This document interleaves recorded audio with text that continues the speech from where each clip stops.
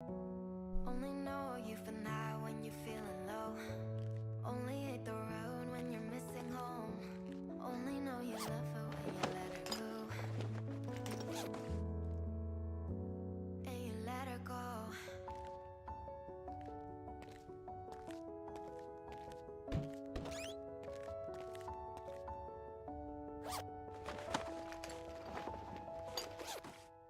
Staring at the bottom of your glass, hoping one day you'll make a dream last. But dreams come slow and they go so fast. You see her when you close your eyes. Maybe one day you'll understand why everything you touch surely dies. Well, you only need the light when it's burning low. Only miss the sun when it starts to snow. Only know you love her when you let her go. Only know you for now when you're feeling low. Only hate the road when you're missing home. Only know you love her when you let her go. Staring at the ceiling in the dark, same old empty feeling in your heart. 'Cause love comes slow and it goes so fast. Well, you see when you fall asleep, but never to touch and never to keep. 'Cause you loved her too much and you dive too deep. Well, you only need the light when it's burning low. Only miss the sun when it starts to snow. Only know you love her when you let her go. Only know you've been high when you're feeling low. Only hate the road when you're missing home. Only know you love her when you let her go. And you let her go. Oh, oh. And you let her go. Oh, oh. Well, you let her go.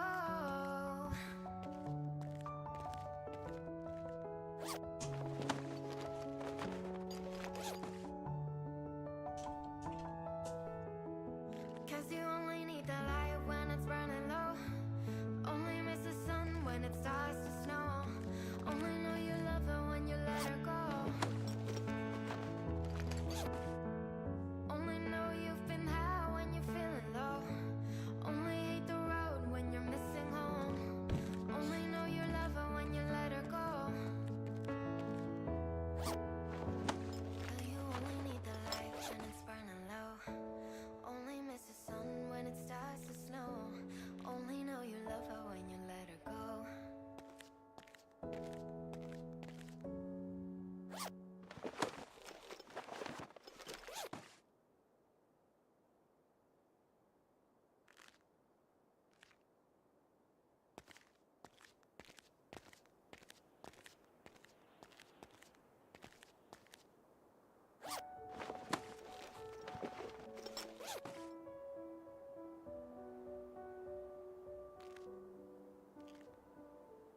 I'm going under, and this time I fear there's no one to save me. This all or nothing really got a way of driving me crazy. I need somebody to hear, somebody to know, somebody to have, somebody to hold. It's easy to say, but it's never the same. I guess I kinda like the way you numbed all the pain. Now the day bleeds into nightfall, and you're not here to get me through it all. I let my guard. Today's video is brought to you by PDS Debt. How many of you wish there was a better solution to paying off your debt? Well, PDS Debt has customized 0% interest options for anyone struggling with credit cards, personal loans, collections, or medical bills. If you're making payments every month on your debt and your balances just aren't going down, this program is for you. PDS Debt rolls all of your payments into one low 0% interest monthly payment. Everyone with over $10,000 or more in debt qualifies, and there is no minimum credit score required. Bad or fair credit are accepted. You can save thousands in interest and fees and pay off your debt in a fraction of the time. PDS Debt is offering a free debt analysis to my listeners just for completing the quick and easy debt assessment over at www.pdsdebt.com/kr. That's pdsdebt.com/kr. Take back your financial freedom today by visiting pdsdebt.com/kr. Oh shit. Step on the bed. Off. All Hello, everyone, Step and on his welcome face. back. Didn't I'm even so wake happy up. to have you joining me to discuss yet another case. And if you're new, then welcome. Be sure to hit subscribe. So today we're going to be talking about a case that has been so highly requested from you guys. It has gone pretty viral in the media since the story first broke in early May. And there's now enough information available, I think, to make an episode on it. But it is ongoing, so more and more will come out. Also today, I am really excited to have a special guest joining me. Jennifer Coffindaffer, who is a former FBI agent, reached out to me, and I was so excited because I have been following her commentary on cases for the last about 3 years, since 2020, I think, is when I first came across her, and I find her take on cases to be very interesting. And when she reached out, this was one of the cases that she was interested in talking about here on the channel. So special treat to have her here. Her career in federal law enforcement spanned over 28 years and included extensive investigative, operational, leadership, and training experiences. She was a special agent for the FBI, specializing in gang, narcotics, organized crime, Title III electronic surveillance, and counterintelligence investigations. She has participated in numerous high-profile arrest operations, and she's often on my favorite news network for true crime coverage, and that is News Nation. And I've always found what she has to say in her interviews so interesting. My name is Jennifer Coffindaffer, and I served as a federal agent for over 28 years. My areas of expertise are violent crime, organized crime, and gang investigation. I also served on the FBI SWAT team, including the San Juan team, the Dallas team, and the Houston team. After I retired, I founded Firearms Beyond International, and we train civilians specifically in the area of self-defense. I also work as an expert for Eagle, which investigates cases that have happened and analyzes the facts to make a determination and an opinion regarding the actions that were taken. Finally, I'm a network contributor for News Nation and have also contributed to all the various channels and networks, including Dateline, where I was did a feature on the Idaho 4 murders. And so today, both of us are here to talk to you about Corey Richins. But quickly, before we jump into that, I have to thank you guys for selling out our latest collection of the NECMEC charity merch. Every time I think I get enough stock, you guys just sell it out so quickly. It just blows my mind. And I can't thank you enough for your support. And because of your generosity, we have now reached over $200,000 raised for National Center for Missing and Exploited Children. My next goal I have set, first we started with 100,000. Now I want to go for $500,000. And I think we will be able to get there with your support. So because these sold out so fast and it takes so long to get stuff back in stock, I've decided to do a pre-sale. So you can now place an order if you weren't able to get one, and it will ship, after a few weeks once they're back in stock, but at least you can claim yours. And as a reminder, 100% of the profit from this collection goes directly to NECMEC. Me and my team do not make a penny off of these, and they're available at milehighermerch.com, which I will have linked below. But let's jump into this case here. So Corey Richins first got media attention when she wrote a book for children about how to deal with grief after losing her husband and feeling like there wasn't anything on the market for her children to read to cope with the loss. She went on local TV to promote the launch of her book. Well, it turns out that Corey was actually the one who took her husband's life and then wrote a book about grief for her children and for other children after. That's This crazy. was really shocking to people, as you can imagine. I myself was shocked when I first heard about this, and it's the reason why it's gone so viral on the internet, why so many people are talking about it. She was arrested on March 8th. It hit the news cycle the day after, but it really didn't start getting traction and going viral online until early May. But before I get into what exactly happened, let's start with a little background here so you can see how messed up Corey Richins really is. Let's start with Eric Richins. Eric was born on May 13th, 1982 in Utah to his parents Linda and Jean. And from what I've learned, the Richins family had somewhat of a legacy and were well known by people in Summit County, Utah. And those who knew Eric personally say that he was a really incredible and kind person. He was a devoted member of the Mormon Church and took a lot of pride in his religion. He actually served a 2-year LDS mission in Mexico City and even became fluent in Spanish during his time there.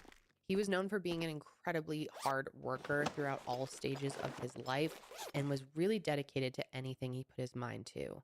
Eric was a very outdoorsy person. He loved spending time in nature. Eric was especially drawn to hunting and spent most of his childhood learning the skills it took to work on his family's cattle ranch.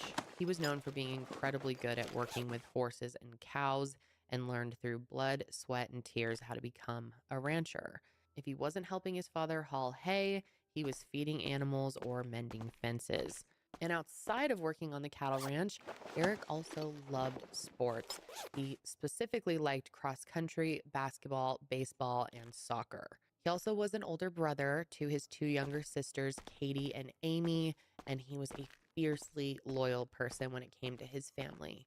And of course, being loyal to his family growing up, he was also very loyal to his wife, Corey Richins, which that loyalty sadly ended up putting him in harm's way. And I think it goes without saying that being loyal to your family should not end the way that it ended for Eric. So now let's talk about Corey. So Corey, before she married Eric, was Corey Darden. And before the two of them ever began dating, she was a cashier working at Home Depot in Utah. And it was actually at Home Depot that the two of them met. Eric was an entrepreneur, and he co-owned a stone masonry construction business called C&E Masonry with his good friend Will Wright.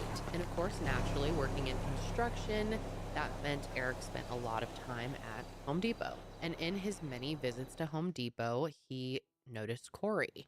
And like many men that came into the store, he developed a bit of a crush on her. And he only ended up getting the courage to talk to her after one of her co-workers noticed this little crush and suggested that he started using her checkout lane instead. So she was kind of the catalyst for getting the two together. About 9 years ago, King says she and Corey worked together as cashiers at Home Depot, where Eric was a frequent customer as a contractor and one of her favorites. He would come in my line all the time. You could never forget his laugh. And I love that laugh so much. She says she was the one who encouraged him to ask Corey out after seeing her catch his eye. I says, go over there and check out with her, so they did. And anyway, they ended up having a date. From then on, they were like glued to each other. It was perfect, I thought. After Corey left the cashier job, they kept in touch, and King felt a special connection to them because of their introduction. They seemed like they were my children. And I was proud of them. That's how I felt about them. They dated for a little while, and then eventually they got married on June 15th, 2013, and then they went on to have 3 sons. And if there's one thing that you should know about Eric above all of his other wonderful qualities, one thing you should know and remember about him is that he was an incredible father. He loved being a dad. He was so devoted to his sons. He spent as much time with them as he possibly could. He was a very involved dad. He coached all of their sports teams, and he had spent a lot of time already starting to teach them how to be a rancher the way that his father taught him. And so when you looked at this family from the outside, it really appeared that they had it all, that their kids were happy and healthy, that they had a good relationship. Eric's business was successful, and Corey even got her license as a real estate agent and appeared to be doing well. They had all the things that they needed to live a comfortable and happy life as a family of 5, and that's what many believed they were doing. But that happiness that they had was all ripped away from them on March 4th, 2022, and at the hands of Corey herself. In the very early morning hours of March 4th at 3 a.m., a 911 call was placed from inside the Richens home in Camas, Utah. Corey was the one who made the call, and on the call, she tells dispatchers that she walked into their bedroom and she found her husband cold and unresponsive. And this call has not been released. I'm not sure if it will be, but I'm sure we can all imagine that it has been highly investigated at this point. So at 3:22 a.m., sheriff deputies and EMS responded to their home where they found Eric's body laying at the foot of the bed.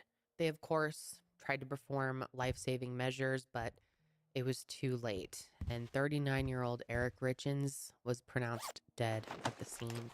And Corey told EMS that she attempted to perform CPR. However, Eric had so much blood pooled in his mouth that they believe it's highly unlikely that she even touched him. And she also told them that he had a pill problem. So, of course, they asked her where the pills were so they could see if he had attempted to overdose. But she tells them that she has no idea because the maid puts them in random places. And to be very clear, his family says that Eric had no type of pill problem and no pills were found in their house after it was searched. So clearly this was an attempt to make it look like this was Eric's fault. And of course, they also asked her to give a detailed description of everything that had happened that night leading to Eric's passing. And here's how she said the night went down. According to Corey, the two of them were celebrating that night. Just hours before he passed at 11 p.m., they were celebrating that they had closed on the purchase of a $2 million home that they bought for her real estate business. The home was unfinished, but it was massive, dude. There's a concept video of the house that was done up by Rosewood Homes that shows the vision for this 20,000 square foot estate. There is going to be 8 bedrooms, adjoining bathrooms, and can sleep up to 60 people for business retreats or family reunions. It has a butler's pantry, swimming pool, therapy pool, exercise room, golf simulator, full-size indoor volleyball court, rock climbing wall, 2 common rooms, 2 kitchens, and even a room dedicated for virtual reality experiences. Basically, this thing was like a resort. It sits on 8.75 acres and it's north of State Route 113 in East Midway. Corey's career was mostly centered around buying and flipping houses, which I'm sure many of you are familiar with how that works. Essentially, you buy a property, fix it up, and then sell it for more than you bought it for. But here's the thing. Even though Corey said that they were celebrating closing on this home, that wasn't the full truth. The truth was that Eric did not want to buy this home because he thought it wasn't a smart financial decision. This home was known in their area as sort of a money pit and had a pretty good deal of controversy surrounding it. I mean, court documents literally state that she and Eric were fighting over her decision to make this purchase. And I can't imagine that anyone who was so against buying this house would be celebrating closing on it. Oh, and to be clear, the house hadn't even technically been closed on. Turns out they were still under contract, and Eric was planning on telling Corey that they weren't going through with it the day after he died. Is that a coincidence?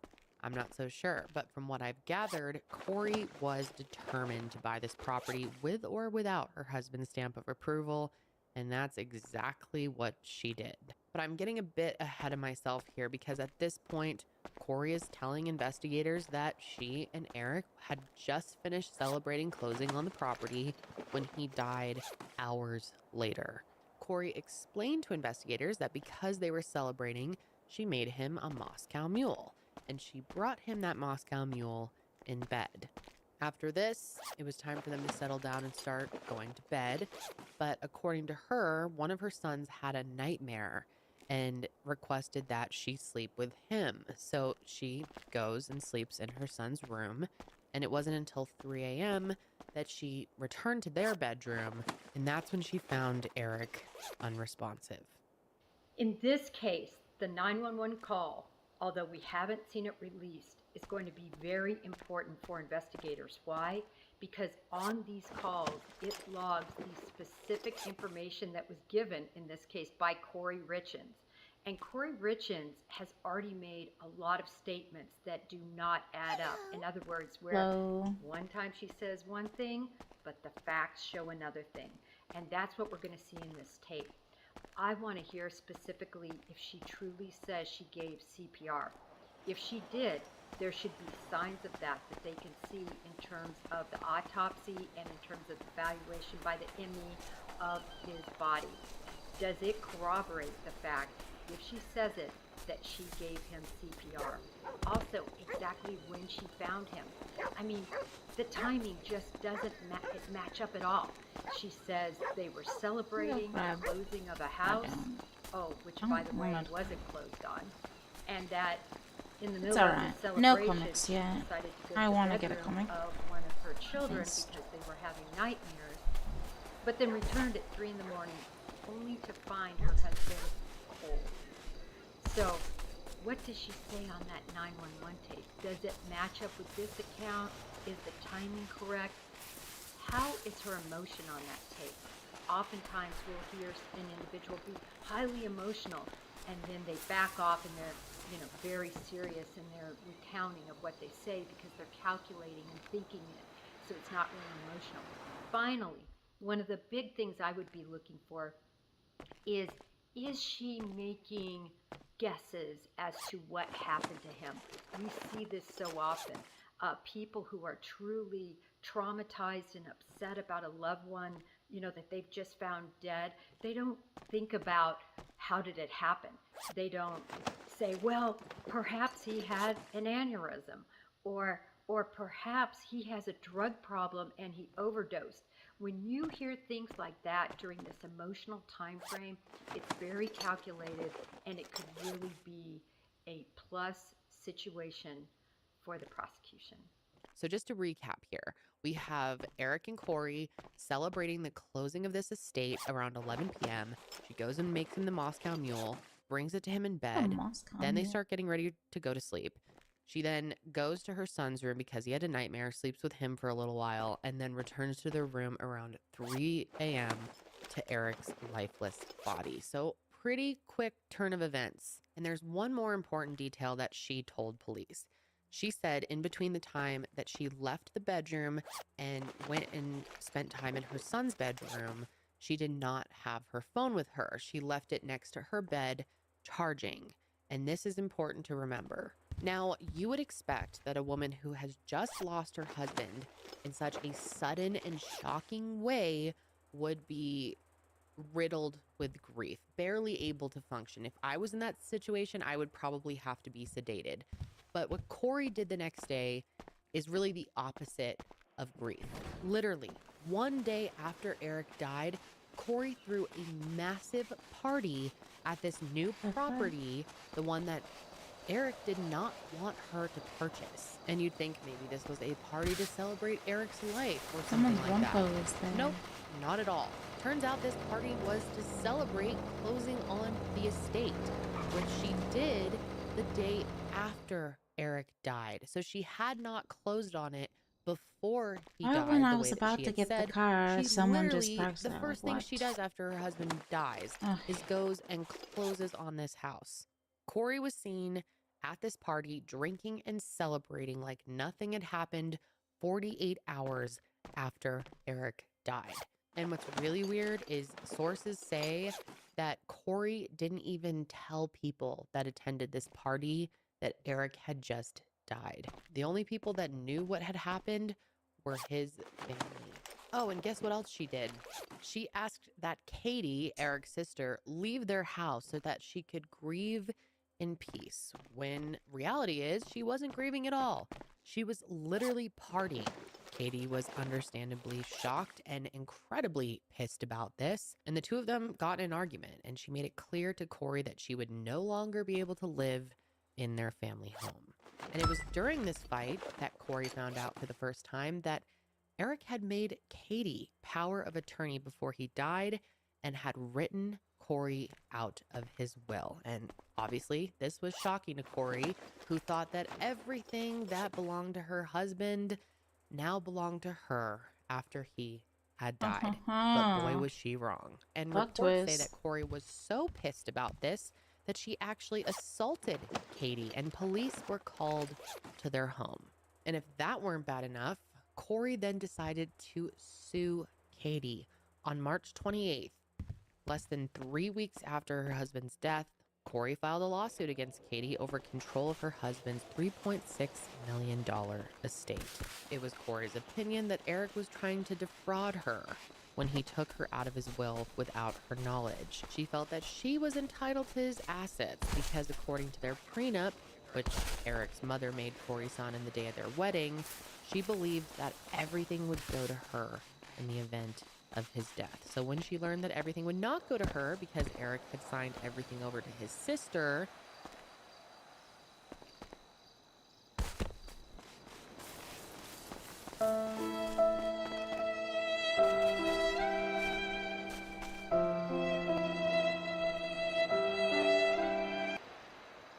What the heck owns that?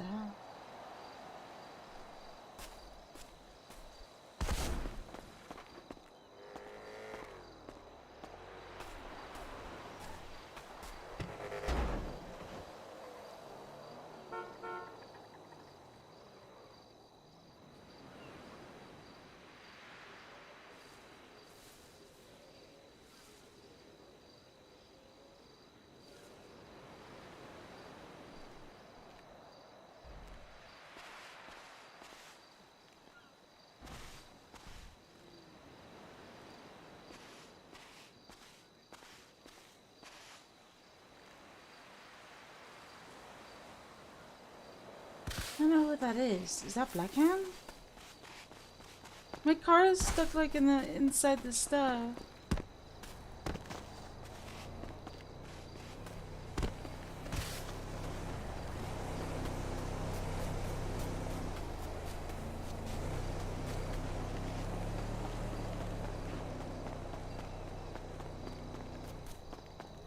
I know. I don't know what to do. I was gonna grab it out too.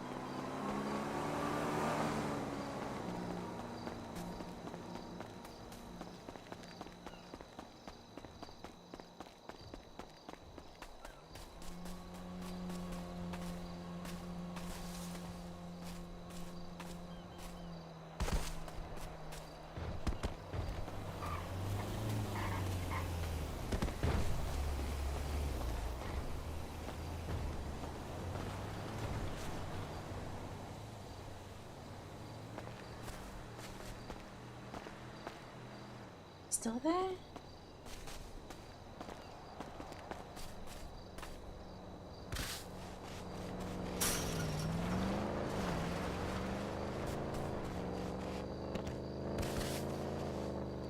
So sorry.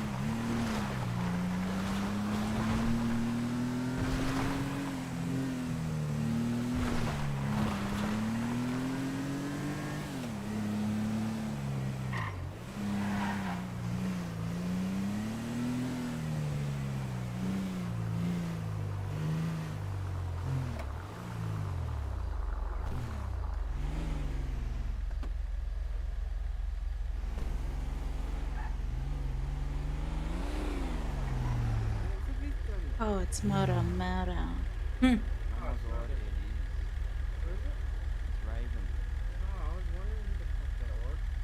house, Raven. I know who lives there. Is it like a double? Wait, is it a double? Is it just the left It's a side single having story. door? Oh, it's a single. That I'm is so the sorry right, for the right calling side you of a the door. Danny. Excuse Oh. him. Excuse him. Yeah, I'm just trying to Hey, move No, with I'm he you. calls- just he being likes smart, to- you know. This is a local looking car. Police won't look at it. Nobody won't look at it 100%. unless they try to, you know, lock check it. But you know, Is it locked? yeah. No, I can't even get in because you're in the way. Yeah, of No, course I know it's it's unlocked. Mm. Yeah, me and Oh Naz have my just got this God. one today. Boot checked. Wait, boot is locked? Yeah, it's actually yours. It's actually, that is so smart. Yeah, I mean that's what I do when I need to, you know, stock up my hoarding supplies. 100%. Yeah, no, me and Naz have got this one today. I'm pretty sure Oh it's yeah, just the Asa right was because talking we've got about it. we've got the, both balconies. So Yeah. yeah, but yeah, we got this one today. Is my car locked? Just know I will look for your panty stash in there. Oh my god, you know what? It wouldn't even be mine, it'd be the missus, so... Oh, okay, okay. Look, I don't do air washing, so I can't guarantee they're clean either, so... Hey, if you ever want to come around sometime, we've got a barbecue, so cook up a feed and that. True, you got a big yard. Yeah. We do, we've got a nice little seating area, barbecue, so... So after like the black saloon, this is like the 75? after party.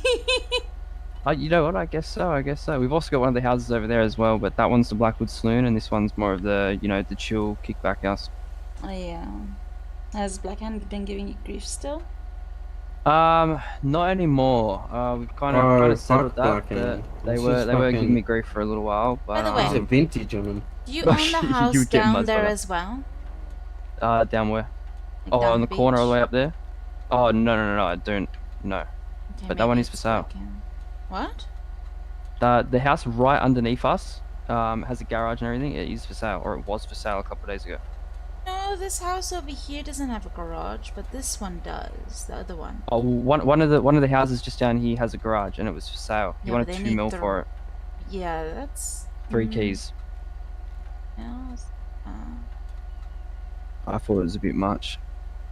I mean, you wanted 3 mil in the beginning. Oh really?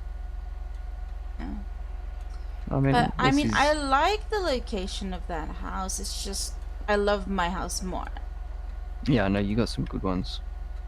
I love the one right behind the hospital in case I need a hospital. Yeah. Just jump the fence. Just jump the hedgie. And then there's Oh, well, those it's- deals that happen in the back, which is funny. Oh, behind the hospital or in the back in your backyard? Like between the hospital and my backyard. Oh no way. Dude, that's Moeata for you. I literally rocked Yeah, up on yeah. him. I was like, what are you guys planning? And he's like, no, you're listening to nothing. Go back over the hedge. Far out. Yeah, well, we've got the house just over there as well, so I literally just Oh cut yeah, I through this know. house right here. The We're in one our nearest backyard, to you know. Valhalla as well. Yeah. I remember when my family wanted that too, but then we got this, the one at the end, the one with all the trees. and Oh stuff. yeah. Why? Yeah, nice. Yeah. Oh Yeah, well, I we're don't just know about if to I head want out. more houses. I mean, I already got 3 under my name. How many do you have in Polito? Only 3. Well, I got You- so I got keys to my old house, which is behind the Yep. bank. Well, in the family alone, we got 1, 2, 3, 4. Oh, that's not bad, yeah. When I'm catching you, I've got 2 houses and 2 apartments, so The house down there, though, is very convenient because it's near the beach, and then it's yeah, it's a good diving house. Yeah. I don't know. Wouldn't need a car down there. You just run straight into your house, store your shit, and then go back. But that is so true. I already have a house up here that's across it, so it's not really Yeah, point. fair. I mean, I got stairs now. My stairs are this side. They go straight down to the beach, so I can just run down the stairs. But it's a big flight of stairs. Yeah. Sometimes you get a bike, I think, that appears there. Oh no way! I haven't noticed that. I've only been here for a day. I but, think, I mean, or it might be haven't the other noticed it. house. oh, I mean, it'd be useful. Then I have to pull out my car all the time. I can just hop on a bike and cruise up the road. Yeah. Anyways, I don't know who was down there. I'd parked my car inside the garage place. And then I come out of the house and there's a fucking car parked right beside it. Oh, no way. Dude, I was planning to take my car out anyways. I just decided to like give a little check of the house though, and then come out and then there's a car and I'm like, oh, what's the odds, you know? But I'm good with Black Hand anyways. I actually got free pants going around. I did hear about that, yeah. Or maybe you should put in a good word about me. I don't think they like me very much. No, they've told me like anyone associated with me doesn't really count. Yeah, that's fair, that's fair. Yeah. I mean, as a kind of got them off my back for a little bit, but they came back after a while. What do you even do? Me? Oh, it's because It's because, no, they got angry because I was pelting by myself out the front of my house. No, they're angry because they didn't get the house. Yeah, I know. And they keep asking me to sell it to them. I got offered nearly double when I paid for it, so. Yeah. Oh, whoa. there they are. He's straight off the cliff. Hey. You didn't just see the dude just go hooking off the cliff? Yeah. Oh, you're in your own world, aren't you? Yeah, I'm fucking tequila. Yeah, fair enough, fair enough. Oh, wait, what is Is that? Wait, who's that? You know, I'm gonna go piss that cunt off. Why not? Preferably not, alrighty. Too easy. Oh my Get god. shrunk, it's all on you. Yeah, that's we have a saying for that where I'm from. That's an ish him, not an ish me. Is he actually gonna do anything? You can piss him off. You don't know. Alright, watch this. You never know. Oh, I'm not watching. You don't know who I am, and I don't know who you are. Yeah, don't want to involve. I'm staying out of this I don't know one. the guy. Never met him in my life. He's gonna pull up and be like, Moto, like, nope, don't know who you are, mate. So I heard that, I don't know how many keys your houses have, but I heard that next door one, Billy Shelby's, apparently he has 10 keys there, or 8 keys or something. Which one? That house literally right next door. That's that Billy Billy's Shelby house. owns. Yeah, apparently he has like 8 keys or 10 keys or something on that house. This one only has 4. Shelby. Oh, his name's Shelby, isn't it? Nah, I couldn't find it. Oh, it might be. I just call him Billy. Oh, fair enough. He likes I it heard when that he I has, like, go 8 or and 10 keys. when I go to his door and I say, "You don't see me, you don't see me," and yeah. Oh. And he's Well, like, "I these cunts see, go off young the cliff. lady." Yeah, that's Yeah. Black Hand, I think. Might be. I'm gonna go say hello. I know Maybe. Black Hand's around at the moment. Probably they're always around. Oh my god. Did you not notice that they just drove back that way? He's just, oh my god, he's special, that one. Is he new? No, he's been around for a couple months. He's pretty sauced right now. He's been on tequila all night. Dude. When I say all night, I mean like for the last maybe 8 hours. He's been drinking, so. What? Yeah, he's a wild one, that one. Well, yeah, you're intoxicated. Yeah, and that's why he can't drive. You can hear him struggling to get up here, I'm assuming. Huh. Sounds like he's gonna go all the way around now. He's just realized he can't get back up. Right. Oh, there he is. Oh my god. Hey, watch the fence, watch the fence! No. No. Oh my god. I can't with this I guy. went in between the front and the freaking Yeah. ute. Rip. Oh well, that's a him problem. It's funny. How long do you think he's gonna realize he's actually stuck in? I was gonna go say something, but I thought I'm having more fun watching. You can see that fence straight in the middle. Yeah, I know. Oh, here he goes. Shut the fuck up, don't even say anything. Yeah, I think you're stuck, bro. I didn't think I could get stuck between a fence like that. Yeah, well, you know what? I'm gonna have to call the fences. Olaf's actually a fencer, man. I'm gonna have to call him to come Wait, I and gotta fix come that up. now. Oh my god.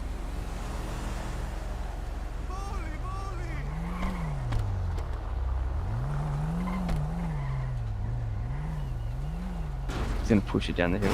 He's gonna try. Nah, that's wedged. Hopefully he has a seatbelt on. It's gotta be funny if he doesn't. No, he does. He's smart. Oh, not really smart, but you know what I mean. Go. Oh, there he goes.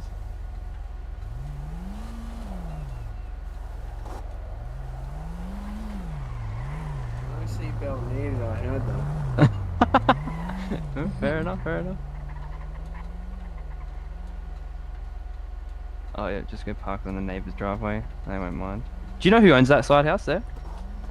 That was another one of the ones I wanted. Before I got this one, I wanted either one of these two. These were the two houses I wanted. I just I got don't this one get now. I'm why happy. they don't have nice interiors though. Like, Yeah, I the know. big houses just like Billy's, and they don't have nice interiors. Yeah, I thought this one was possibly There's going to be like only- maybe a 2-story. No, there's only 2 houses in Toledo that have the nice interiors, and that's Billy's house Yeah. and then Drat's house all Yeah. the way at the end. I've been inside Billy's. Wait, which one's his? The orange one? That orange one across the where the bank is. Okay, okay. I think I know which one you're talking about. Yeah, that's Drat's house. It's a friend of mine. Yeah. Yeah, I've been inside Billy's when Azza had keys. He showed me inside. Yeah. But he doesn't have keys there no more. And I don't think Billy will ever sell that house, so... True. I mean, he hasn't been in city for a long time, and all of a sudden shows up when he loses. I know. Blackwood. Yeah, it was kind of convenient. I mean, he was in city the other day. Apparently he's starting something, so like another business, so Yeah, we'll see how he's that goes. only come into city to start something. Like, Yeah, we'll see how his new business goes. It'll be interesting. yeah. Anyways, I'm going to continue my klepto hoarding. So. Yeah, too easy. Alright, take I care of want yourself. to fill my Bensons all the way to the top. See, you know, how much that goes for. Are you gonna sell it all at once? It's either that or I'll buy more Bensons. Fair enough, you know. I Fair don't know. enough. I just the collecting and hoarding is quite addicting. Oh yeah, I understand.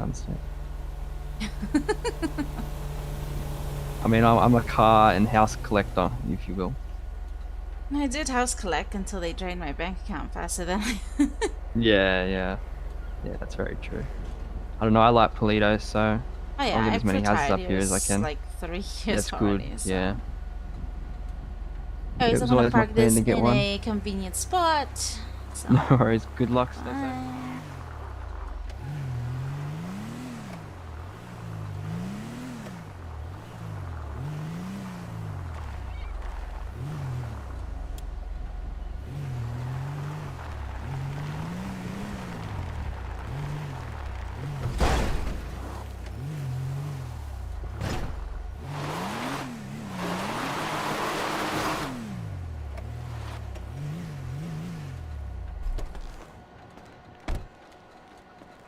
This is actually a very cute little driveway thing.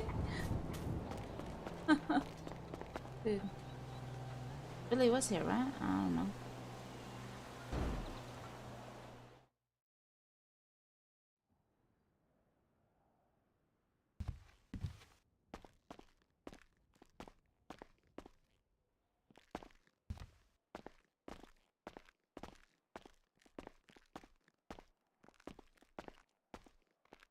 But yeah, I think the wife is very guilty of the husband's death. Like, I don't get it. You seem like a happy family, and all of a sudden, it's not. She filed legal documents stating that the prenup should be upheld. Now, the whole point of the prenup was to protect Eric because Eric had actually been married before. Eric's mother, Linda, was the one to draw it up, and she had Eric and Corey sign it on their wedding day. But she obviously couldn't have predicted that Corey would then use this prenup to try to steal what didn't belong to her. So much had changed in their relationship since this prenup was signed, and Eric had made other plans for his assets following his death. But it was the fact that Corey didn't know that Eric had gone behind her back and put everything in his sister's name that really fueled this lawsuit and her petition to have the prenup upheld. What a legal move by Corey Richin to now ask that the prenup that she had signed on the day of her wedding, she wants that enforced. Why? Because it says if they were legally married and her husband died, she would get all of his assets, all of the money. So this is a very interesting legal move because that should be in place. But I believe the other information now known, especially the fact that she's been charged in his murder, will come into play. I have not seen specifically, though, where that is discussed in the prenup. So will it be enough to negate the prenup for a judge? We'll have to see. And not only did she want control of Eric's assets, she also sued his sister Katie for $300,000. But luckily, Katie was fully prepared to fight back and was not going to give in to this bullshit. She filed her own petition asking the court to disqualify Corey from receiving any of Eric's assets, stating that Corey was currently being investigated for his death. In this petition, it was revealed that Corey had been stealing money from Eric to buy the houses that she was flipping and made more than $30,000 worth of charges to his credit card without his knowledge. And this wasn't Wow, Corey's this only bitch is financial crazy. crime. Far from it. It turns out in September of 2020, Corey got a $250,000 line of credit out on their house, spent that money, and also withdrew $100,000 from his personal bank account. Oh, and all those properties that she flipped and sold, well, Corey is being sued for fraud by a couple that she sold a home to after they found toxic mold in their new home. And the cherry on top, she wasn't paying taxes on certain income and owes over $130,000. Now, I mentioned that this petition stated that Corey was being investigated for her husband's death. And this is when things really start to get crazy, if they weren't already. And even though Corey was going around telling people that Eric died of a brain aneurysm, his family knew that this couldn't be true. And after autopsy and toxicology was done, investigators knew that this couldn't be true either. Upon its completion, the toxicology report proved beyond a reasonable doubt that Eric Richins was poisoned. It turns out he had 5 times the lethal dose of fentanyl in his system. And this wasn't medical grade fentanyl. This was illicit fentanyl that you would buy from a drug dealer. Here's where things get even more wild. Before police even confirmed that Eric had been poisoned or performed any post-mortem testing, Eric's family knew that Corey had killed him. And that's because in the weeks and months leading up to Eric's death, he himself explicitly told his friends and family that if anything happened to him, they needed to look into his wife. And he wasn't vague about it either.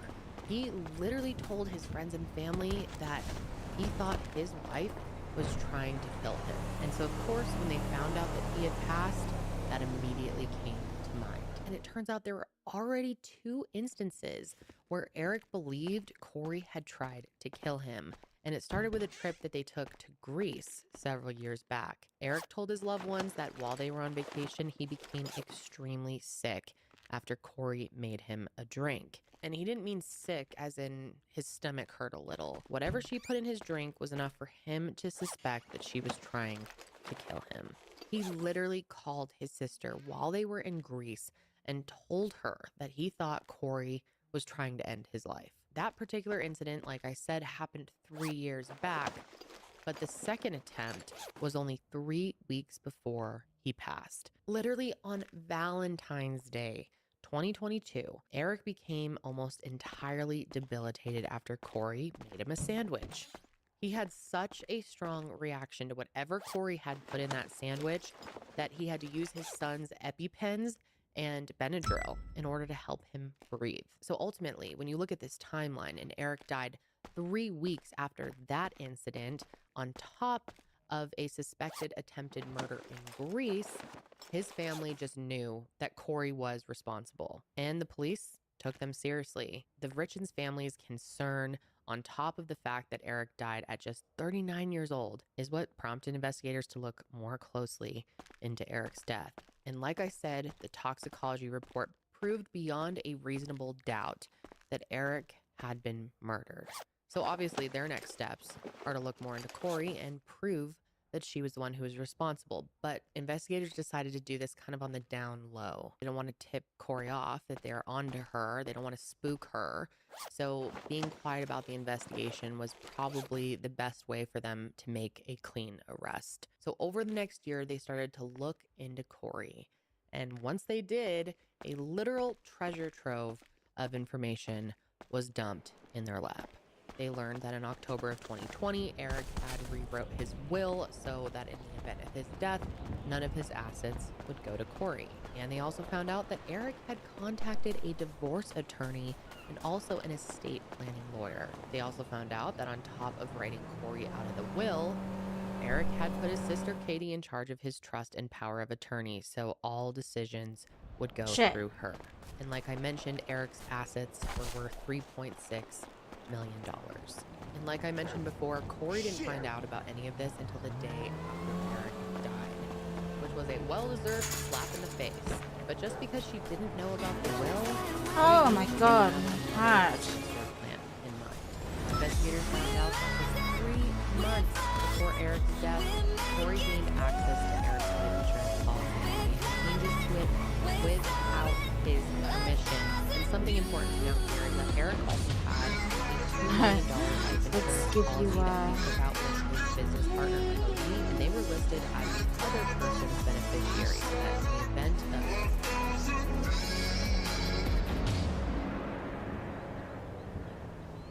of some tasks for them they want me to do for them. We'll go from there, eh? We'll keep you guys updated. I won't say I'm like gonna be a part of them, but if you see me in like colours, then yeah, you know I'll be in them. Always something going on. I've got to say, bro, that the immortal compounds are fucking hectic, bro. I like those. The compound there, eh?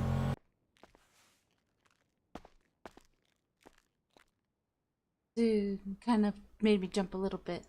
either one of their deaths, Thank the you. other would have the money to buy out the other person's half. Hopefully of you're the doing well and business. your So in stream this is good case, as well. Cody would have the funds to buy out Eric's half and take full control of their business. But of course, that wasn't going to fly with Corey. So in January of 2022, she went online and changed Eric's life insurance policy so that she was the sole beneficiary. But luckily, his policy holder alerted Cody, who then told Eric, and Eric was able to go back and reverse this change. Certainly, Corey Richens' move to have her named as the sole beneficiary on life insurance policies without the knowledge of her husband was sneaky, but it was discovered, thankfully. And so because that change that she tried to invoke really had no practical outcome in terms of money being exchanged or money possibly going to her or litigation coming to light where she could actually fight this, because all of that didn't happen, I don't believe those actions that she took to make herself the sole beneficiary will come to any fruition. Believe me, there's enough going on in this case without the prosecution looking at a weak case for the fact that she changed that beneficiary. I don't see that being litigated. And I'm sure many of you have a lot of questions about why Eric would have stayed after all this. And it's hard to know exactly. And I don't want us to victim blame, judge him, and ridicule his decision to not get away from her sooner, because we just don't know what was actually going on, right? We can't ask Eric what his thought process was. And Eric valued his family above all else. He loved his children and probably didn't want to make his departure from Corey, you know, any more difficult on them than it had to be. Maybe he was really trying to think that out. It's just horrible what happened to him, and adding judgment to his decision making during this time, I think, is so unhelpful. And we do know that he was talking to a divorce lawyer, so it was definitely in his plans. But from what I've read, it sounds like he was mainly concerned about his kids and how it was going to affect them and wanted to do it right. There are sources out there that say he had some suspicion that she was having an affair. However, there's not much more information beyond that. And while many of you will question and disagree with his decision to stay with Corey, it doesn't change what happened. Also, the Richens family spokesperson said that even though he had all these concerns about Corey and was scared, Eric was, quote, very much in love with her. The spokesperson also said, quote, he lived for those boys. I believe he would have stayed in a less than desirable relationship if it meant he could do right by them. it appears that Eric may have stayed in a relationship that wasn't good because he loved his boys and wanted to keep the family relationship together. And maybe he was hopeful that things would change. But his number one concern was for his boys. Which is just heartbreaking. And that's why in the beginning of the video I said, I want you to remember, above all else, when it comes to Eric, that he was a good father. Now, all the information that we've gone through so far is obviously extremely concerning, major red flags left and right, but it wasn't enough yet to prove that she was the one who actually killed Eric. However, once the toxicology was performed and her phone records were looked into, investigators absolutely had the proof that they were looking for. After the report came back positive for 5 times the lethal limit for fentanyl, a search warrant was obtained and issued. And in the execution of this search warrant, all phones, computers, and other electronics were seized from Corey and Eric's home.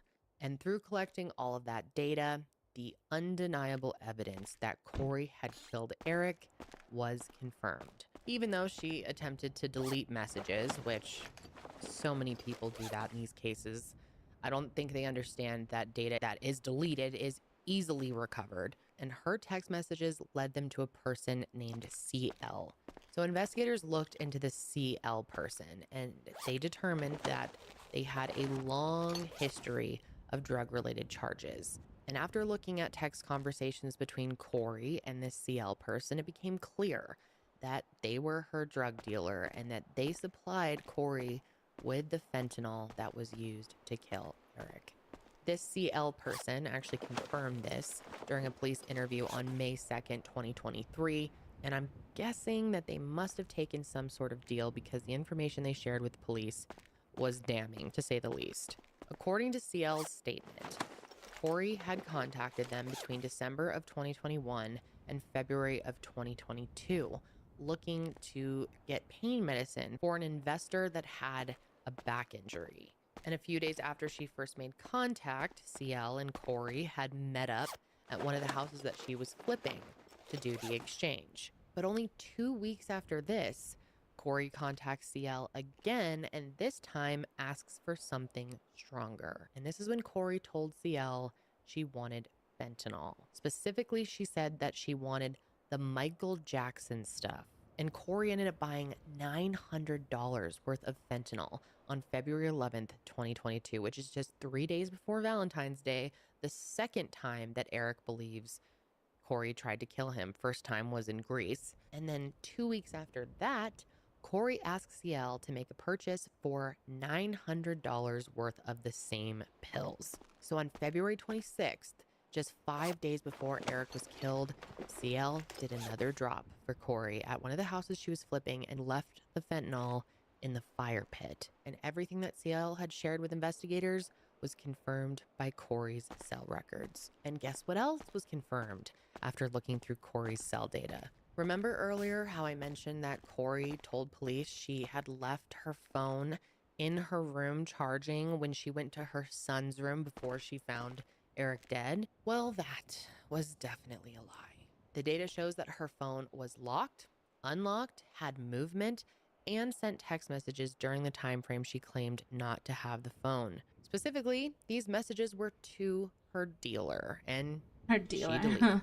The defense's number one strategy in this case is going to be to try to say he was a drug user, he used fentanyl, and the problem is going to be that the autopsy results, what the ME is going to say, and what all the facts in this investigation are going to point to is not that he was a drug user. It's going to point to the fact he was a great father. He was a devoted husband. He feared for his life and the fact that she might try to poison him, but stayed in a marriage to keep the family together. Stayed in the marriage. That's just because sad. No matter what he thought, in his brain, his heart truly loved Corey Richards. And so despite this skew that the defense will put that she was really a grieving widow, that she wrote this book to try to cope, it's not going to fly. She held a party within 24 hours of his death. She didn't even tell individuals that she was associated with and friends how he died or what happened, that he even passed away. This whole situation is going to backfire if the defense is going to try to malign the character of Mr. Richens, because quite frankly, he was a good man that didn't deserve to be poisoned in his bed on March 4th. So ultimately, the toxicology report and the phone data were enough for investigators to finally make an arrest. But before I get into her charges, I want to go back a little bit here and talk about this book that she had written for children about grief. Exactly 1 year after Eric was murdered, Corey published a children's book titled Are You With Me? And went on local television station Good Things Utah to promote it. The inside cover of the book even had a dedication that read, "To my amazing husband and wonderful father." In the aftermath of losing her husband so suddenly, Corey shared on local television that she needed a resource to help her kids deal with the emotions associated with losing a loved one. She said she tried looking for something like that already existed, but didn't have any luck, so she decided to make one herself.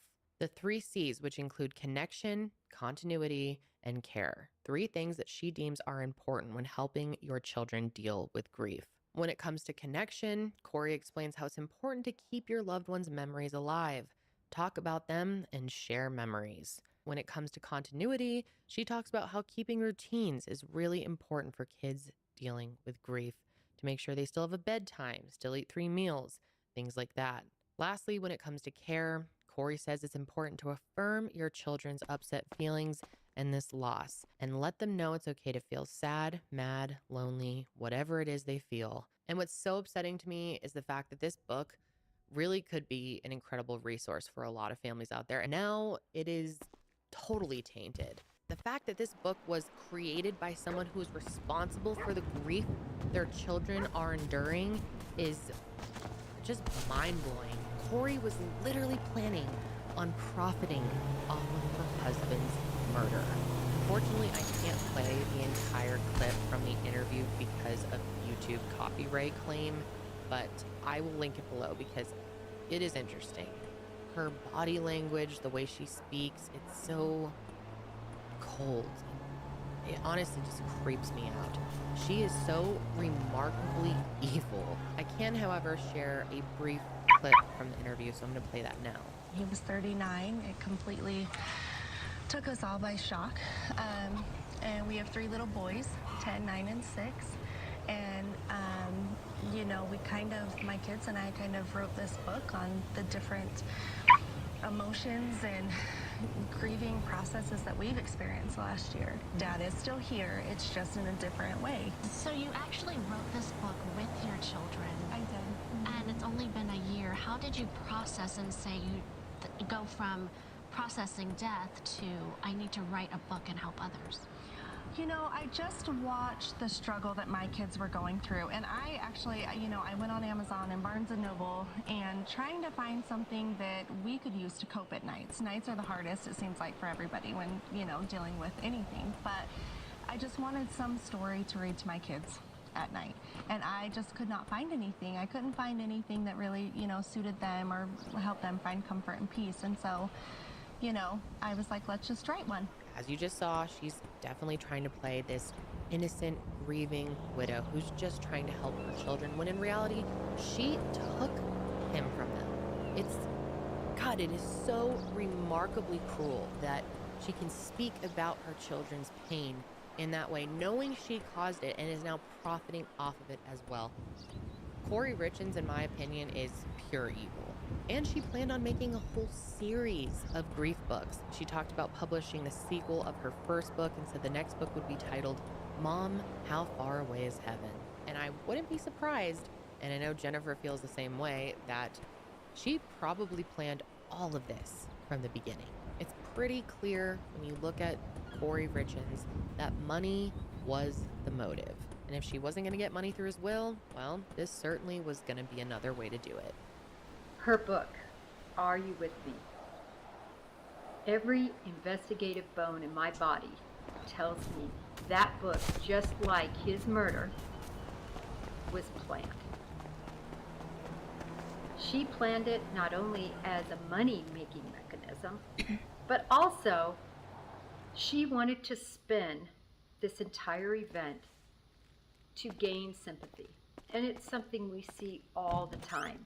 If people can just focus on my sympathy, they might focus away from the fact that I actually committed this murder.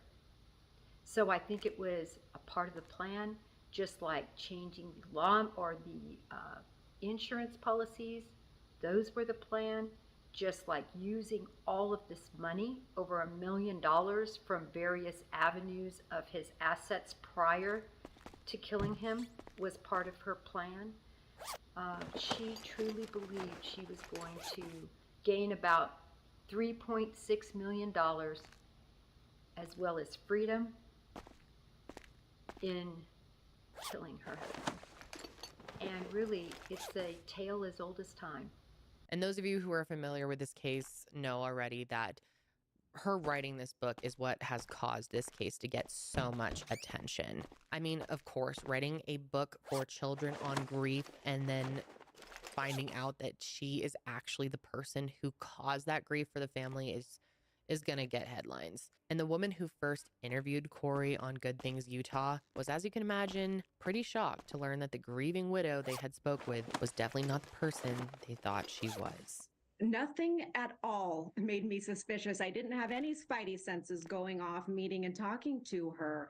I did think she was a little emotionless, maybe lacking a little bit of warmth, but everybody grieves differently. And I didn't want to judge. So I thought, maybe she's still numb. It's only been a year. Maybe she's on autopilot. I didn't have anything that seemed out of the norm to me. I think people process things in different ways in their own time, but yes, a lot of times on our show, Good Things Utah, it's a lifestyle show, and we allow people to share their stories and however they process it. And I put myself a lot of times in their shoes, and I think I would never be able to grieve in that amount of time and then write a book and then also take care of my 3 small children who are 10, 9, and 6. So I did find it, wow, I can't believe that you've done it. So I needed to ask that question, like, how did you process this whole year and then write a children's book and then come on a show to talk about it? And even though the media really picked up this story in early May, Corey was actually arrested, like I mentioned in the beginning of the video, on March 8th, 2023, and this was 3 days after the book was published. And she was charged with felony first-degree aggravated murder and 3 possession with intent to distribute charges. To Summit County now, where a widow/author is in jail tonight. She is facing aggravated murder charges 1 year after her late husband was found dead in his sleep. Now new details are emerging about how he died and what he told a friend just weeks before police say he was poisoned. News Specialist Debbie Worthen is digging deeper and deeper into this. And Debbie, what do we know so far? Well, Mike and Deanie, Corey Richens is here in the Summit County Jail tonight. We're told she is being held without bail. The Richens family released this statement. The Richens family has been devastated by the loss of their son and brother, Eric Richens, in March of 2022. They hope that justice will be done. The family is thankful to all law enforcement for their efforts in pursuing this matter. As for Colby Sagers, he misses his friend. It's been sad without Eric. He loved to hunt, loved to be outside. Very honest guy. He was a great friend. And this literally makes me cringe so hard and pisses me off. But just 3 days before her arrest, Corey posted on social media saying, "Life is just so hard without you here. The cards I have been dealt seem like a game that just can't be played." As if she literally weren't the one who dealt herself the cards. I mean, it's just disgusting. Corey Richens is certainly innocent. She has not been proven guilty in a court of law. She's not been tried. A jury hasn't spoken. But she is speaking from behind her cell walls about producing a made-for-TV show, documentary about her television, about her story rights. Yes, she's already trying to make money, and again, she could be found innocent. And if she is, getting those wheels churning for a story and to sell that story. Fortunately, those calls were interrupted and were discovered. A judge has placed a gag order regarding comments on this case, at least to a limited degree. And that judge wants to see justice. And certainly we could see, just like Corey Richens did at the beginning of this case, in terms of scheming, in my opinion. She's doing it right now from behind a cell in case she's found innocent. She wants to sell those rights and to make money. And again, what's at the forefront? Dollar signs. And I think that was at the forefront of her motive to kill her husband. Corey's next hearing was supposed to be scheduled for May 19th. However, that ended up being postponed because it appears that new charges were added to the list. This new charge includes the intent to distribute. Investigators also learned additional information that confirms that Corey's motive was financial. It turns out that as far back as 2015, Corey was attempting to apply to life insurance policies in her husband's name. She had applied for 4 policies totaling almost $2 million, but I can't help but wonder if it will come out that she applied to more than that. And as of right now, her next hearing is scheduled for June 12th, which is actually the date that this video will be going live. So if anything new or crucial comes out today, I will be pinning a comment and adding that information to the description box. But that's all I have for you guys as of now. This case is just so heartbreaking. I can't help but feel devastated for these 3 children who have now lost both of their parents in very different ways, but I can't imagine the pain that they're going through. And I hope that they are getting the support and hopefully therapy that they're going to need. And I'm sure many of you are curious, as of right now, Eric's children are in the custody of his sister, and I imagine they are being pretty shielded from the media. I mean, they're going to spend their whole lives knowing what their mother did, and I'm sure it's going to be incredibly hard for them to process. I just hope they're surrounded by those who love them most and they're getting the support they need. Also, I wanted to thank Jennifer for being part of today's video and collaborating with me. It was so exciting when she reached out to me. She's actually going to be coming out to Colorado at some point to do some in-person work with me, and I'm really looking forward to that. But that is it for me today, guys. I will be back next week to discuss another case, but until then, stay safe out there.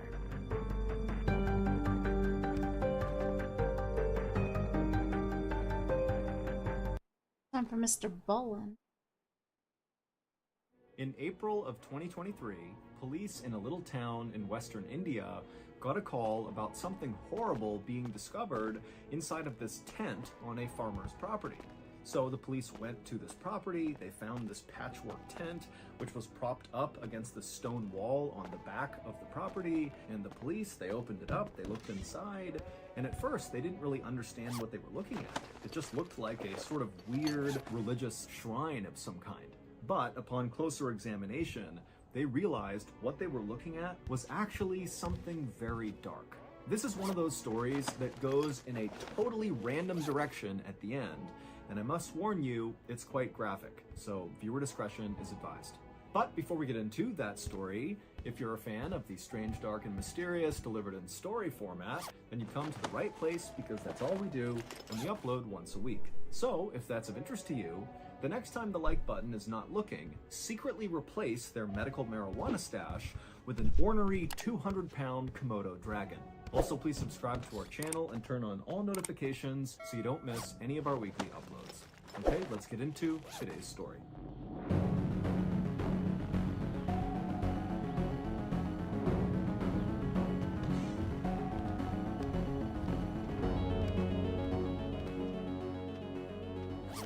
On the evening of April 15th, 2023, a mother and father named Hansa and Himu Makwana stood on the front doorstep of a little shack in a little village in western India called Vinchia.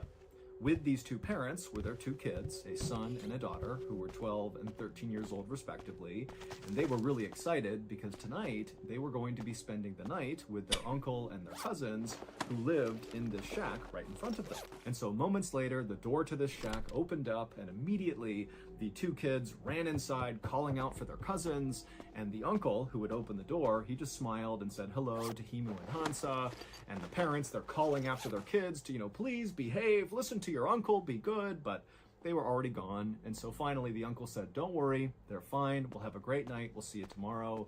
And so Himu and Hansa thanked him very much, and then they turned around, they grabbed each other's hands, and began walking out towards the dirt road that would take them back to their own home.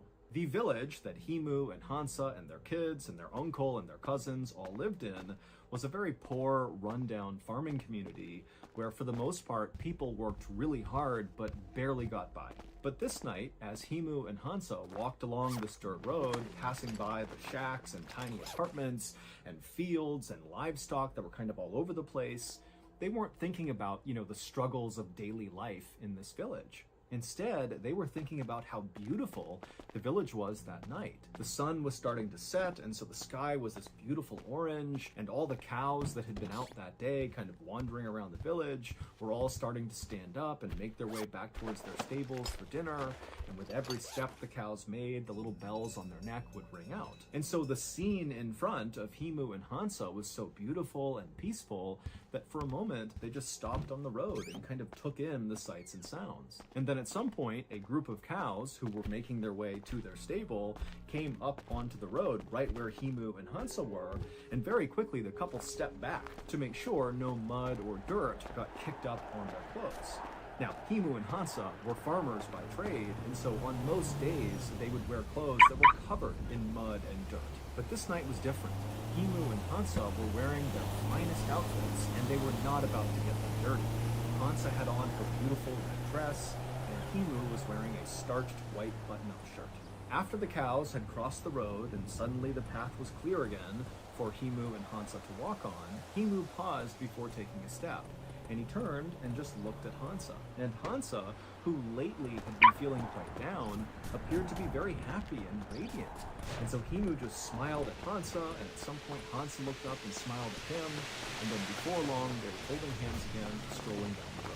A little while later, the couple turned onto their street, and just up ahead on the left side, just off the road, they could see their home, which was a small concrete and brick structure. But when the couple actually reached their property, instead of going in the front door, they walked around their property into the back side where all their crops were. They were growing peanuts and cotton. And Himu and Hansa just walked straight back away from their house through these fields all the way to the very back of their property, which was marked by this huge stone wall that was as tall as Hansa was. And when they reached this wall, they also reached their tent. It was like this patchwork tent they had built, with one side being supported by the stone wall, and the other side, the side closest to them as they approached it, was supported by these pikes they had driven into the ground. Inside of this tent was the family's shrine to the Hindu god Shiva. And over the last couple of days, Himu and Hansa had been working on this new addition to the family shrine. It had been a lot of work, but it was finally done, and tonight, Himu and Hansa were finally going to be able to use it. The couple stood outside the tent, taking in the sights and sounds of the beautiful sunset, and then, one after the other, they went inside the tent. The next day, sometime in the afternoon, Himu and Hansa's children returned from their uncle's house after sleeping over there the night before.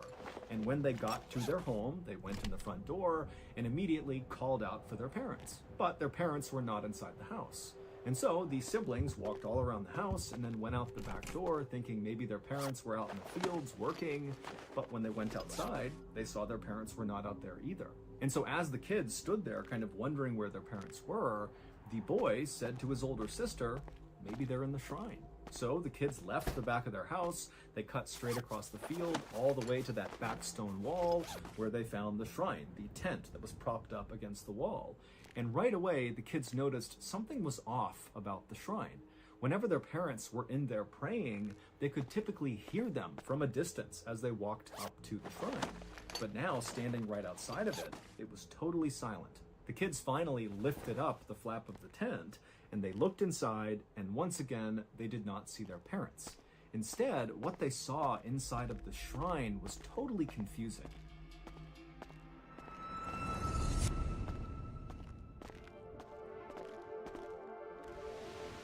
Once the news headlines fade about whatever terrible thing happened to them, the victims of violent crime and their families are often left to pick up the pieces of their shattered lives all on their own. This is why we started the Mr. Ballin Foundation. It is a registered 501c3 charity whose sole purpose is to help these forgotten people. However, we can't do it alone. Since last year, with your help, we were able to raise and give away to victims of violent crime and their families nearly $500,000. And this year alone, our studio, Ballin Studios, is going to donate $1 million. And to be clear, the Mr. Ballin Foundation does not make a profit. Zero. Meaning 100% of your donations to the foundation go to the cause. Not to overhead, not to salaries, nothing. It's just the cause. So if you're looking for a highly transparent, very active charity that is just trying to do the thing we say we do to support victims of violent crime and their families, then look no further than the Mr. Ballin Foundation. To make a donation, simply go to mrballin.foundation and click on Donate. Again, that's mrballin.foundation and click Donate.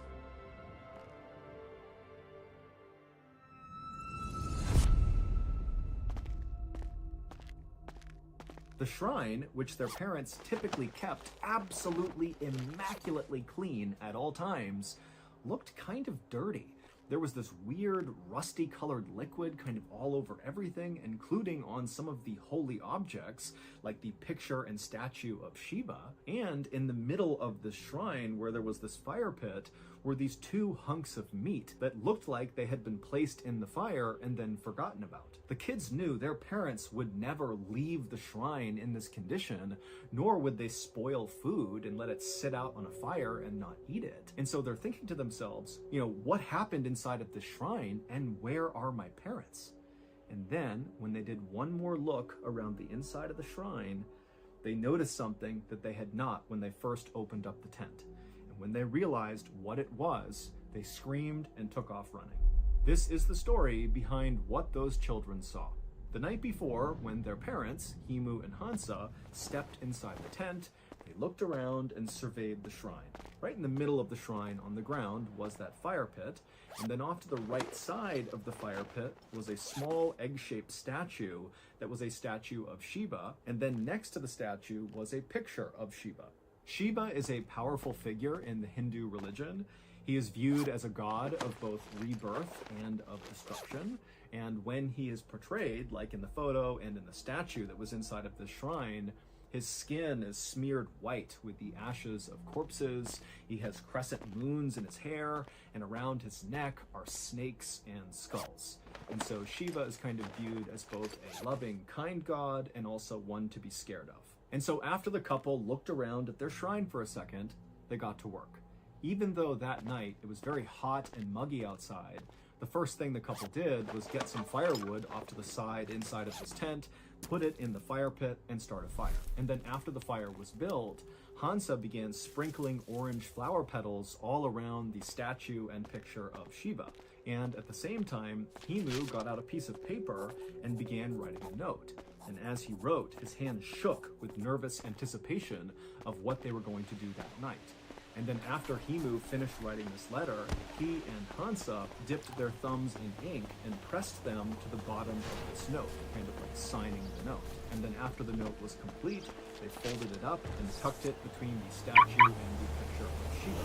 Then Himu and Hansa turned their attention to their newest addition to the shrine. The new addition basically just looked like a big door frame, but without a door in the middle of it.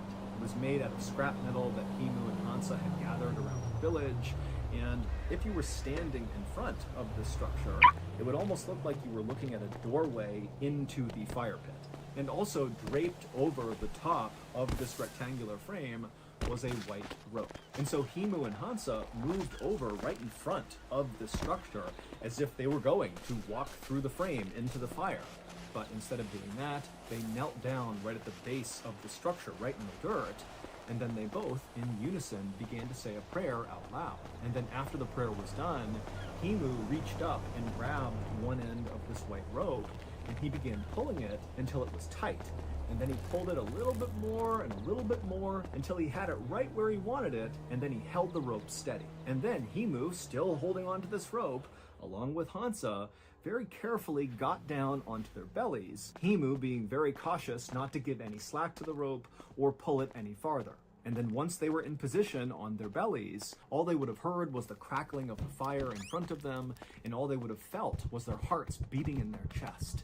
Now, very likely, Himu and Hansa were terrified at this point, but this was their moment. They had come too far, and they knew they had to finish this ritual. And so, with one last loving look at each other, the couple nodded, and then turned their attention back to the fire, and then Himu let go of the rope. The rusty-colored liquid that Himu and Hansa's children would discover inside of this shrine the next day was Himu and Hansa's blood. And the 2 hunks of meat that their children saw in the fire pit were their parents' decapitated heads. The children realized this was the case when they scanned around the tent one more time and noticed their parents' headless bodies lying side by side at the base of the structure. That was what, of course, caused the children to run outside and go find the police. This new addition to the shrine, the metallic structure, was a homemade guillotine. A guillotine is a device that kills people by cutting off their heads. The white rope that Himu had pulled on was connected on one side to a very heavy metal blade. And so when he was pulling the rope, he was pulling that blade up off the ground until it was positioned right above them. And then he held it steady. And then when he let go, the blade fell straight down, striking the backs of their necks, decapitating them instantly and sending their heads rolling forward into the fire, as designed. When the police arrived at the shrine, they would find that letter that Himu and Hansa had written and then signed with their thumb, tucked near the statue and the picture.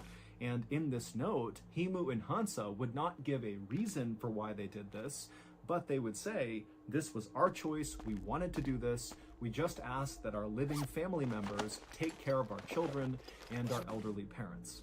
No one has been able to give a reason for why Himu and Hansa intentionally decapitated themselves and then let their heads burn in a fire. Their family has said there was no indication that the couple was going to commit suicide. I mean, they seemed happy, they were not financially well off, but they were not financially struggling either. It seemed like their life was good. And so basically, this whole thing came out of shit! As for the police, they believe that Oh Himu my and Hansa God. must have been performing some sort of black magic ritual where they believed if they lopped their heads off and allowed them to roll forward and burn in this fire, that somehow would bring them closer to perhaps Shiva or some other god or some other higher power. But as of today, no one knows. So that's going to do it. If you enjoyed today's story, remember we have hundreds more stories just like this one on our podcast, the Mr. Ballin Podcast. And many of those stories on the podcast are exclusive, meaning you can only get them on the podcast. The podcast is available exclusively on Amazon Music.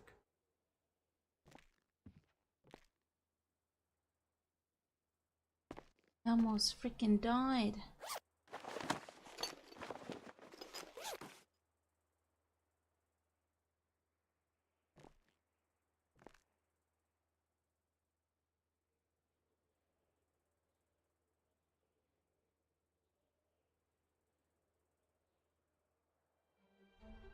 Hong Kong, a city continuously touted as one of the safest in the world, has now become the backdrop to one of the most gruesome crimes in recent memory, and with a victim as personable socialite Abby Choi.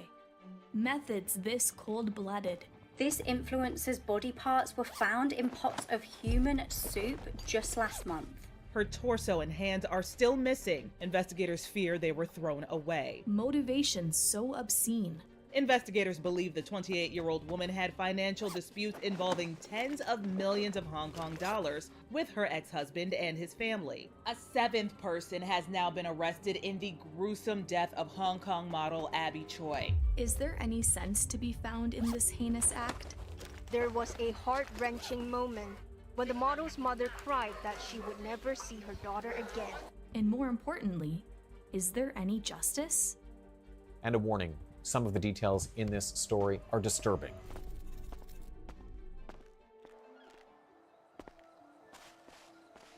Wealth, fame, and high society, it's enough excess to send any moral compass seriously astray. But this didn't seem to be the case for Abby Choi. Born on July 11, 1994, to parents firmly cemented in Hong Kong's upper crust through their successful construction business, Abby was quickly immersed in the contaminated waters of privilege. But instead of succumbing to wealth's corruptive pull, the heiress to the construction empire maintained a pure heart. See, while Abby made a name for herself as a socialite, a fashion influencer with over 165,000 followers on Instagram, and a model who could be found on the glossy pages of Elle, Vogue, and Harper's Bazaar, success hadn't tainted her character. She was described by friends as supportive, respectful, and caring, all traits that even those close to her were surprised to encounter in one of society's elites.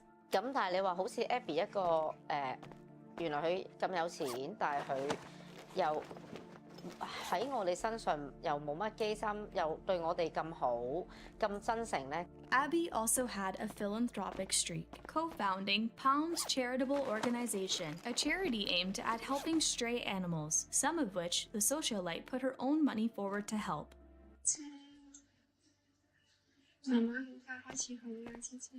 And it seemed even Abby's divorce was a testament to her kindness. Abby and Alex Kwong reportedly met when the two were just 15 years old, and despite their different tax brackets, with Alex coming from a middle-class background and Abby, well, not, they had a connection that was strong enough that by 2012, the two married at just 18 years old. Together, they had 2 children, but ultimately, the marriage didn't last. In 2016, Abby married another man from her childhood, Chris Tam. The socialite had allegedly known the heir to the popular Hong Kong restaurant chain, Tam Je Yunnan Michan, since their time together at international school. And while their marriage wasn't officially registered, if you saw Abby, Chris, their 2 new children, along with Abby's 2 children from her previous marriage, out at Disneyland, on their yacht, or spending holidays together, there was no question, they were family.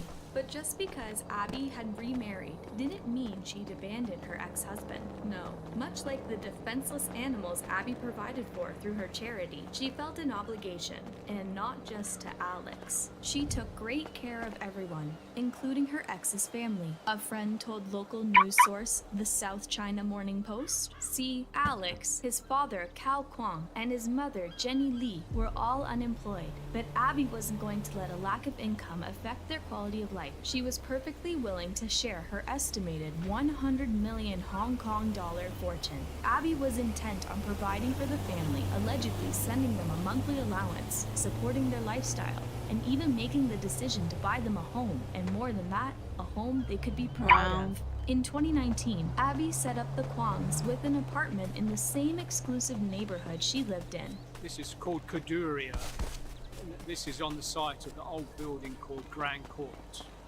And to me, this just looks more exclusive, more expensive, more desirable than St. George's Mansion. Here she found the family a lavish 1,820 square foot, 4-room condo that reportedly cost the socialite over 70 million Hong Kong dollars, the equivalent to over 8 million US dollars. And in an act that showed the level of trust she still had in her former in-laws, Abby even bought the apartment under her 65-year-old former father-in-law's name to avoid paying the 3 million Hong Kong dollar duty stamp. But Alex and his parents weren't the only beneficiaries of Abby's generosity. Alex's elder brother Anthony also had his former sister-in-law to thank for keeping him afloat. After all, she was the person who hired him as her personal chauffeur. And not only that, Abby had also taken Anthony on board as her business partner in a company that owned Bear Snack Pancake Stall, although contractual disputes had lost them 130,000 Hong Kong dollars. She reportedly told a friend it didn't matter. In fact, that seemed to be Abby's mindset. She would give and give and give without expecting anything in return, and the Kwongs would more than happily take. But why was the family so eager to live off of Abby's charity? Well, if Anthony's Instagram was an indication, it seemed the Kwongs were intent on projecting an image of opulence, even if their lavish lifestyle was funded by somebody else. The elder brother's social media was full of 5-star meals, expensive purchases, and images luxuriating on a yacht that his former sister-in-law paid for. Even Alex would allegedly blow through tens of thousands of dollars, courtesy of his ex-wife's wallet, on a night out. But in reality, the family was in financial trouble, deep. Anthony had been sued by his bank for unpaid debt in 2019. Alex was also in debt, 1.6 million Hong Kong dollars worth of it. Even the mother had declared bankruptcy in 2017. Still, Abby's investments in the family were entirely without reward, as the familial bond she had with the Kwongs remained intact despite the divorce. Online, Anthony still referred to his former sister-in-law as sister, and the Kwongs reportedly continued to attend family gatherings, vacations, and certain holidays with Abby. Little did Abby know, the love she received from the Kwongs wasn't unconditional, but transactional. And when she stopped willingly opening her pockets to the family, well, it seemed their benefactor wasn't so useful anymore. By 2023, Abby was reportedly toying with the idea of putting the Kwongs' condo back on the market, an idea that was purely an investment consideration. And while the socialite promised her former in-laws that she'd find them a new home, it became evident that the Kwongs didn't want a new home. No, they were perfectly content to stay put, making the prospective buyers touring their abode and attempted conversations from Abby all the more bothersome. The person who was allegedly the most infuriated by the situation was the man whose name the condo was under, Cal Kwong. The former father-in-law allegedly had multiple tense arguments with Abby over the potential sale of the condo. Indeed, it seemed Cal wasn't guided by the same kindness as his former daughter-in-law, and past allegations involving the patriarch made this all the clearer. See, while Cal was unemployed in 2023, he hadn't always been. In fact, at one point, he held the esteemed position of a police sergeant for the Hong Kong police and had even been awarded the department's Long Service Medal in 2001. But in 2005, he resigned, a decision that allegedly wasn't so much his own, but forced upon him. According to allegations, Cal had misused his power during an investigation when he took a special interest in the case, or rather, in the female victim at the center of it. He allegedly reached out to this woman multiple times, an interest the victim chopped up to the sergeant simply taking the case seriously, until he showed up on her doorstep in the early morning of the Mid-Autumn Festival in 2005. The woman claimed he told her he had just come to gaze at the moon, but it seemed he had other plans. She alleged he essayed her that day and reported the incident to the police, thus ending Cal's career on the force. And now that there was another woman that had the power to send Cal's life toppling over once again, it seemed the father-in-law wasn't going to allow it this time. Thankfully for Abby, she had other things to distract her from the unpleasantness of these arguments, such as France. Yep, by late January, Abby was far away from her troubles in Hong Kong and was instead reveling in the spectacle that is Paris Fashion Week. And as a burgeoning celebrity in her own right, Abby seemed to be in her element, rubbing elbows with some of the industry's top designers, greeting Hollywood A-listers, and even finding time to grace the cover of a notable French fashion magazine. On February 15th, the 28-year-old captioned an Instagram post of her accomplishment. From Hong Kong to the cover of L'Officiel Monaco, my journey as a style icon continues. But unbeknownst to Abby, that journey, along with all her other ambitions, was about to reach a permanent close. See, as the 28-year-old was living out her dreams in France, a trap was being set for her return in the unlikeliest of places. Tai Pao's picturesque village of Lung Mi is a Hong Kong location cradled by sea and mountains, popular among hikers, bikers, and anyone looking for an escape from city life. And what tied Abby's story to this scenic getaway? Well, in early February, Cal Kwong made an odd decision. He was going to rent the ground floor level of a 3-story village home in Tai Po for 24,000 Hong Kong dollars a month. And no, this wasn't the Kwong family patriarch coming to terms with leaving the condo. In fact, if all went according to his alleged plan, he wouldn't have to leave the luxury pad anytime soon. After all, by February Gotta be 21st, back. the My only orders person here. who reportedly wanted to sell the Kwong home was Be right back. And then you pull the rug. I was getting kinda used to being someone you loved. I'm going under, and this time I fear there's no one to turn to. This all or nothing way of loving got me sleeping without you. Now I need somebody to know, somebody to heal, somebody to have, just to know how it feels. It's easy to say, but it's never the same. I guess I kinda like the way you help me escape. Now the day bleeds into nightfall, and you're not here to get me through it all. I let my guard down, and then you pull the rug. I was getting kinda used to being someone you loved, and I tend to close my eyes when it hurts. Sometimes I fall into your arms. I'll be safe in your sound till I come back around. For now the day bleeds into nightfall, and you're not here to get me through it all. I let my guard down, and then you pull the rug. I was getting kinda used to being someone you love. Now the day bleeds into nightfall, and you're not here to get me through it all. I let my guard down, and then you pull the rug. I was getting kinda used to being someone you loved.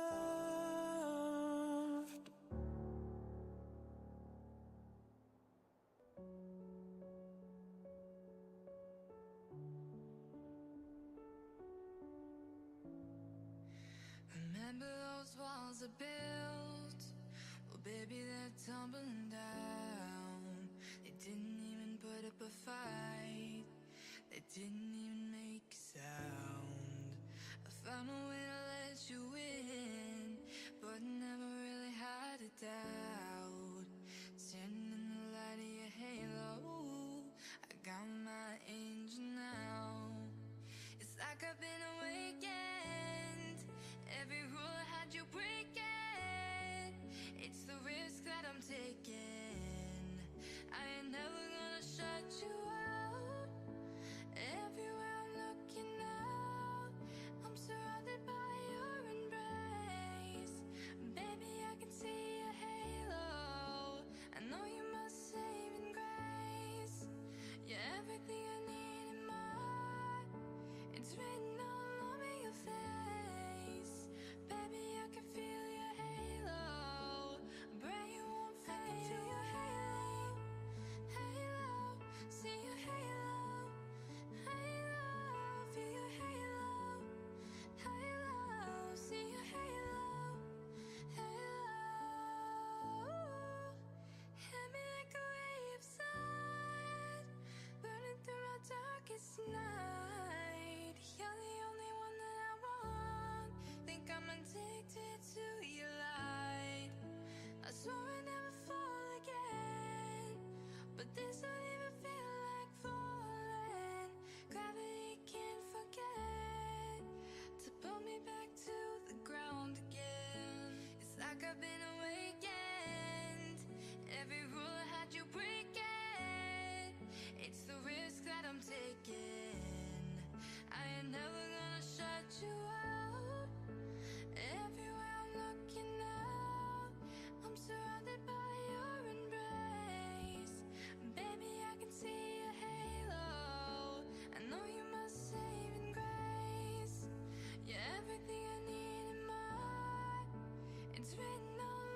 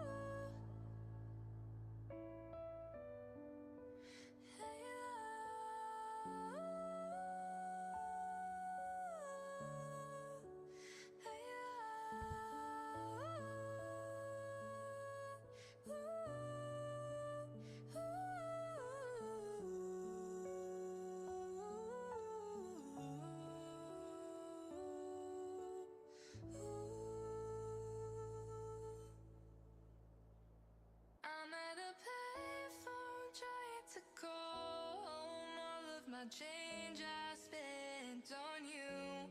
Where have the times gone, baby? It's all wrong. Where are the plans we made for two? Yeah, I know it's hard to remember the people we used to be. It's even harder to picture that you're not here next to me. You say it's too late to make it, but is it too late to try? And in our time that you wasted, all of our bridges burned down. I wasted my nights, you turned out the lights. Now I'm paralyzed, still stuck in that time when we called it love. But even the sun sets in paradise. I'm at a payphone trying to call home. All of my change I spent on you.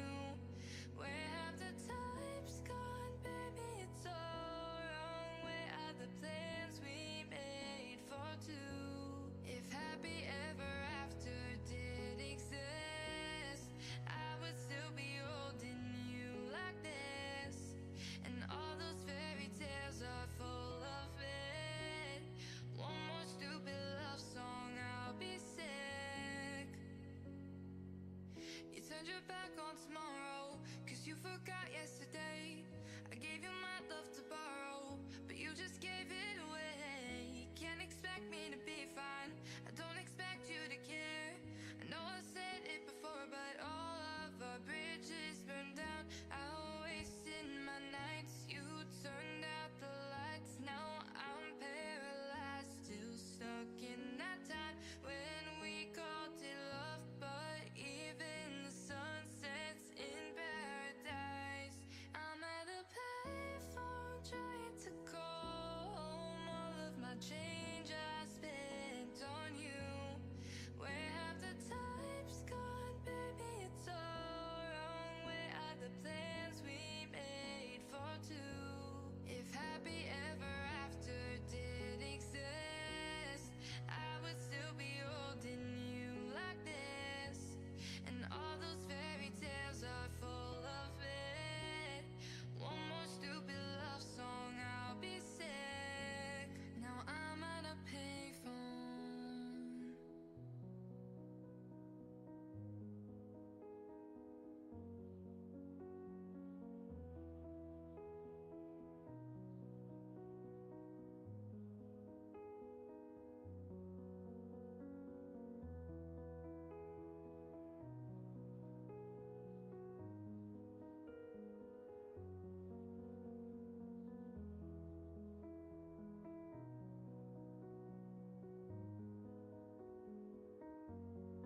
I'm at a payphone trying to call home. All of my change I spent on you.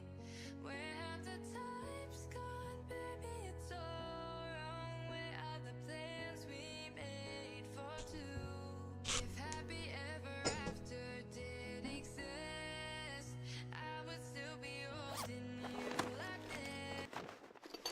Was nowhere to be found. That afternoon, Abby was meant to pick up her 8-year-old daughter from school, and CCTV footage from the mother's apartment supposedly showed her heading off to do just that, as she was picked up by a car allegedly driven by her chauffeur, Anthony Kwong.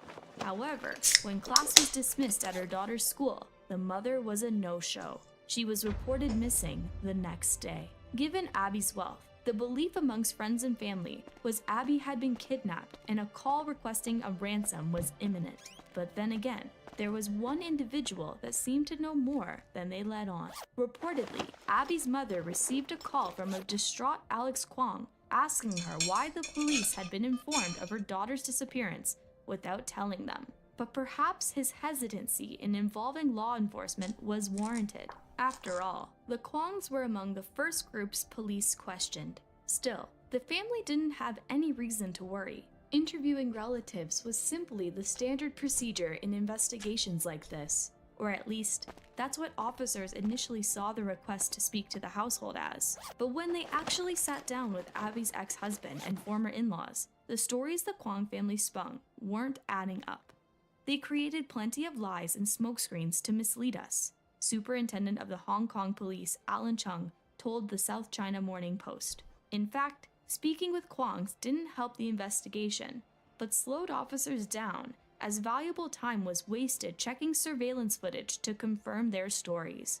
Quickly, the entire clan became the #1 suspects in the case, and on the afternoon of February 24th, the suspicion, along with the help of various surveillance cameras and the GPS records from Anthony's vehicle, led law enforcement to the front steps of Cao Kwong's village flat. The hours the officers spent in the home soon stretched into night. It was clear they'd discovered something, but what? The black curtains that blocked anyone from peeking into the home, the 6 blue alphabetized boxes placed outside the flat, and the white vehicle towed just before midnight offered no clues other than what had been found was, well, of interest. But soon enough, the police revealed the true horrors they encountered in this inconspicuous village home, which seemingly didn't operate as a home at all. See, the rooms of the flat were almost entirely unfurnished, aside from a single couch, a table, and the basic appliances, like a refrigerator. Then there were the decorating choices that seemed more utilitarian than aesthetic, such as a sail that covered the walls and gear including raincoats,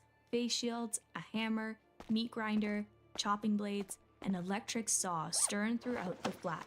And if all that wasn't telling of the atrocities that allegedly occurred in the home, police also found an ID, a credit card, and a purple Hermes bag, all items that once belonged to Abby, now with no Abby in sight. But when officers opened the flat's refrigerator, Abby's whereabouts became painfully clear as Superintendent of the Hong Kong Police, Alan Chung, informed the public.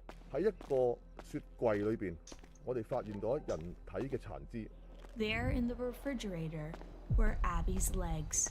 Of course, this meant there was still more of the socialite left to find. Yet the only other items in the apartment were 2 pots of soup, radishes, carrots, meat, and a thick layer of fat that covered the surface. That's all officers could glean from their first looks into the broths. However, tests revealed the disturbing truth. Among the vegetables, there in the soup was flesh and tissue, both human and both from Abby. And with these bone-chilling discoveries, it was clear this was no longer a missing persons case, but an investigation into who was responsible for taking the life of Abby Choi. Officers were quick to arrest the socialite's former in-laws, but not quick enough to arrest the ex-husband. Alex was on the run. This development caused a citywide manhunt, with friends of Abby offering rewards that totaled 2 million Hong Kong dollars. But ending Abby's life wasn't the only crime Alex Kwong was wanted for. It seemed the ex-husband had been on the run for some time. Years, in fact. See, behind the scenes, Alex had been operating his own business in gold investment. At least, that's the lie he allegedly told the men he met on dating apps to defraud them out of about 5 million Hong Kong dollars between 2014 and 2015.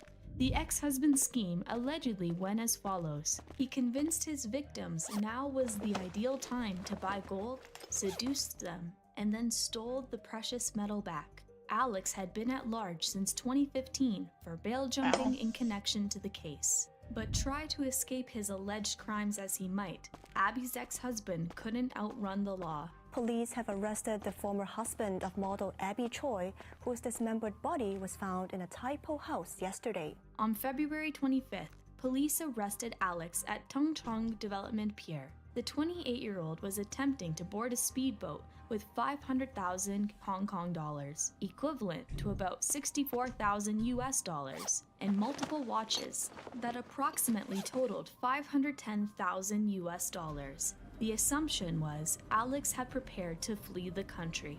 But as officers arrested Alex, law enforcement was already on to another mission. While it was clear Abby was no longer alive, there were parts of her still to be found, namely her head, torso, and hands. And this is the pursuit that brought 100 police officers to the Junk Bay Chinese Permanent Cemetery. Why? Well, on February 22nd, the day Abby was reported missing, the investigation found out Abby's former father and brother-in-law made a trip to Zhangjiaou and visited the cemetery. Was it here that the pair chose to dispose of evidence? Well, even with the deployment of cadaver dogs and drones, the Flying Tigers Special Duties Unit diving into the water catchment area of the cemetery, and officers searching the sewage system around the crime scene, their efforts were to no avail. But on February 26th, the case had a breakthrough. In one of the soup pots, a mortuary worker found Abby's ribs, hair, and skull. With this discovery, the police felt they had enough evidence to charge Alex, Anthony, and Cal with taking Abby's life. And although the mother dodged the same charges her sons and husband were facing, she faced her own. While officers didn't have the evidence to say Jenny Lee was directly involved in taking Abby Cho's life, she was charged for leading astray the course of justice by allegedly destroying evidence during the investigation that could have implicated her in the crime. But just when it seemed like the suspects in the case were set in stone, another arrest was made. On February 26th, law enforcement arrested a 47-year-old masseuse for her alleged connection in the case. According to law enforcement, the woman by the nickname Young Young had been the mistress to the 65-year-old Cao Kong for the past 6 months. And while an affair was hardly grounds for an arrest, being an accessory to a crime surely was. According to law enforcement, Young Young had allegedly helped Cao rent the village flat where Abby's life was taken, and was also suspected of harboring Alex in Arch Sky Tower, a luxury flat in West Cologne, while he was on the run. And the masseuse wasn't the only one who was connected to the crime. A 41-year-old man named Lam Shun was also arrested for allegedly arranging the yacht for Alex in exchange for $300,000. And finally, there was the arrest of 29-year-old Irene Pun Hao Yin, a fellow influencer with 35,000 followers at the time. And career wasn't the only way Irene and Abby's paths converged. She was also friends with Alex. In fact, she was such a close friend to Abby's ex-husband that she allegedly aided in his failed escape act. The woman had allegedly tried to help Kwong flee to Macau by contacting yacht rental agent Lam Shun, who is also a suspect in the case. Since their arrest, all 3 suspects have been granted bail. However, all are barred from leaving Hong Kong and must continue to report to the police. The court is also subject to reverse their decision in light of new evidence. So, where does all this leave this case? Well, law enforcement is still looking for the evidence that was missing from the crime scene. On February 28th, they combed through a landfill after CCTV footage from Tai Pao village caught a man carrying bags from a flat to a refuse collection point the day after Abby was reported missing. From this location, rubbish is taken to the Northeast New Territories landfill in Tai Kau Ling. According to the superintendent of the Hong Kong police, Alan Chung, this meant the landfill could hold valuable evidence, whether that was items that belonged to Abby, like her phone, or the parts that were still missing of the socialite herself.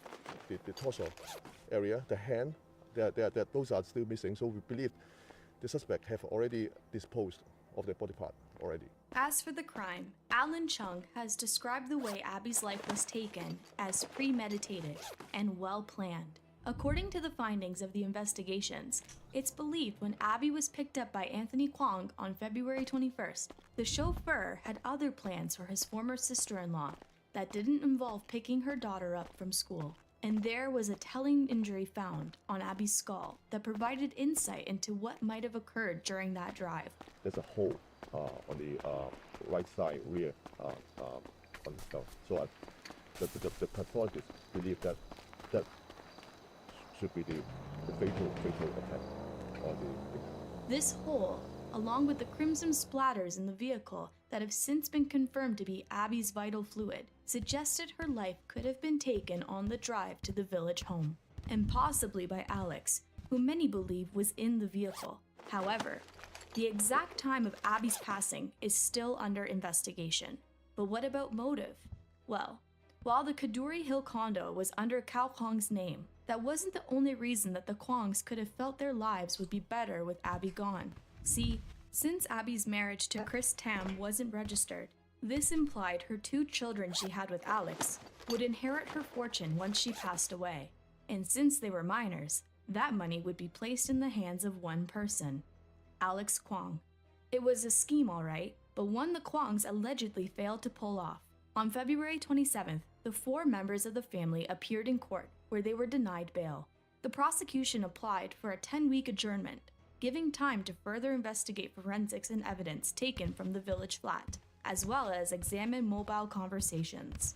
Recently, Abby's former mother-in-law applied for bail a second time. She was rejected again, meaning she will remain behind bars with the rest of the Kwongs for the time being. Alex Kwong was also being charged with 7 counts of theft from May 2013 to January 2015, including 39 necklaces, 32 bracelets, 13 gold bars, 102 gold grains, 6 pendants, and 10 tails of gold. The prosecution has also stated bail jumping could also be added to his list of charges. The family will be back in court on July 31st for their 3rd pre-trial hearing. But of course, this crime didn't only affect the lives of the suspects who allegedly committed this gruesome act. When a life was taken as callously as Abby's was, there's no telling the depths of trauma those who surrounded the socialite would experience. Her friends, who couldn't find a bad word to say about Abby's character, were struggling with the loss. I can't imagine that a person who is so good, so full of love,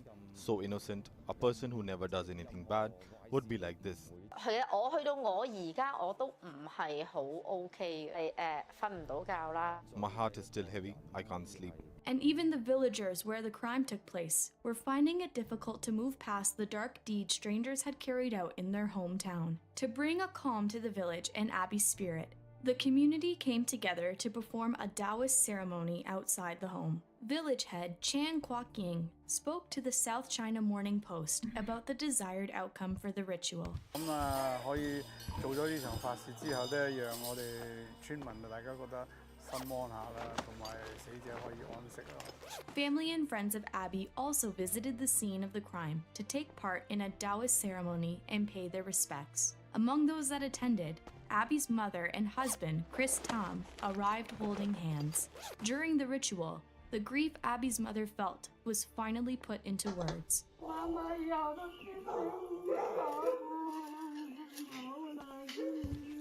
Another grieving family member also shared her feelings.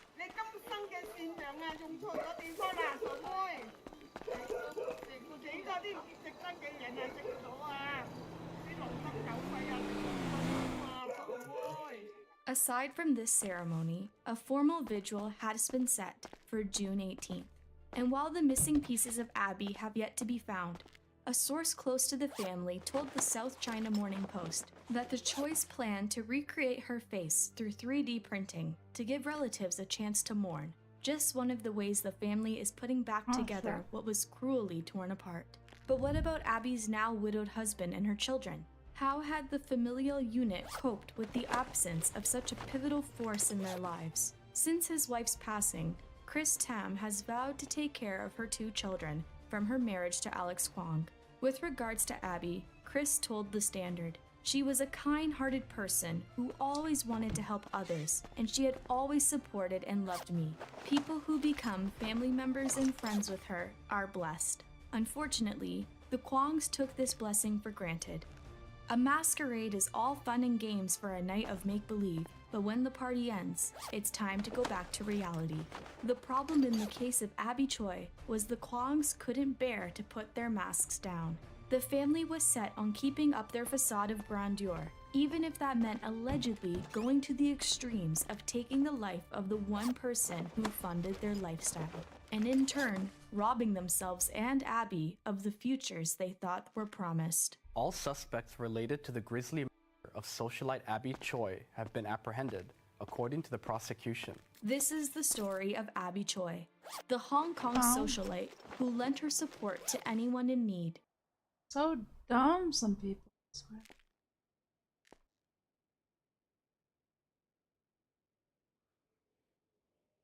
Like, why? She financially funded, as if they were gonna get anything. Jail time.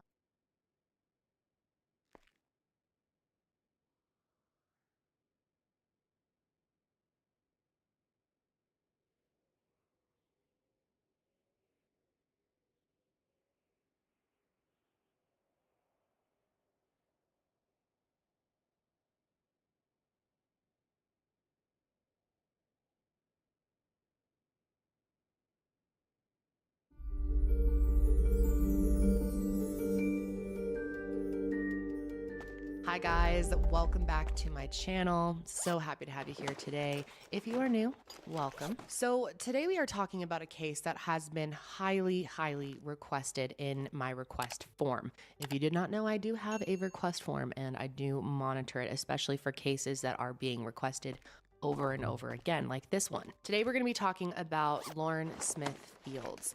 And not only are we talking about Lauren, but we are also talking about a woman who died in the same town on the same day as Lauren, but really hasn't gotten any attention at all. I don't think there were actually any requests for Brenda's case, and that's not because people aren't interested, it's because people just don't know about her case. There's been very limited coverage on Lauren's, but also Brenda's. And I just wanted to take the time today to talk about both of them.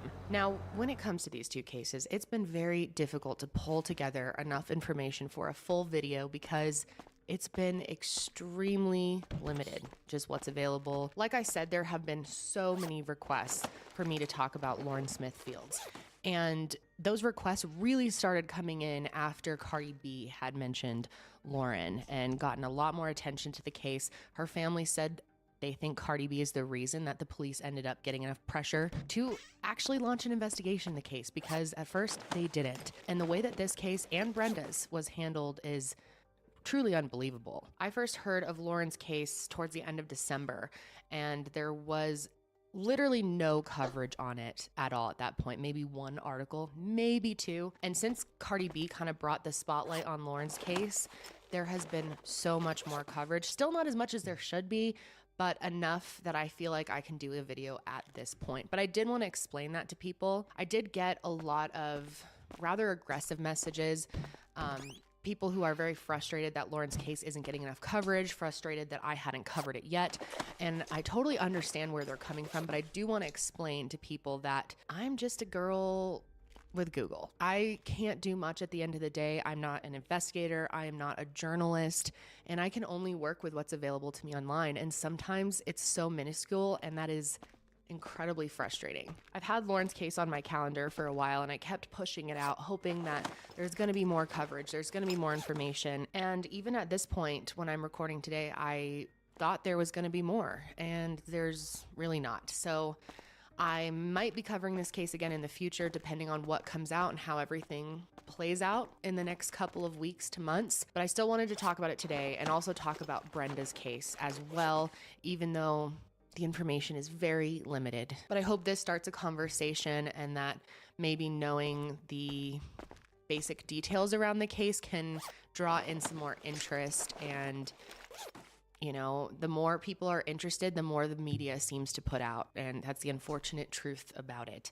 It is truly disappointing how every missing persons case is treated differently depending on public interest, media coverage, mainly local media coverage, and how seriously the police are taking it, whether or not they're doing press conferences, are they making an effort to get that public interest? Oftentimes, they just don't. But one thing I have noticed is the more public interest there is in a case, the more coverage it's going to get. So hopefully we can keep the conversation going about Lauren, really start it up for Brenda. You know, the more can actually be done, and maybe there will be closure and possibly justice in these cases. So let's start with Lauren Smith Fields.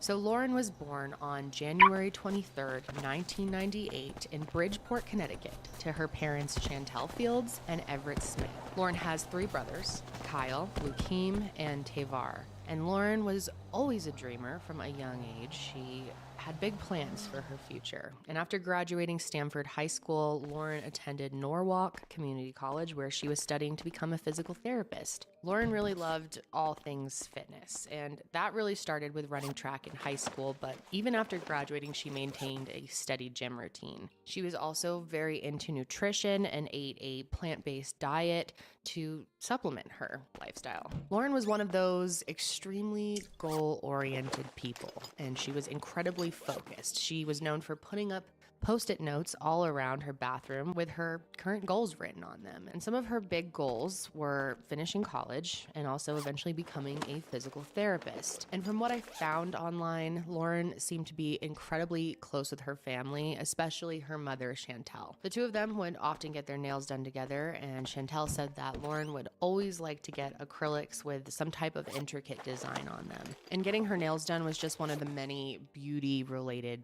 things that Lauren loved to do, and it was kind of self-care for her. Lauren was very active on Instagram. So you're back with Lauren, and I'm gonna dye 2 wigs today.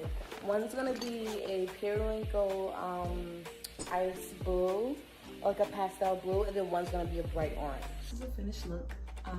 Thanks for watching, and please like, comment, subscribe if you want to see different looks on me. Bye. She only had a few videos posted to her YouTube channel, unless some of them were privated, but she did have a couple hundred subscribers, and she was definitely on her way to building a great channel. And as you can see, Lauren was without a doubt just beautiful, but she was also beautiful on the inside. Her brother Tavar said that Lauren was just that kind of person who could always make you smile, always make you laugh. She was really fun to be around and just had a good energy about her. And he said that she could always make someone feel better if they happen to be feeling down. Lakeem said that she was the best sister that he ever could have imagined having, and he loved her so much. Lauren was a busy person. She was always working hard in school, working hard in the gym, traveling, but she would always make time for the people who mattered most to her and her family. My daughter was funny.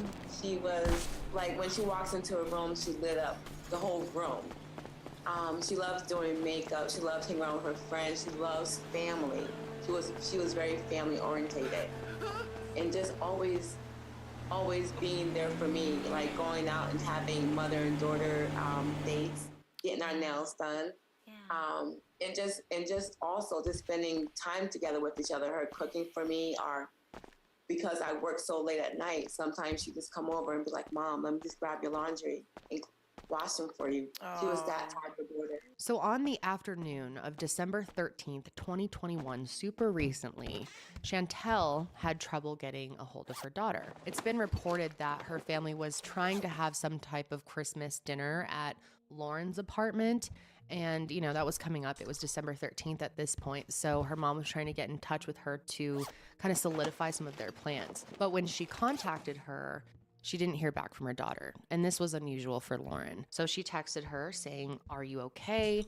And then said, "Please let me know." And after she sent her those messages, there was no response from Lauren. And her mom started to get really freaked out. Lauren was just not the type of person to ignore a text, especially from her mother. So that evening around 9 p.m., they decided to go over there. Chantel and Lakeem actually went to her apartment to see if she was there. And when they got there, there was a note on the door that said, "If you're looking for Lauren, call this number." And when Chantel called that number, Lauren's landlord answered. The landlord said that they would be right down to talk to them in person. They quickly came down, and what she told them was absolutely shocking. You wouldn't think you would get this information from a landlord, but the landlord told them that Lauren had died. And not just that, Lauren had died the morning before, December 12th. Lauren Smith Fields was pronounced dead at 6:49 a.m. on December 12th, 2021. So they are getting this news from the landlord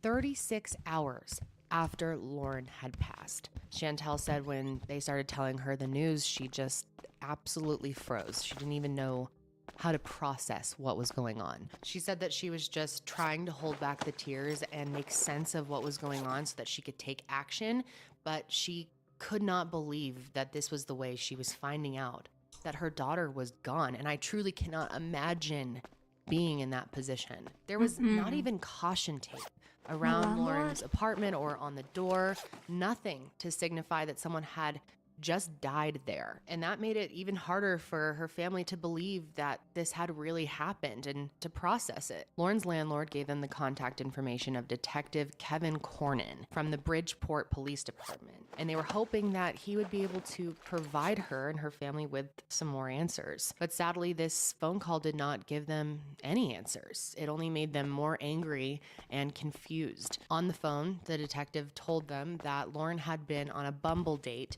the night of December 11th. He told them that Lauren had been on this date with a 37-year-old white male and that he woke up to find Lauren unresponsive and he had called the police. And he also told them not to worry about this guy because he was a really nice guy. Now, obviously, when your child is found dead, you don't really care if the person they were found with was a nice person. You are going to want to know more information about them and want them to be thoroughly investigated, no matter who they are. They asked Detective Cornyn to come and meet them at Lauren's apartment so they could kind of get some more clarification and figure out where to go from there. And he agreed. However, 30 minutes went by, then 45 minutes went by, then an hour went by, and this dude never showed up. After an hour and 30 minutes, they decided to give him another call and ask where he was. Chantel said that he picked up the phone, said, "Stop calling me," and then hung up. And you guys, this is not the only time in this case that he hung up on her family. So Detective Cornyn never gave them the time of day. He never showed up. And because they had been told so little about Lauren's death and they still had so many questions, they called over and over again for 16 days trying to get a hold of Detective Cornyn or someone that could help them. It wasn't until December 29th when they went to Lauren's apartment to get some of her belongings and clear it out that they were informed that Detective Cornyn was removed from the case after messing up. And claim a new detective came by to say he'd taken over the case from Detective Cronin. The detective said he effed up, he messed up. He effed Cronin, he messed up, he didn't know what he was doing, he messed up the case. And at this point, when they went to the apartment, it had been 2 weeks since Lauren died, and there was no sign at all that the police were planning to collect evidence or, process the scene as a crime scene. So her family started trying to investigate as much as they could. And inside the apartment, her family found a used condom, a loose pill, and blood on her bed. The incident report also noted that there was a plate of food tipped upside down on the living room floor. So they decided to call up crime scene investigators and had to literally beg them to come process the scene. And eventually they did on December 29th that day. And when investigators arrived, they informed them that they would need DNA swabs from Lauren's family to move forward and that they would not be moving forward with the case or the investigation without those swabs. That's the most unnerving. If you're going to tell us leave the apartment, that you're going to do this whole forensic, and at the same time you want to ask the family to give them swabs because we're in the apartment moving, but at the same time, where's the swabs from that night? They want to take our DNA, but they don't want to ask for that person's DNA or anything. And I find that absolutely rude. And they said to us, if we did not give them our DNA, they would not move forward with the investigation. And this was one of the most frustrating moments to her family. I mean, obviously they're willing to comply, but they felt like they were being treated as suspects when the one man who was with her the night she died and the last person to see her alive was not being considered a suspect because he was a nice guy. So it wasn't until more than 2 weeks after Lauren's death that they started kind of piecing together some of what had happened on that date. And this was coming from the guy himself. Okay. So like I explained earlier,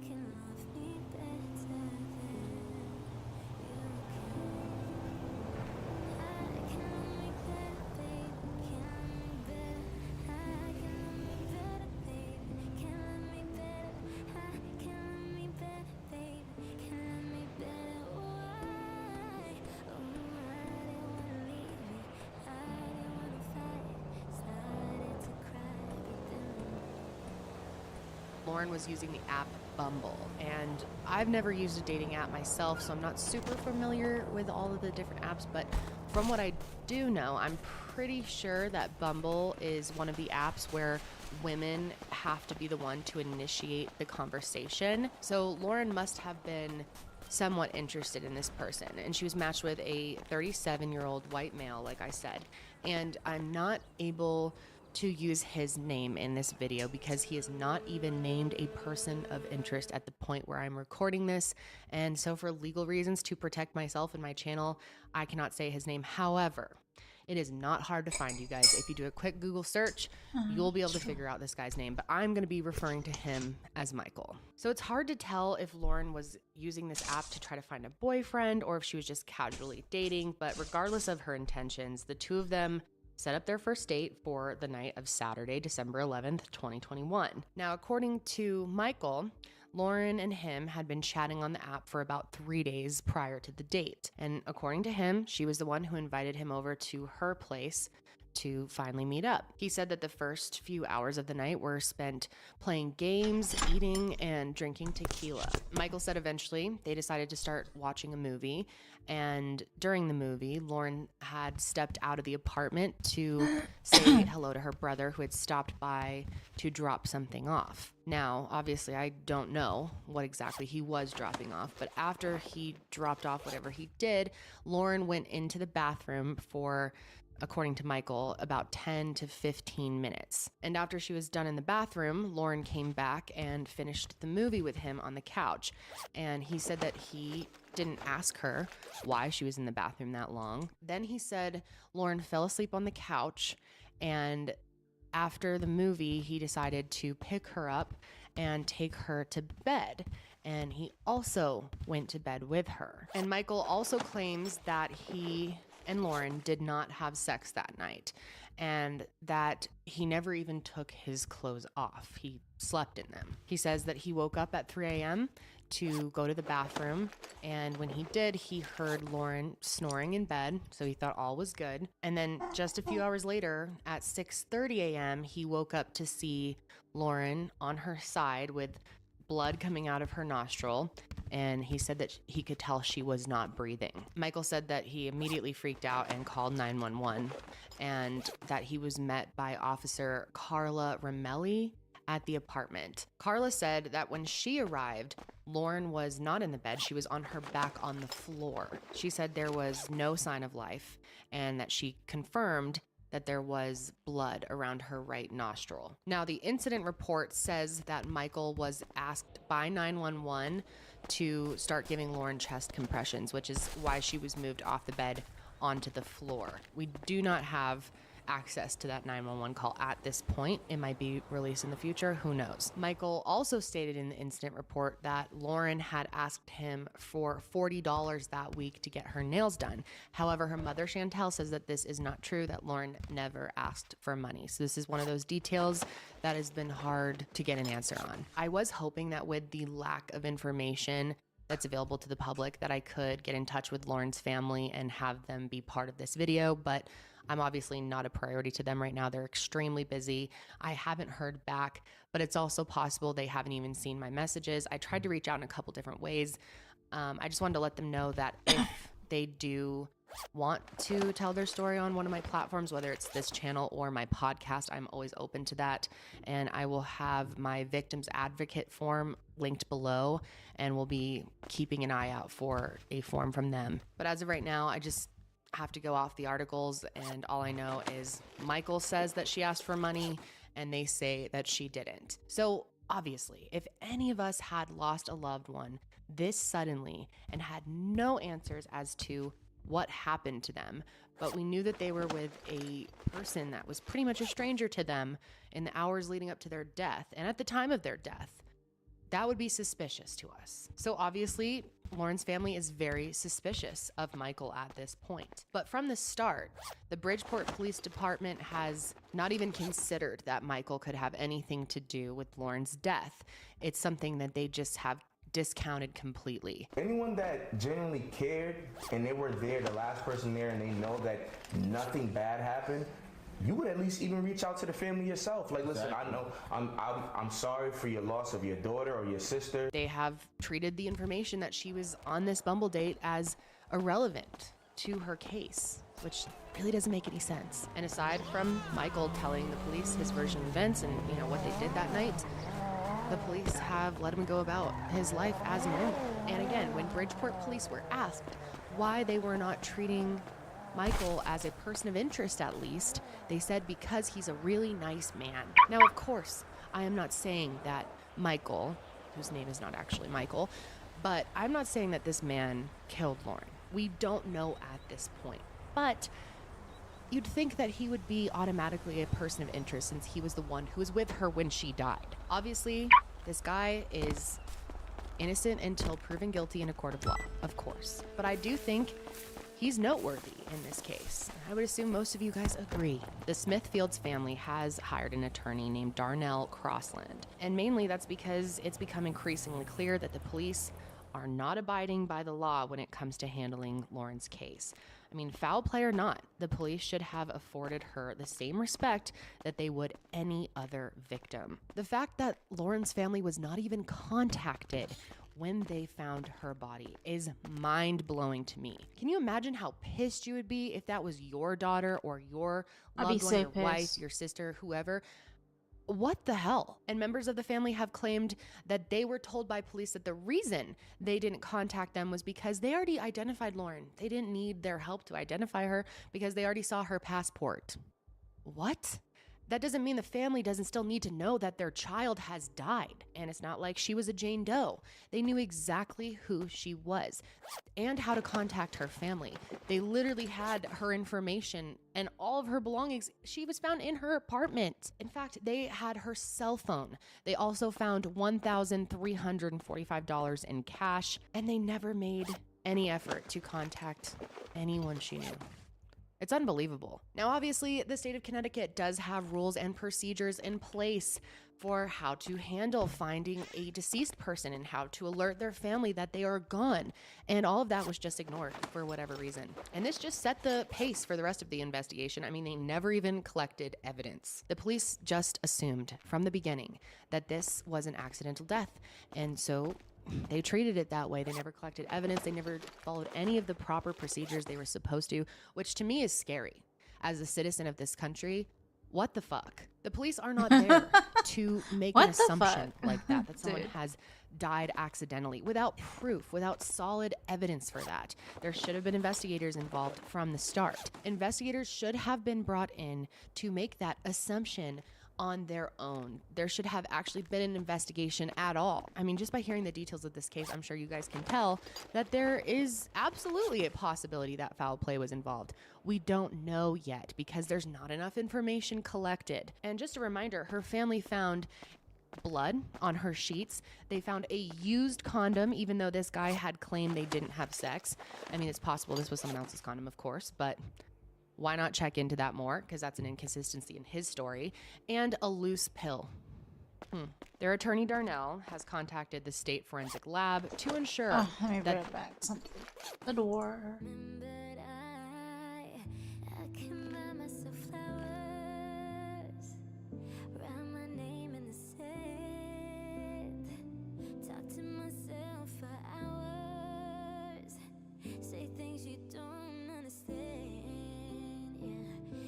I can take myself dancing, yeah, and I can hold my head, yeah, I can love me better than, yeah, I can love me better than you can.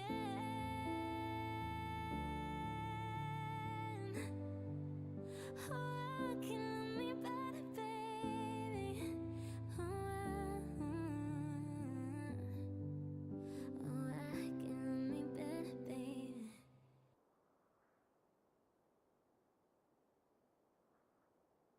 I was scared of dentists and the dark. I was scared of pretty girls and starting conversations. Now all my friends are turning green. You're the magician's assistant in a dream.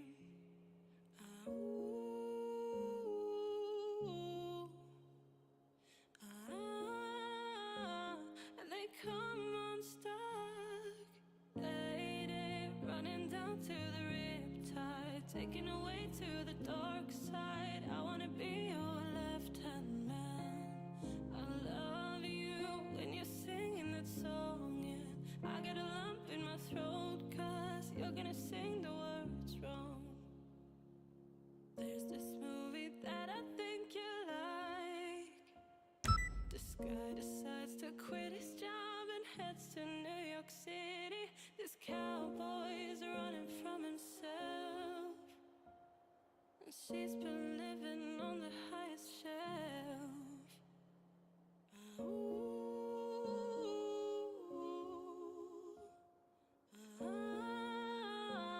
And they come unstuck, lady, running down to the riptide, taken away to the dark side. I wanna be your left-hand man. I love you when you're singing that song, yeah. I get a lump in my throat, 'cause you're gonna sing the words wrong. Lady, running down to the riptide, taken away to the dark side. I wanna be your left-hand man. I love you when you're That those items were processed. But the woman that he spoke with said that the Bridgeport police never made any submissions of evidence up until that point. The 12th and 13th, the family and then the police came to the scene. As of the 29th, we forced them to collect matters of import, such as a condom with semen in it, a pill that we found on the counter, a bloody sheet, and some lube. And they picked that up on December 29th. As of today's date, those items have still not been turned into the forensic laboratory in Meriden for analysis. And so there's something terribly wrong here. So they have big refrigerations at this lab. It's the only lab we have in the whole state of Connecticut. And as of today, these items still have not been turned in. So we're like, what's going on with this? Where are these items? Why haven't they been analyzed? This condom, which was never taken into evidence until a few weeks after her death when the family really started pushing back, is a major red flag, especially when Michael said that they did not have sex that night. Now, obviously, his statement can either be easily disproven or proven with a simple DNA test. But the police just decided to believe him at his word because he's a really nice guy, and they just dismissed the condom completely. It was never processed into evidence until thankfully recently it was. This gentleman said that they had no sex, he never took his clothes off. Yet still, the police failed to see if in fact the statement comports with what was found on the scene. Now, Michael's lawyer said that he is not being considered a suspect, as we know, and even though he's not, he has been cooperative with the police every step of the way. However, the Smithfields family feels very strange about this cooperation because he has never even reached out to their family, not even with condolences or to maybe answer any questions they have. And it doesn't necessarily mean he did anything, but I would say that that is kind of odd. Their family has been very vocal that they believe that if the night had played out the way that he said it did, that it would have made sense for him to contact them. If you were on a first date with someone and they died while you were there, while you were with them, you would think that would be so traumatizing that you would want to reach out to her family and make sure that they at least know. And so it is Lauren's family's belief that he is hiding details from that night. Again, this is just their family's opinion at this point. The Smithfields and their lawyer are also extremely skeptical about Michael and the BPD because it's suspected that they might actually have a prior connection. This has not been confirmed, and of course, I do not intend to spread any misinformation, but their attorney Darnell has publicly said that there could be a connection, and I believe that it's important to at least include that. It hasn't been clarified what this connection could be, and obviously, I don't know if it's true, if there's anything to really back that up, but I believe that since their attorney has publicly said this, it's important that I mention it. And they actually plan on filing a $30 million lawsuit against the city soon. What I believe is that the police failed to collect and preserve that environment from the first day. The attorney has now filed a notice of claim to sue Bridgeport for negligence, claiming key evidence was not initially submitted to the state lab. And 2 Connecticut detectives have been accused of mishandling the investigation into the deaths of Lauren and also Brenda, which I will get into next. And 2 of them have been suspended. One of them being Kevin Cronin, who literally hung up on their family and told them to stop calling him, which obviously he should lose his job completely, but at this point he is only being suspended. Hopefully that goes a step further in the future. Chantel says that every time they went to the police department, they were treated like suspects, and they would just refuse to answer any questions that they had about the case, which is Suspects terrible. I truly don't can't walk imagine being into a in that police position station and then feeling. being treated that way. It was careless. It was no concern. There was no care for the family about how we felt, our grief, our pain, none of that. And like I said from the beginning, there was a major lack of media coverage. It really wasn't until Cardi B spoke up that the coverage started picking up. And with this lack of media coverage on top of the continued misconduct, there was a march held to the mayor's office led by Lauren's family that took place on January 23rd, 2022, which would have been Lauren's 24th birthday. This march demanded that further action would be taken on her case and that the mayor, who has been silent thus far, speak out about the unjust actions taken, or in this case, really not taken by police. So the same weekend as the march was held, the medical examiner released their report. Lauren's cause of death was ruled an accident as a result of acute intoxication due to the combined effects of fentanyl, promethazine, hydroxyzine, and alcohol. Now, her family says that none of these drugs, excluding the alcohol, would have been something that Lauren would have taken knowingly. They are adamant that she was not a drug user, and it doesn't make sense with her lifestyle either. I mean, Lauren was super health conscious. She was a driven person, and involving herself with drugs would have been the complete opposite of everything that she stood for. Forensic expert Joseph Morgan, who was an someone expert slipped the correspondent drugs during the into her George Floyd system, trial, said that which he is doesn't the believe guy, Lauren that would have nice had the time guy. as a 23-year-old to develop the type of dependency on these drugs that would cause her to take so much that it would kill her. And of course, Michael's story from that night make Lauren look suspicious. You know, getting something dropped off to her house by her brother, then being in the bathroom for 10 to 15 minutes. And obviously, it could have been drugs. We don't know what Lauren was doing in the bathroom. But the police should not just be assuming that that's what happened that night. They should do a full investigation and make sure that she wasn't drugged by someone else that night. But her brother, Lukeem, has clarified that he wasn't dropping anything off. In fact, he was picking something up, some laundry.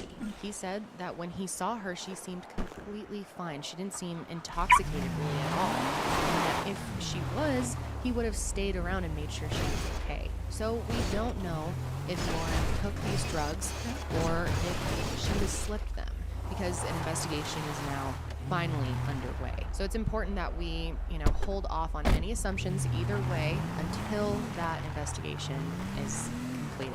Attorney Darnell Crossland has said he has never seen a medical examiner rule a mix of drugs and accident without first knowing how the individual obtained the drugs and how they ingested it. And in Lauren's case, they never even looked into how she got this cocktail of drugs and how or why she consumed them that night. So the public outcry for Lauren has really only just started because the majority of people just did not know due to lack of coverage. Like I said, her case really started getting traction after Cardi B made a tweet about her case, and in the end of her tweet, she says, "Justice for Lauren. Connecticut, you have failed that young lady." Mayor Joseph Ganim didn't make his first comments on the case until shortly after the family and community marched for justice. In his final address, he expressed condolences and stated that he is extremely disappointed with the leadership of the Bridgeport Police Department. He went on to talk about how he recognizes the pain that they are in and that sensitivity and care is of the utmost importance when working with the family of the victim. He also added that he will work with the chief of police to make the necessary changes the department needs in their policies and practices when it comes to notifying family members of a death. The Bridgeport Police Department has high standards of officer sensitivity, especially in matters involving the death of a family member. It is an unacceptable failure if policies were not followed. To the families, friends, and all who care about human decency, that should be shown in these situations, in this case by members of the police department. To again make it clear, both to members of the public and to the department, insensitivity, disrespect in action, or deviation from policy will not be tolerated by me or others in this administration. Their disappointment, demand for accountability, and These and all other matters brought to my attention will remain with all the questions answered to the satisfaction. He also said that he has contacted the state medical examiner to request assistance in expediting this matter so the family can have the answers that they need. He also states that the handling of Lauren's case has been sent to the police department's Office of Internal Affairs for investigation. The Narcotics and Vice Division of the Bridgeport Police Department have now been brought into the investigation, and the DEA has announced that they will be investigating if any crime was committed and if anyone should be charged with her death. That is all the verifiable information I could find at this point. Of course, there are a lot of rumors on Reddit and social media and stuff, but I want to keep it about the facts in this case and what we know so far. I am recording this on February 13th, 2022. My videos take about a week to go through editing, so if there is more information by the time that this video uploads, I will leave that below in a pinned comment or in the description box. But that's all we know as of right now. So now let's talk about Brenda. Brenda Lee Rawls is a 53-year-old black woman who died just 2 miles from Lauren on the exact same day. Now, her case has gotten almost no coverage and no public outcry Why is whatsoever. he knocked the fuck? Okay, And I don't know. I don't think that's the fault of the people. He I think is it's the knocked fault the fuck of out. the police I'm and the media sus. for not bringing it to people's attention. Brenda was Sussed born out. on December Very 2nd, sus. 1968 in Bridgeport, Connecticut, where That she spent the looked majority weird. of her 53 No years. way. Brenda's I've a never very had that funny before. person, a very lively person. She was an avid member of her church and would frequently volunteer in her spare time, helping the homeless people in her community. She has 3 sisters, Angela, Dorothy, and Deidre, and her family says that she was an extremely hard worker. She had a full-time job working as a customer service representative and also lived a very healthy lifestyle. Not a lot of information besides that has been released to the public at this point, but considering the devastation that has been expressed by her family, I'm assuming Brenda was a lovely person who was adored by the people in her life. Now, just like in Lauren's case, Brenda's sisters noticed that she wasn't responding to their phone calls on December 12th.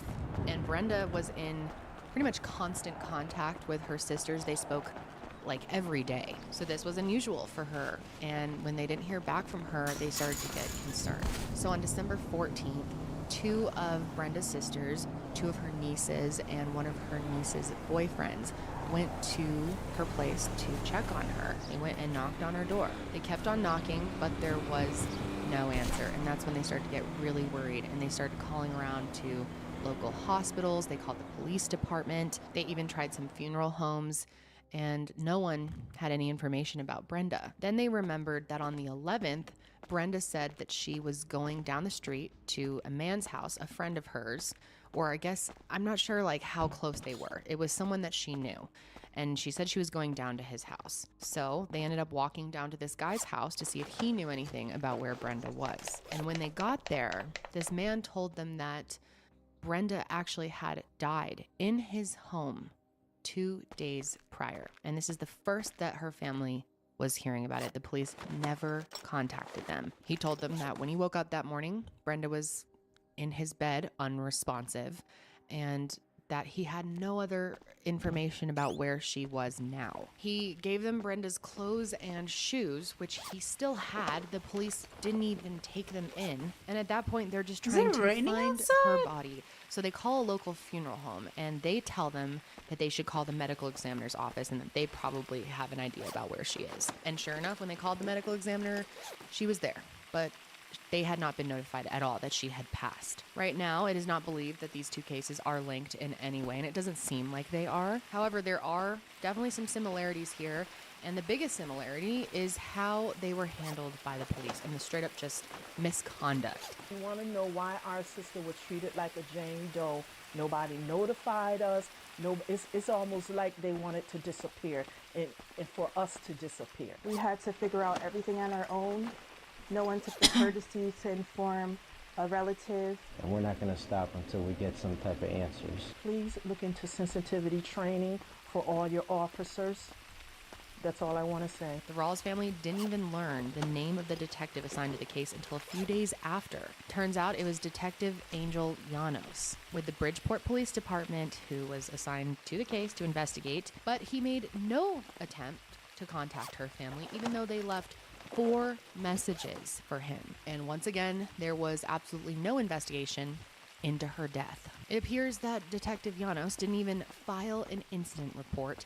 And at this point, the family is not even sure if a 911 call was even made. The police likely know if there was a call made. I mean, we would hope so. But at this point, that information is being kept under wraps. And the man that Brenda was last seen with was apparently with her when she died, was not even brought in for questioning initially and was not considered a suspect. And although the medical examiner, under pressure, has finally now released a cause of death for Lauren, nothing has been released as far as a cause of death for Brenda. In fact, the medical examiner's office said it's going to take 6 to 8 weeks before they have that information. I'm hoping that maybe by the time this video goes live, there will be an update about her cause of death. Luckily, the Rawls family is also working with attorney Darnell Crossland to look into the misconduct from the Bridgeport Police Department, because they feel that because Brenda was Black and a female living in a low-income area, that police believed nobody would come looking for her if they just brushed her death under the rug. They feel that they have been completely ignored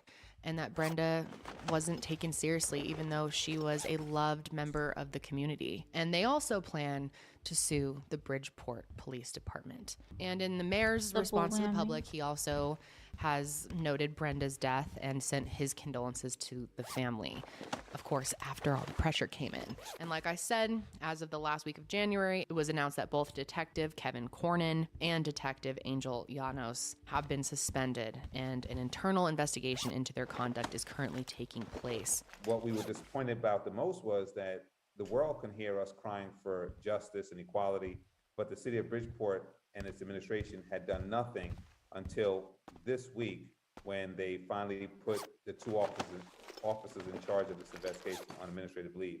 So it's an emblem of sunshine, but we've been in the dark for so long that we'll have to accept that for now as we continue to strive for justice. And people are not satisfied with the decision to suspend them, because even though they are removed from their jobs temporarily, they are still being paid. The Rawls family has been outspoken that they believe the entire department needs to be broken down and reconstructed from the bottom up. And when I tweeted about the Bridgeport Police Department, so many of you were responding saying that you're not surprised by this misconduct, that they are a total mess, and that they mistreat people all the time. The president of the Bridgeport NAACP chapter has also spoken out about how the Bridgeport Police Department handled these cases, and he has stated that he recommends a variety of new training and hiring practices so this can be avoided in the future. He also thinks that there should be more community input and oversight so that the police department can address the insensitivity and prejudicial treatment towards Black citizens and improve these relations moving forward, especially considering that 35% of Bridgeport's population is Black. The Bridgeport chapter of the NAACP has also demanded that the Department of Justice investigate the actions of the Bridgeport Police Department and their handling of Lauren and Brenda's cases. So right now, this is all we know when it comes to Brenda and Lauren's cases. Obviously, it could be proven that there was no foul play in one of these cases, or both of them. We just don't know at this point. But with or without foul play, the way that these families were treated is just disgusting. It's absolute garbage in today's day and age that these families, with all the way you contact people, the fact that these families were not even alerted that their loved ones had died is irreprehensible. These families deserve way more respect, care, sensitivity, urgency, reporting. I mean, this community deserves that. I'm hoping that with all of the increase in public demand for information in these cases and public outcry and outrage, that there will be more information coming in the future. And hopefully this video can be a small part of that in some way. There are GoFundMes set up in both of these cases. Luckily, Lauren's has gotten quite a bit of support. They have raised a large amount of money so far. Brenda's family has not gotten the same. And again, I think that's because a lot of people just don't know about Brenda's case. I will be making personal donations to both of them, and I encourage you guys to check out their page, and anything helps. I mean, whatever you can offer these families really means a lot. I will also leave ways that you can contact the Bridgeport Police Department and let them know how you feel about this case, and the mayor. I'll leave his information below. Even something as simple as a tweet, it makes a difference. That pressure really goes a long way. I wish I had more information for you guys. Let's all hope that more will come out and we will have some answers when it comes to these two women who were loved by their family, friends, and communities. I send my condolences to these families. I want them to know that my Victims Advocate Forum is open and I am here to support them in any way possible. But that is it for me today, guys. I hope you have a good day. I hope you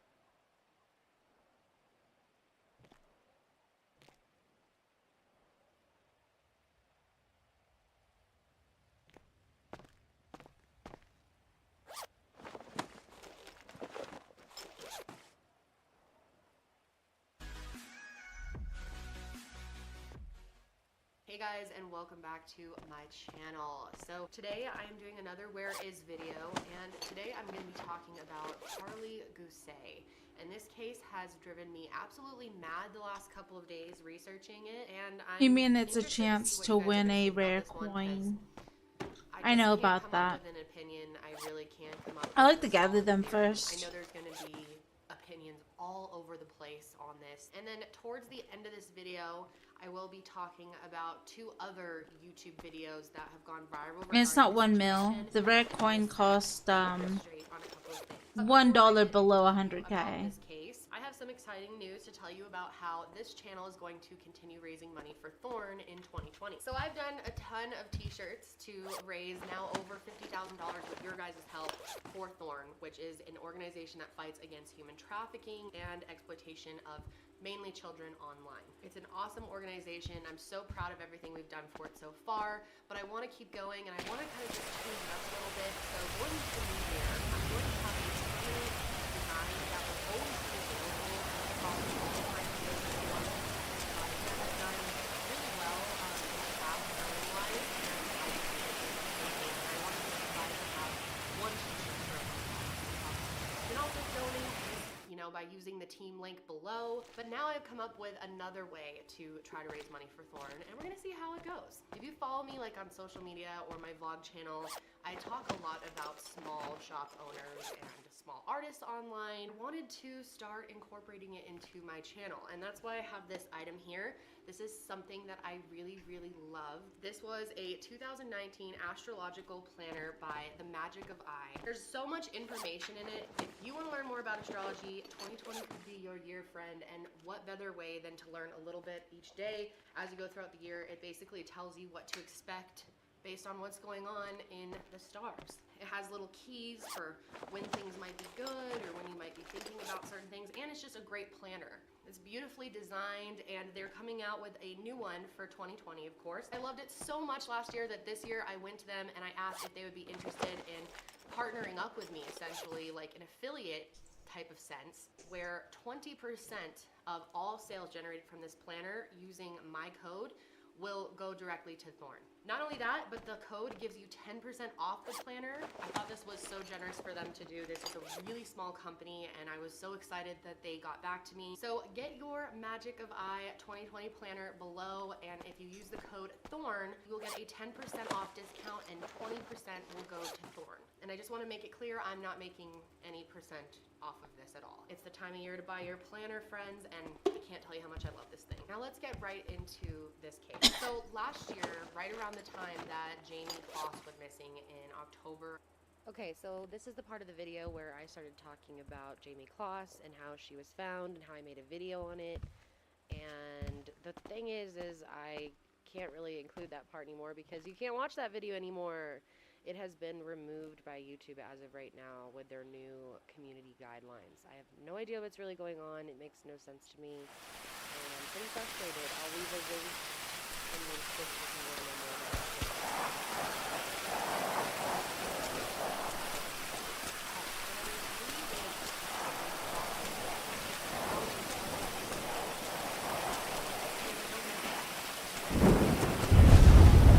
Holy thunder.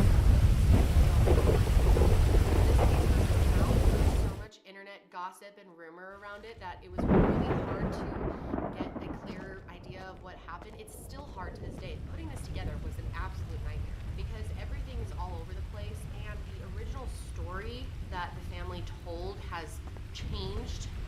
So that's been really confusing, like trying to figure out what actually happened was pretty hard. hard, but I think I have a decent idea now of what happened in this bizarre situation. So Carly was only 16 years old at the time that she went missing.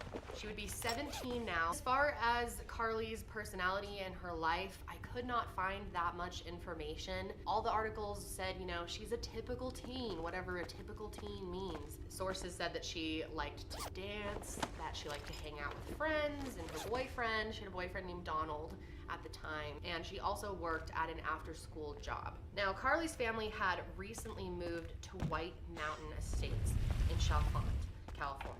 And let me break down this family for you because I think it's important you understand that first. Carly's parents are named Lindsay and Zach, but they separated when Carly was like 2 years old. Eventually, Zach got remarried to a woman named Melissa. And in her early childhood, Carly actually lived with her mother for a while, but eventually she moved in with her dad, Zach, and Melissa. And they raised her most of the time for the majority of her life. Most of her life before this, she had lived in Bishop, California, but like I mentioned, she had just recently moved to a town pretty close to Bishop, just north of it, called Chalfont. Now, Carly actually wasn't really fazed by this move. She got to keep, you know, her same friends and stay in the same school district, so it was just like a house change for the most part, and it wasn't like affecting her really badly or anything. So let's go to October of 2018. They have just moved to this new area. And according to Melissa, Carly's stepmother, Carly was adjusting pretty well to life there and seemed really happy at the time. She said she had a really naturally positive attitude, and she was just one of those kids who was really upbeat, and she was not worried about Carly in really any way. So Friday, October 12th, 2018, Carly is going to be going to a football game with her friends. It's a typical Friday night. They're all going to go to this football game, a bunch of friends, and you know, it always starts with a football game and ends in other things, right? So she goes to this football game, and Zach and Melissa stay home that night. Zach had worked that day, came home, had a couple of beers. The Friday night he's drinking in his house, and Carly was supposed to be going to this football game, but her group of friends never even went to the football game.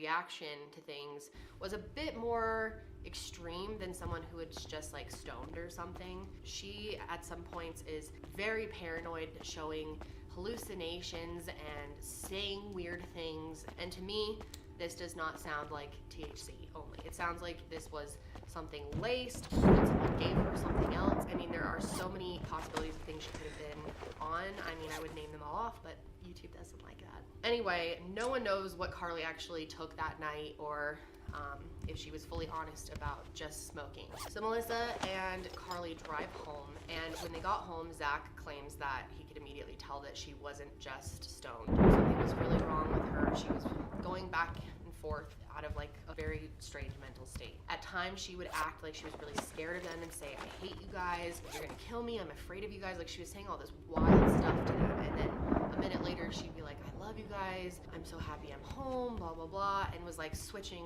all over the place, just acting totally bizarre, having what sounds to me like a bad trip. Now, the times have been reported all differently. There are some sources that say Melissa got the phone call from Carly at 9 p.m. Some sources say they got home at 9 p.m. So I'm not really sure, but when they did get home, Melissa wanted to help, sober Carly up. So she gave her a power bar and a salad, which is kind of like a strange thing to give someone to like sober up. I guess it's not like she was drinking, but I don't know, just it seems odd. But anyway, she was trying to get her to eat a salad, and Carly was eating the salad, and then she was spitting it out and going, bleh, this is the devil's lettuce. So they noted that she was just acting totally bizarre, and they decided that it was time to start like ramping her down, trying to get her to go to sleep. And as they try to get her ready for bed, Melissa decides to start filming her. Now, this is really good that they did this. This provides a lot of information for investigators, a lot, and it really helps kind of set an idea of what Carly was like that night. It verifies them saying that she was acting this way. So Melissa basically recorded her like with her iPhone camera, but she ended up not actually taking any video. So it's basically an audio recording just done with the video recorder. And the idea with this was to show her how she was acting in the morning, to basically a life lesson. Don't do drugs again or you're gonna have this bad experience. So I'll get more into the recording later. We'll talk more about that. But that night, Melissa decides to sleep with Carly because Zach, he'd been drinking a decent amount. He said he was kind of in and out of sleep all night, didn't really know what was going on fully, but Melissa was up with Carly all night. Melissa claims that Carly was up pretty much all night, upset, paranoid, just very distressed. Friday night, I picked up Carly from town. She was supposed to be at a football game. She had lied to me and told me that she was at the football game. And when she called me, she said she was sorry. I was with friends. I'm sorry. Can you please just come get me? So I drove to town and picked her up. She was by herself. She was very paranoid. She was scared. When we got home, she was still paranoid, almost like extremely stoned. We got home and then I had her eat. She had a salad. I made her eat a power bar, and she wanted me to spend the night with her. So, her brothers were awake, and Zach was awake, and we hung out, and she ate, and then she was like, can we go to bed? And I was like, yeah. And she's like, well, can you go to bed with me? I was like, yeah, sure, whatever. I'll lay with you, watch a movie. We hung out for a little bit in the kitchen, talked a bunch, and then my brothers went to bed. It's raining so much. Like a full-on storm. Brush my teeth, wash my face. She was by my side the whole time. She didn't want to leave my side. She was paranoid. We ended up back in the living room with her brothers for a little bit, watched a movie, and she was just still kind of paranoid. And then we went back to bed, and I spent the whole night with her. I mean, I was awake, and then I dozed off. And she's just there. She was just hanging out. She was awake. She wanted to paint my toenails. She wanted to color. I was up, and then I would doze off, and I was up, and I would doze off, and she was there the whole time. I was really scared to put this out there because so many people are judgmental. So she slept with her, and she was texting like Carly's friend. She was texting Donald, which was Carly's boyfriend, and asking him to pray for Carly. We don't really know the context of why. Maybe just because she had this bad trip, but a lot of people are concerned about that message. Like, why was she concerned enough to ask for prayers from her boyfriend? Anyway, she sent out the last text message to people at 5:38 a.m. And that was the last time that she remembers being awake, and she says that she saw Carly sleeping right next to her, and then she went to sleep. Now, this part of the story has definitely been reported differently or changed over time since this all first came out. But I'm gonna go off of what Melissa says happened to this day, and then I'll kind of back up and explain. Around 7:15 in the morning, she wakes up and notices that Carly is not in bed with her. She claims she gets up, runs around the house, tries to look for her, and cannot find her. Now I'm going to play a clip of Melissa herself explaining what this moment was like.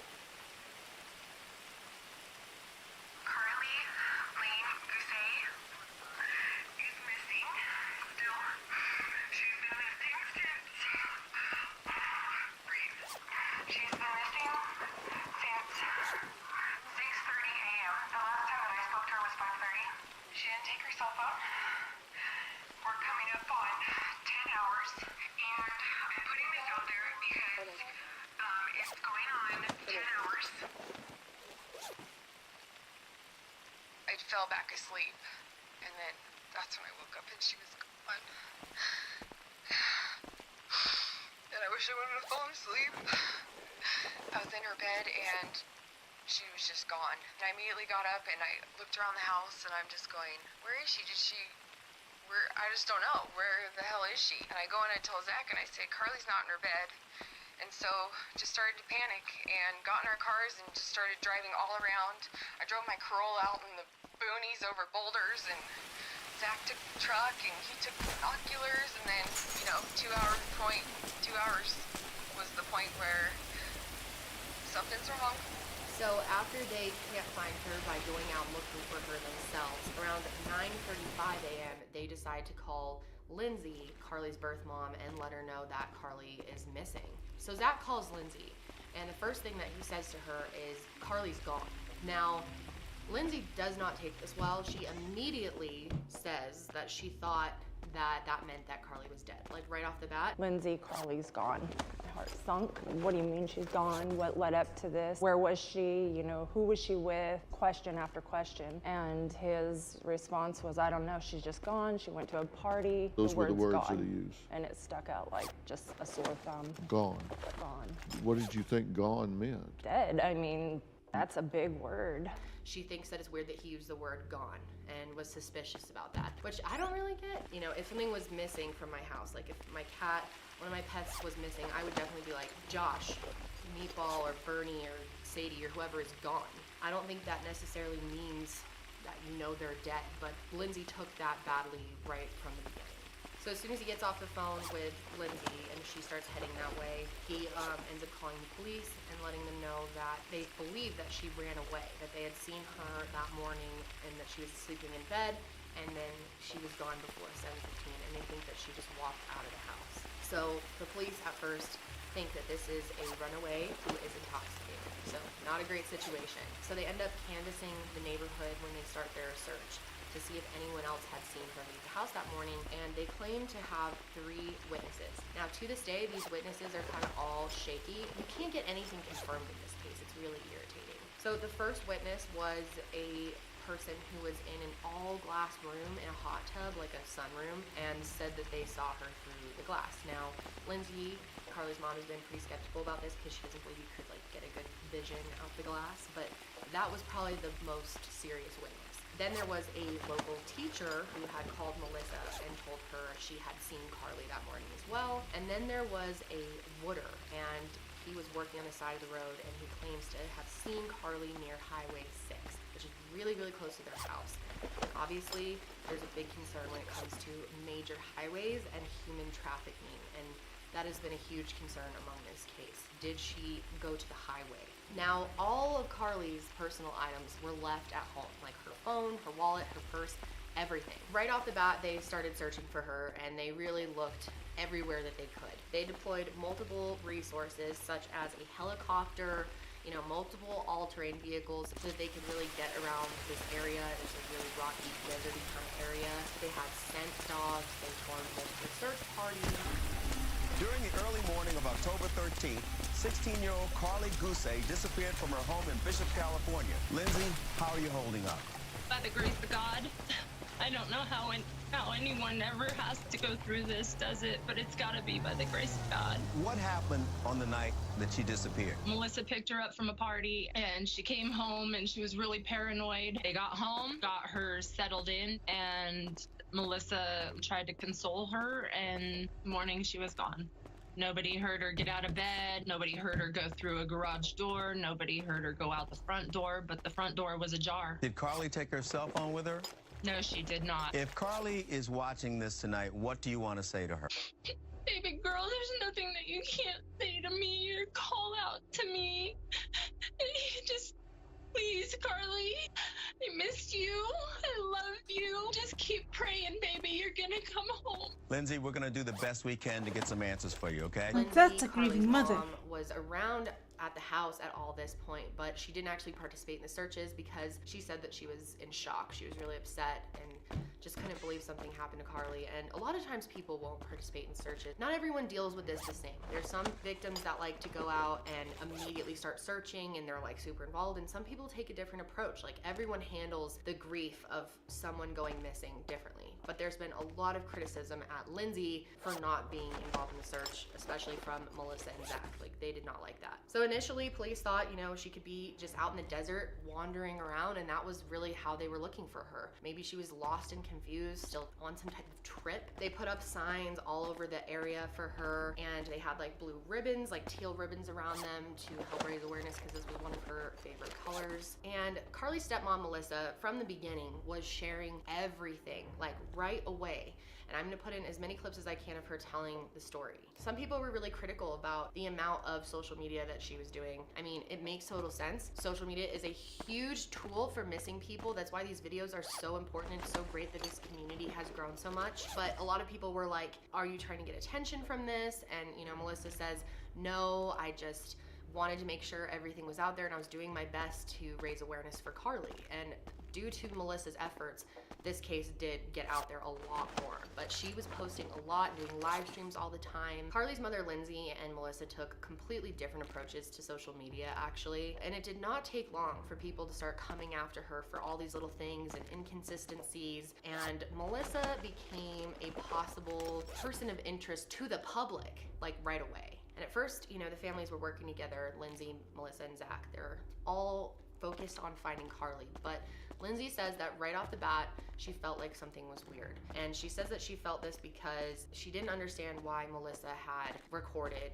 Carly. She thought it was really strange, and then when she heard part of the recording, she was very upset. And I'll explain why. Lindsay asked people publicly not to speculate about a possible abduction. She wanted to not hinder the investigation because I think she felt like something sketchy was going on within the house right away. Actually, that's what she said she was feeling. And so she encouraged people to not go down that road and to not start being like, oh, she was abducted and stuff, which is interesting. And Melissa went a completely opposite direction, and I believe only 10 hours after Carly was missing, she was already saying, I believe that maybe she was abducted.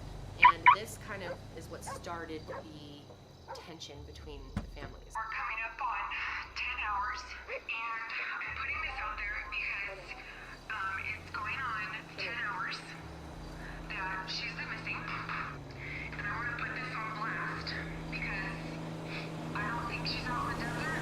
I think that she could have been abducted or taken because we do live by a highway, and it happens, and I'm being real.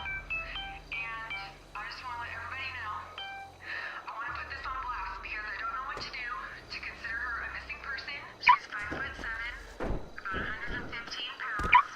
She has blue eyes and the cutest little nose and a great smile, and her hair goes all the way down past her belly, let's say, mid-waist. And this was last year's picture. She's a little bit different, but she's still like adorably cute. Now let's go back to this audio recording, okay? So this video, I guess I should say, has never been released. Other than the police and the family, I believe there's only one person who has heard it, and that is good old Dr. Phil. That's been really the only major coverage of this case. The family went on the Dr. Phil show. They did like a 2-part series, but they really focused on the drama between Lindsay, Zach, and Melissa. I mean, to be honest, I just really didn't like the way that they dealt with the whole case. I thought it was odd, but anyway. At first, Dr. Phil says that Zach and Melissa did not want to give him the recording for whatever reason. He actually like goes at them a little bit about it. At one point, you filmed her, right? It's just audio because I stuck it in my pocket. Okay. So you could show her the next day how she sounded on drugs. I wanted to hear that tape, but you didn't let us hear that tape. Tell me why. I wasn't. It's an ongoing investigation still. This is ongoing. I have it. The sheriffs have it. I don't think it's going to solve the mystery of where she is. Is there a reason that I didn't hear that tape? Nobody No. asked. No. No. Did anybody ask us? I don't even think Oh, anybody we asked. asked. Yeah, we asked. We were told we couldn't have the tape. curious why. You can listen to the tape. I don't want the world to listen to the tape. Finally, commercial break goes by or whatever, and they have a change of heart. They decide they're actually going to share this with Dr. Phil. Not the whole world, but with Dr. Phil. And he listened to it, and so that's all we really have is like his interpretation of it. I'm very glad that you made that recording. What it tells me is, as I said, this was a mind-altering drug. Because of her degree of paranoia, it makes perfect sense to me that she would flee. And then we also have Lindsay, who said that she has heard most of it, but hasn't heard the whole thing, and what she claims is in the audio. But we don't have a confirmed source of what all was said in that audio, because this is an ongoing investigation. They need to keep some things private. It makes sense. But in this recording, it has been reported that Carly was talking about wanting to go to church, wanting to read the Bible, things about the devil. Like, she was clearly going back in her mind about like dark thoughts and spiritual thoughts and things that a drug trip could induce. And then we also do know that during the call, Carly asked Melissa to call 911. The way that this went down, according to Lindsay, is that she said, Mom, are you there? And Melissa in the recording says, no, it's not your mom, it's me, Melissa, silly. And Carly says, oh, sorry, I'm scared. And then at one point, Carly asks Melissa to call 911. And Melissa says, okay, call. And then there's a pause, and then Carly says, well, are you gonna call 911? And Melissa says, no. And then Carly says, well, why? And Melissa says, because there's nothing wrong. Now this has been probably the biggest point of contention here, is people saying whether or not Melissa should have called 911, whether they should have brought her to the emergency room. I mean, could something have happened to her? Could she have been overdosing? And that's what Carly's mom really feels happened. She says to this day that her theory is that Carly had like a drug overdose during the night, and that Melissa and Zach got rid of her body.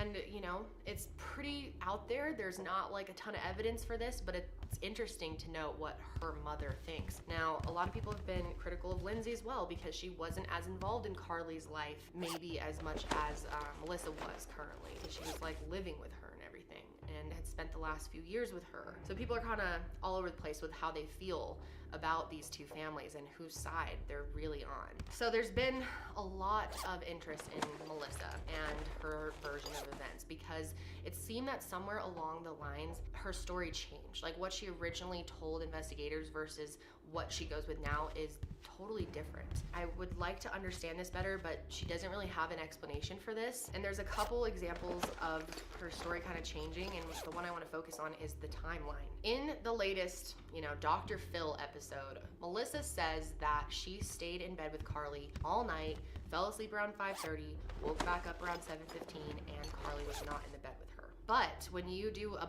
pretty basic search on this case, you'll find a NBC News article that came out like right around this time, and there's other sources that report these type of things too. And it says this: the next morning around 5:45 a.m., Melissa said she went through her usual routine of opening the kids' doors and saying good morning to them. She told Dateline how she saw Carly in her bed at the time. Melissa said that she went back to sleep for a little bit, but when she woke up a little bit later and opened Carly's door again, Carly was nowhere to be found. I went to our bedroom and I said to Zachary, honey, she's not here. And he said, what do you mean she's not here? And I said, she's gone. She's not in her room, she's not outside, she's not in the backyard, she's not anywhere. So as you can see, somewhere along the line, the story was changed. Now, whether this was like incorrect reporting, or this is Melissa saying things wrong, it's very confusing to figure out what the timeline actually was, or what was going on in that house around those early morning hours. So like I said, Zach and Melissa kept that audio recording that they had from Dr. Phil's crew at first. They claimed that they never asked for it, which I don't believe. I'm sure Dr. Phil's crew was like, give us this tape, like give us an exclusive. So I don't believe that. They at first refused to give it to them. They finally did. But Dr. Phil also wanted to interview some of the mysterious witnesses that saw Carly that morning, and they would not give him the information for like the man that saw her from his hot tub room. Like, they wanted to get more of an idea of this person's story, and they would not give out his contact information. And they admitted in the show that's because we don't want to, get them involved until they say it's okay, and we haven't asked them, and some excuse. But it's like, if you have a missing child, why wouldn't you want everyone interviewed, every stone unturned, just be forthcoming with everything? I mean, that's where people have problems and have suspicions around Melissa and Zach. Zach and Lindsay's relationship now is non-existent. Melissa cannot stand Lindsay, Lindsay cannot stand Melissa, vice versa. I'm pretty sure they do not speak at all. Carly seemed really confused. You can hear her asking. That kind of made me jump. Lindsay's making accusations. She wants answers, so she's mad because she wasn't a part of it either. I believe there's evil in Zach and Melissa's house. It's just a complete lie. We've raised Carly since she was like 5. I mean, this is ridiculous. How dare you? Because I'm her stepmom? Because I didn't give birth to her? Which is really quite sad considering the main focus here is finding Carly. It would be better if they could work together, but you know, Carly's mom feels like Zach and Melissa had something to do with it, or they're covering up something, or they're not being forthcoming about something. And when you listen to Zach and Melissa's side of things, they're like, we did everything that we could. We're the ones who raise her. Like, you don't really know what you're talking about. How dare you accuse us of this? So they're on completely different pages. Before I get into some of the theories about what could have happened to Carly and just walk through the different scenarios, I want to clear up 2 things. These are both YouTube videos, viral things that have been connected to Carly that many of you have sent to me or asked me to talk about. And I know if I don't address these things that there'll be comments about them. So I'm going to just go ahead and talk about them. The first thing is this YouTube video that a bunch of people sent me, I think without actually watching it. But this was a pretty upsetting thing that happened to the community of people who want Carly Gousset to be found. This video went really viral. There's 14 million views on it because when you look at this thumbnail, it makes you think that this person literally found Carly out in the mountains. Like, it has I remember this video. Red arrow pointing to a red circle, and then a picture of Carly, like with the arrow pointing to the person, suggesting that Carly is the person in that thumbnail. Now, this video, I don't want to be too critical of it because this guy did end up helping a situation, a different situation, but I really don't like the way that they used Carly to clickbait people. The video is of these guys driving around the mountain area in Hemet, California, and they see this girl outside running around. They decide it's really weird. They call her Ghost Girl. And by the way, this is all sponsored. This is all sponsored. The next day, he decides that he should call, which is like, you should call right away. But anyway, I'm glad he called. He calls 911 and he tells them what he saw. And he says that I think it might be Carly Gousset because I did some research and I found this girl and she went missing pretty close to this area. Maybe it's her. And the whole video leaves you thinking that he literally found Carly Gousset outside, especially because she's in the thumbnail. But then in the last minute, he tells you that it actually did end up being a runaway. So it was great that he called. It was good what he did. But it was a teenage runaway who was out hiding in the woods with her boyfriend for 2 days, and not Carly. So I find it really weird to use her as clickbait and to try to take advantage of the situation, especially when it's a sponsored video. I don't know. Really rubbed me the wrong way, but I just wanted to say that video has nothing to do with Carly. Don't even waste your time watching it. And then I have to talk about this. This is so weird. I think this is the weirdest thing I've ever talked about on my channel.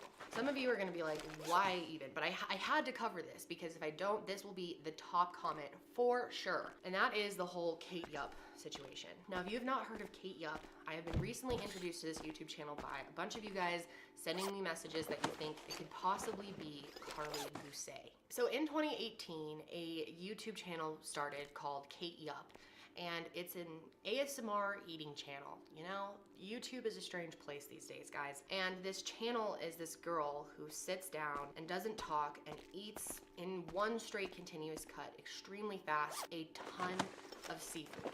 Like, this is one of the grossest things. I'm gonna warn you. I'm gonna play it and it's a little disturbing. Now, this channel has become like a big conspiracy because the person in the videos wears a blindfold and they do not show like up above their nose. And they eat as if they're almost starving. Like, so fast. I've never seen anyone eat like this. People have started to think that maybe she is being held captive or being forced to make this content. Now, I don't know about this. I mean, normally I feel pretty weird about these type of things, but this person does not want to be seen like above the nose at all, and this person has sometimes like cuts on her face or a bruise, and ever since people have started speculating this stuff in the comments, it's become this big thing. Is she a missing person being held captive, or is she in an abusive relationship, or what is going on? Because it seems like there's some guy running this channel, like filming her, and people think that she's being forced to do this, and that maybe this person is drugged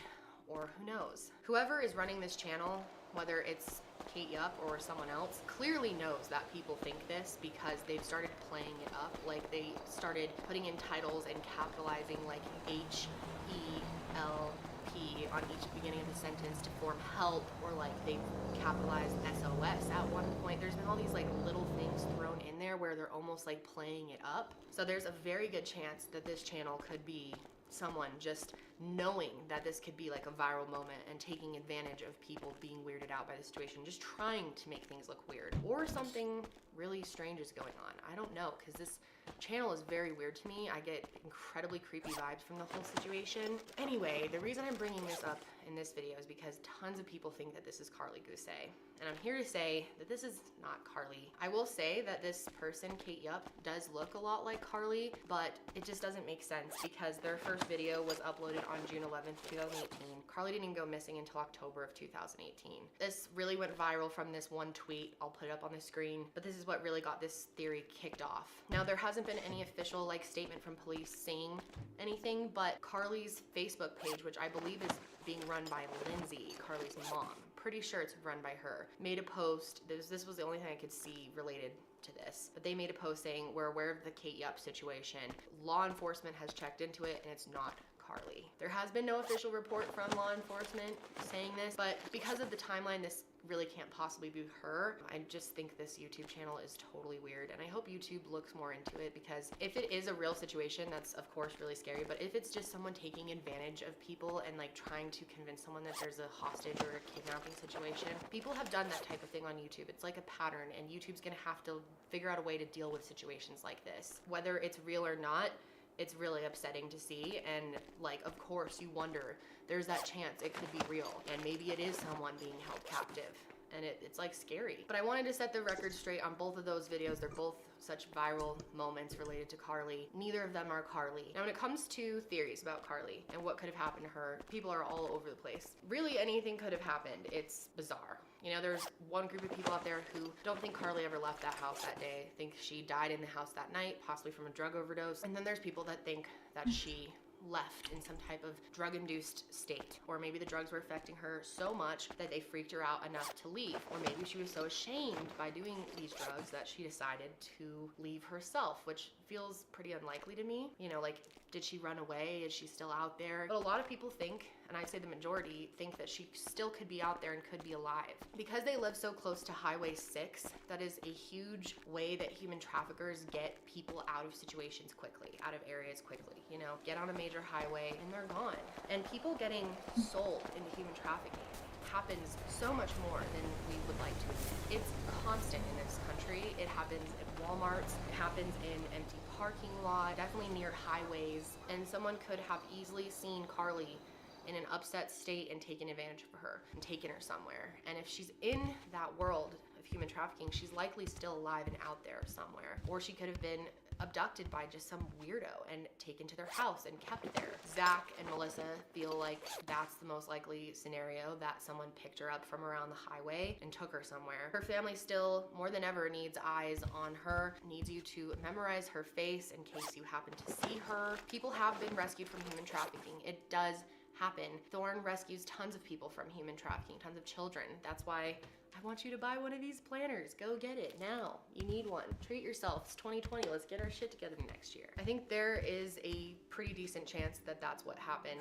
and it's really scary and it's just sad. I feel so sad for the family that they have all this tension, and there's, you know, a lot of broken hearts here and hurt feelings, and all this internet rumors and gossip and all that just doesn't help. The main concern here is Carly, and where is Carly? So I'm putting her picture up again on the screen. Do not forget this face. This is Carly Gousset. She went missing on October 13th, 2018 in the early morning hours from the Mono County, California area. If you have seen Carly or have any possible information, please call the Mono County Sheriff's Office at 760-932-7549. We are no closer to finding Carly. This is a missing person investigation, but we are considering every possibility, and we treat this investigation as we would any serious criminal investigation. Carly, if you are hearing or watching this, please know that your family loves you and wants you to come home. My letter is to Carly. It was exactly 1 year ago today that I received your last text, not knowing it would be the very last time I heard from you. 2 days after that, I got the call that made this whole world go dark.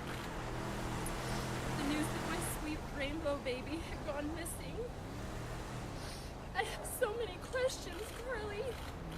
I hold on to hope that maybe someone does have you, that they will see the catastrophic damage this has done to our family. These 363 days without knowing anything of where you are or what happened to you has been miserable, and life hasn't been the same at all without you.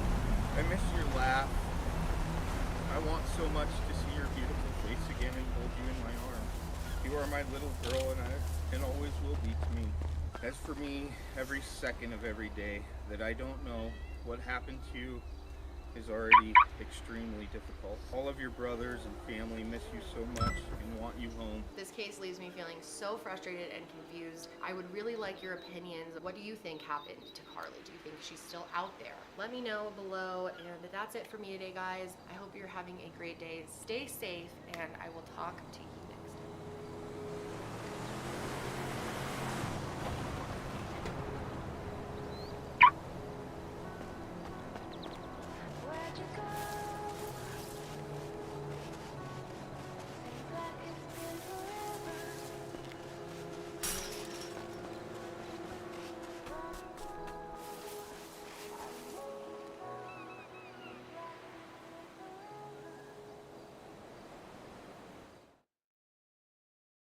¡Hijo de puta! Oh shit. Ah.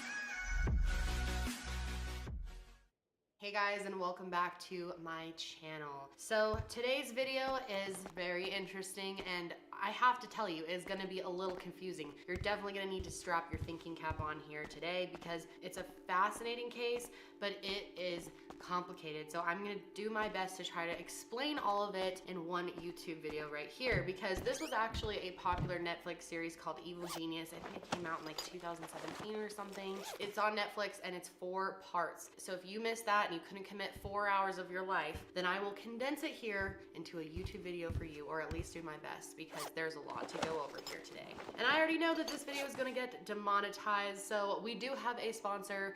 Thank you to the Drop app for sponsoring this video. So if you have never heard of Drop, it's actually a free app that you can download on your phone, and you are able to use it to earn rewards when you shop at some of your favorite stores such as Trader Joe's, Sephora, Starbucks, Walmart. You can even use it on Uber and Lyft to get rewards back. The points that you earn on the app actually translate into gift cards, and the gift cards are for popular stores such as Amazon, Sephora, Starbucks, and more. Basically, whenever you're shopping, you go to their shop app and see if they have the store on their app, and they have things like Expedia, Ulta, Forever 21, Groupon. You just use the search bar to type in what you're looking for. For example, I just made some purchases at Apple because I am working on a new series. Some of you may have heard me speak about it before, but we are going to be editing it, and we're taking up the quality a level, new camera, new equipment, and yeah, it's nice to be able to get some reward points for that. So basically, if you spend $250 at Apple right now, then you will receive 3,750 points back. back. And Apple is 15 points for every dollar you spend, so it kind of varies based on the store. Once you find the offer that you want, you just click on it, tap shop now, and this will take you directly to the online store from the app. And then you just shop just like normal, and Drop will automatically add your points once the transaction clears. If you are not using a rewards program when you shop, this is the time to start doing it right before the holidays and Black Friday, and it just makes it so easy. It's a total no-brainer. And what's so awesome about using it during Black Friday is you get the benefits of shopping through their apps, you get the points, but you also get discounts on your favorite brands because they're all offering,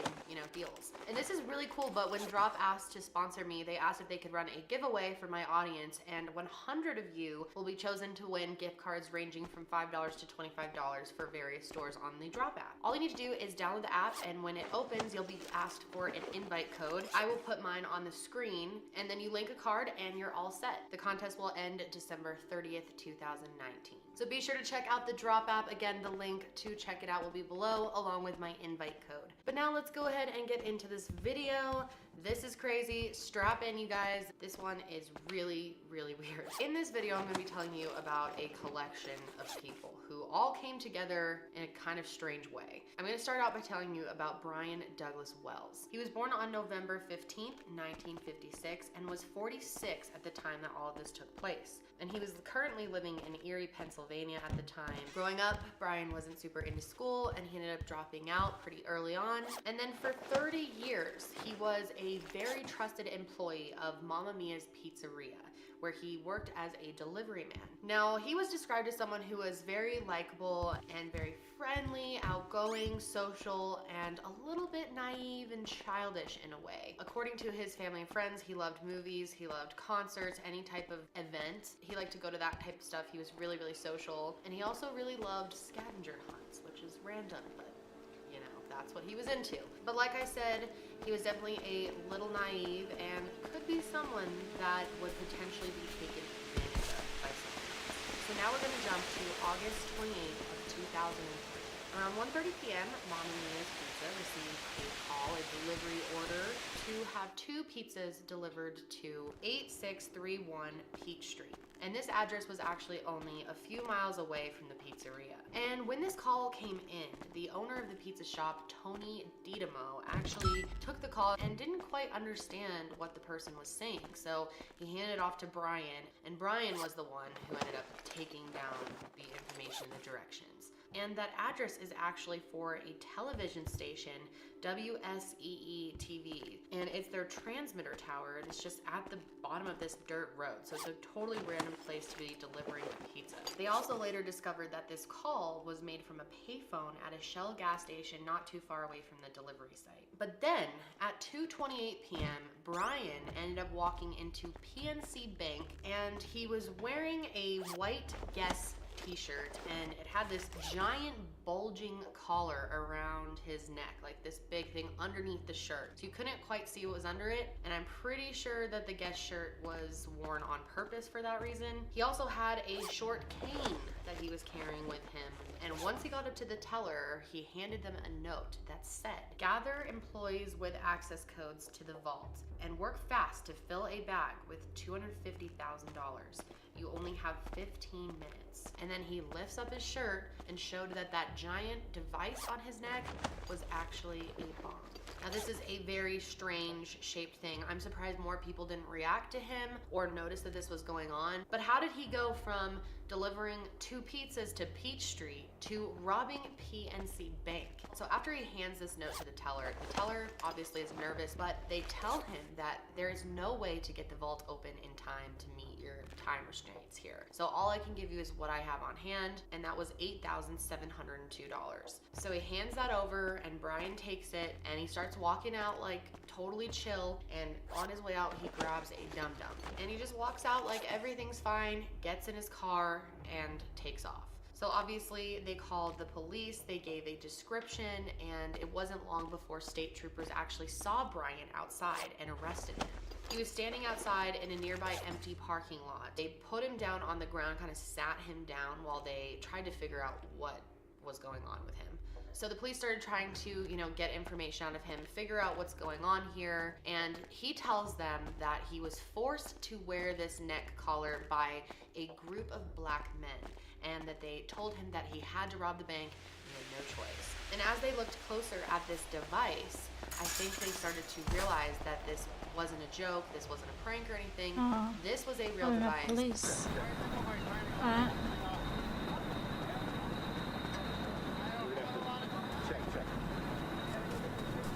I don't have a lot of time, he said. Police wanted to talk to him, Brian Wells, about a bank robbery that he had pulled off, but he told them that he had been set up and that the bomb he was wearing would go off. So they started to hide behind their cars and they called the bomb squad. But they would come a little bit too late because the device started ticking and beeping. And Brian started scooting back as if he was going to try to escape it somehow. People said around him it looked like he, at that moment, just realized that it was a real device. And it wasn't long before it actually exploded.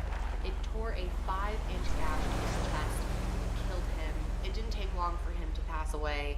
And then the bomb squad showed up 2 minutes later. But obviously now that this has exploded, they are thinking, okay, he didn't just rob the bank. He's not the mastermind here. Was he really forced to do this? Because who would put a real device around their neck and rob the bank? I mean, that seems ridiculous. Inside Brian's car, they actually found this really weird 2-foot-long key, which turned out to be some kind of DIY crafted handmade device.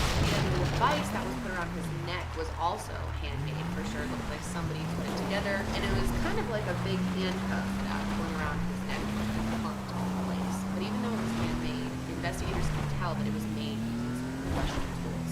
So they started investigating more into the scene, what was Brian doing leading up to all of this, and that's when they found some very interesting notes in Brian's car addressed to bomb hostage. And the note said to steal $250,000 from the bank, small task, but it also was basically a scavenger hunt. It was this complex set of instructions for Brian to go all around town in order to eventually free himself from the bomb.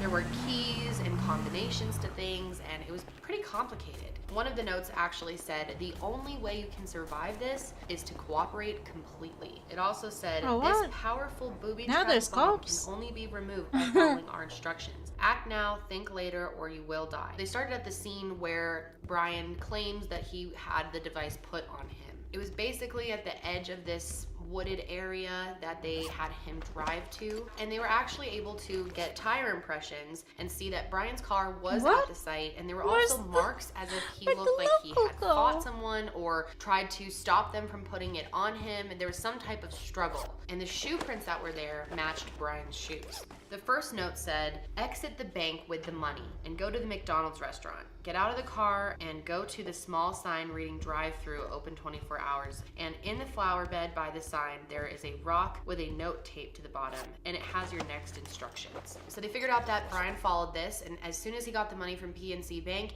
he drove to the McDonald's, went to the flower bed, and that's where he got the next note. And it told him to go up Peach Street to this wooded area several miles away. So he never quite made it to this step, but the next clue would have been to drive 2 miles south to another wooded area that had a road sign, and that's where he would find his next clue. But when police got to that area, they found this jar, but it was empty. So whoever did the scavenger hunt came and took the rest of the evidence or the rest of the clues before the police could find out what the rest of the plan was. Now this is where it gets even more confusing. I'm sure you're already a little confused. But a couple days later, August 31st, one of Brian's coworkers and one of his close friends, Bob Panetti, was found dead in his home. Now this is really important to the overall investigation here, and a lot of things are going to tie together because of this find. Bob was supposed to be interviewed by the police about all of this, and he was killed before he could. He was supposed to do it on a Monday morning, and he died Sunday evening, so it was very suspect. Now, I think he was killed,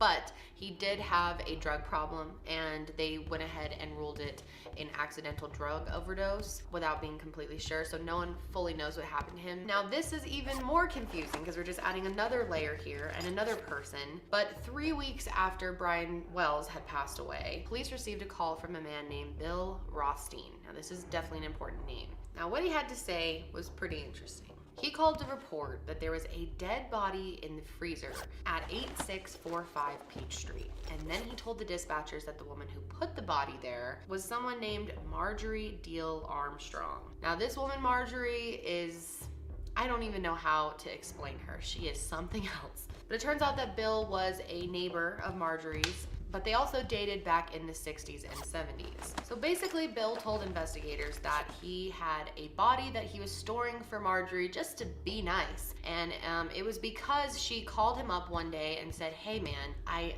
murdered my ex. His name was Jim Roden, so another name here. But she needed somewhere to hide the body, so she called up Bill Rothstein and he agreed to hide it in his freezer. Now for some reason, he decides to call the police and let them know about this. Now he was gonna go along with this and help her out until she said that she wanted to use a meat grinder to grind the body, and he decided that that was too much for him, and he called the police to report his own involvement. I think he thought he was gonna like get away with it because he didn't technically do anything. I don't think he thought this through too much, but his call was very angry.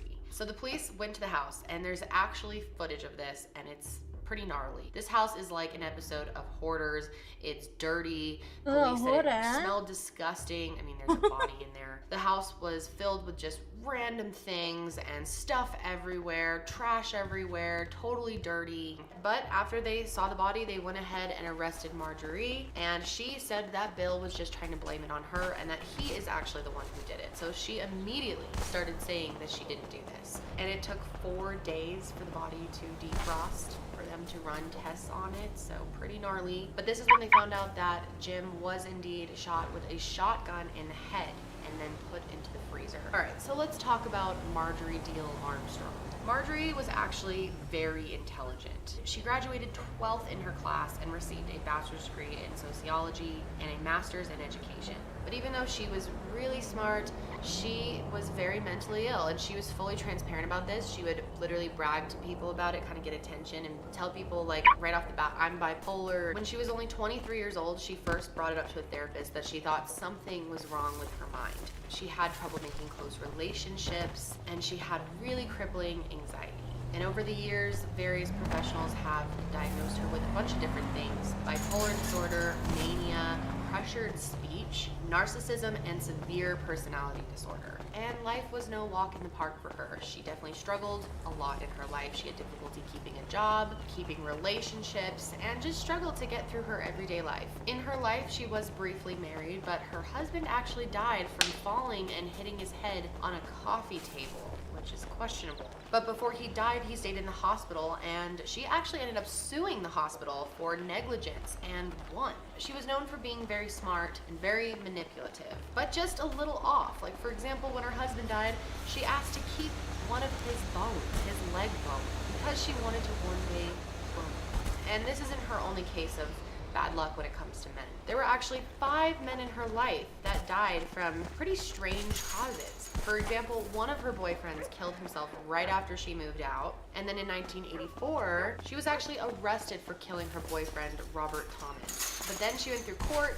and was acquitted due to grounds of self-defense. So a lot of questionable things have happened in Marjorie's life. But when she was arrested again for this latest body they found, Jim Roden, she claimed that she was completely innocent once again. And since this house was on Peach Street, they definitely thought, you know, maybe Marjorie could be involved in this, and they started to question her for that. But she insisted that she was not involved with it at all, and that the only way that she could have been involved in it is if Bill Rothstein was involved in it, and she blamed Bill for killing Jim, her ex, who was in the freezer. But as far as she goes, she said, I am completely innocent, you know, you have the wrong person. So they brought Bill in to take a polygraph test, and he did pass this, but there was one thing that he kept from them, and that was about his previous roommate named Floyd Stockton, who moved out of his house conveniently on the same day that the robbery of PNC Bank happened. Now, he was actually being held for other charges, but they interviewed him and gave him a polygraph test, which he also passed, so him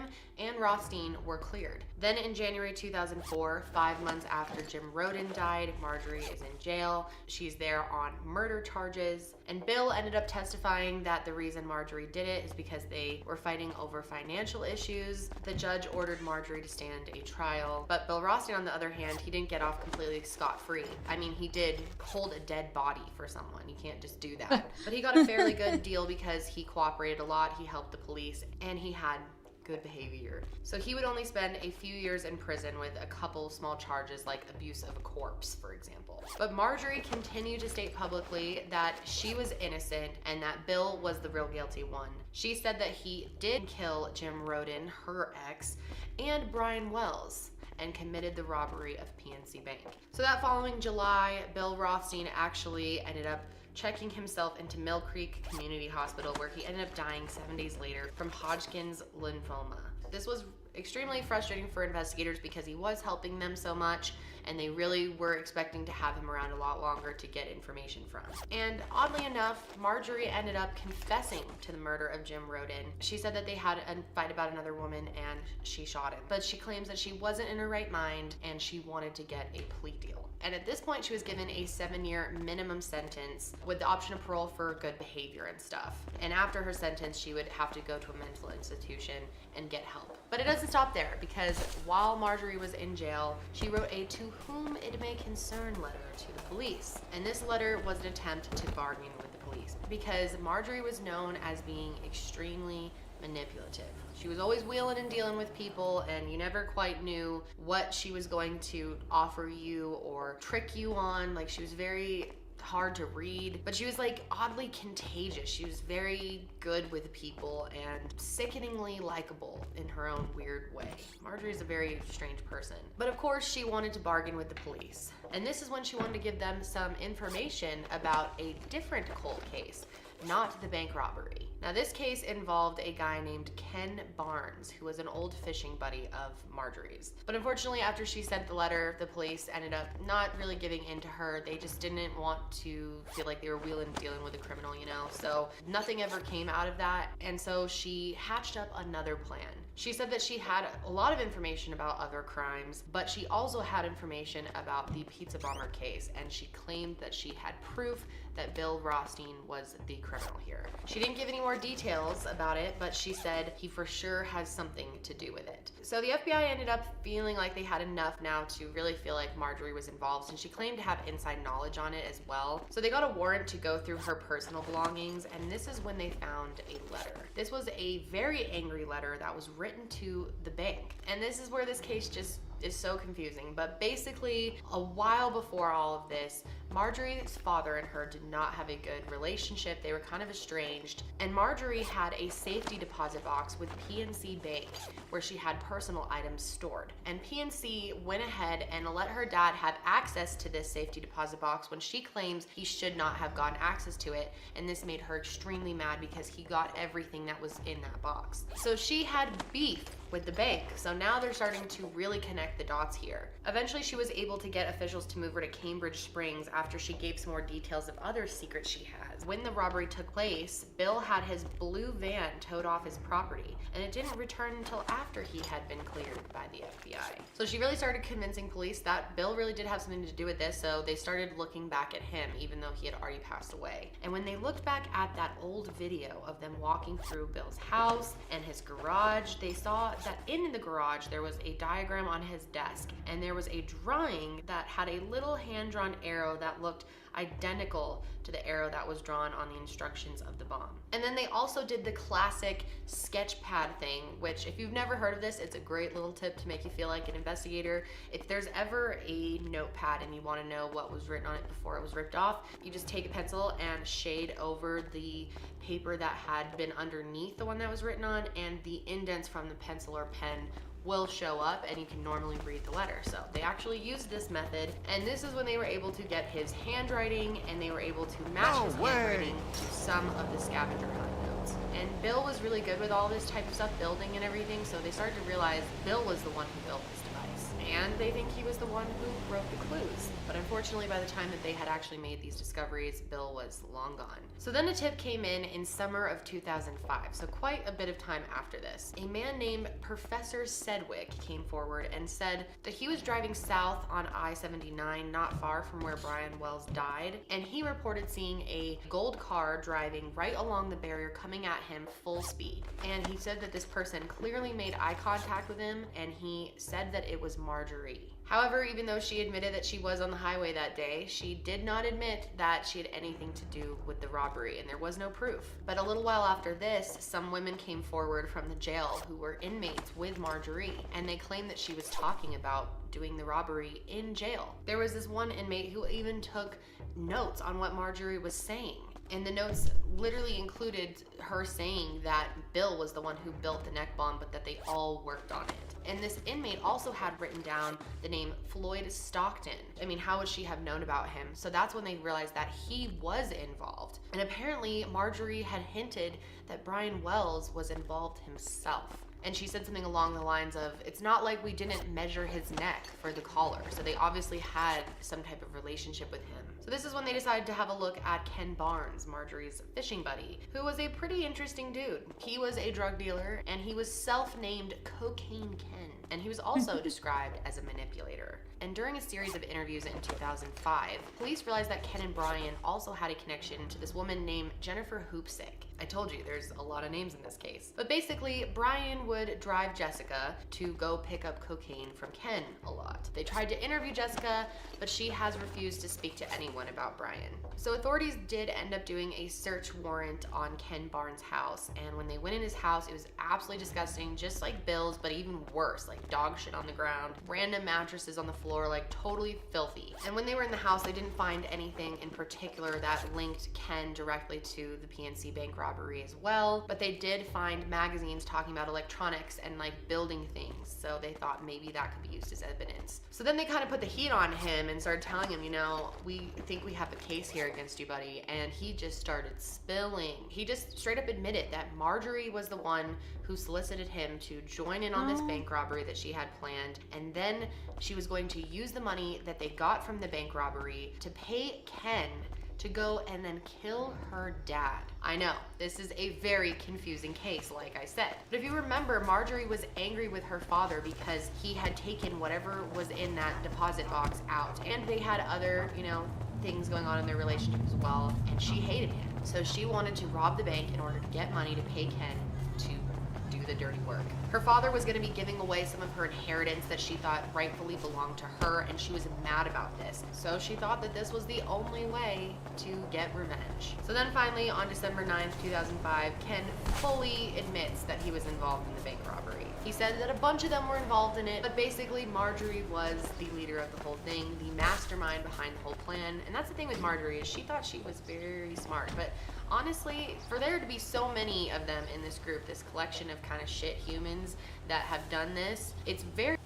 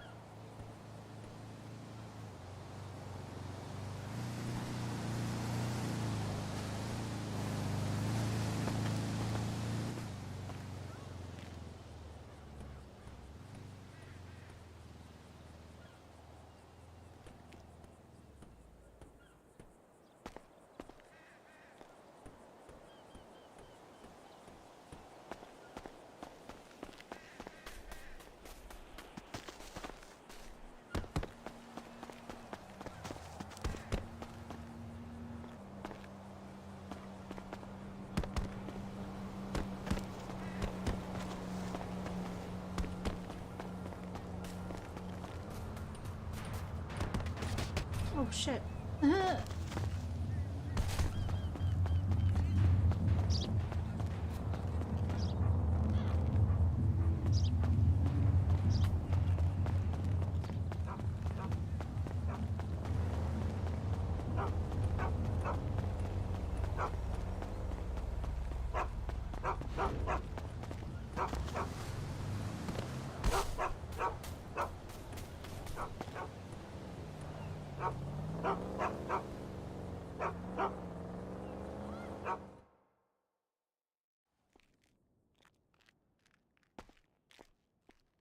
Very odd because they really set him up for failure. I mean, the amount of time that they allocated for him to do this whole thing and get the collar off didn't make any sense. It was barely enough time and didn't even like really take into account what if there were all red lights, or what if he's pulled over by police, or really anything. But a lot of people think that their plan all along was to kill Brian, that Brian himself was in on it, but obviously he didn't think that they were going to kill him. What investigators think for the most part is that Brian was involved to some extent, but he thought they were putting on like a fake bomb.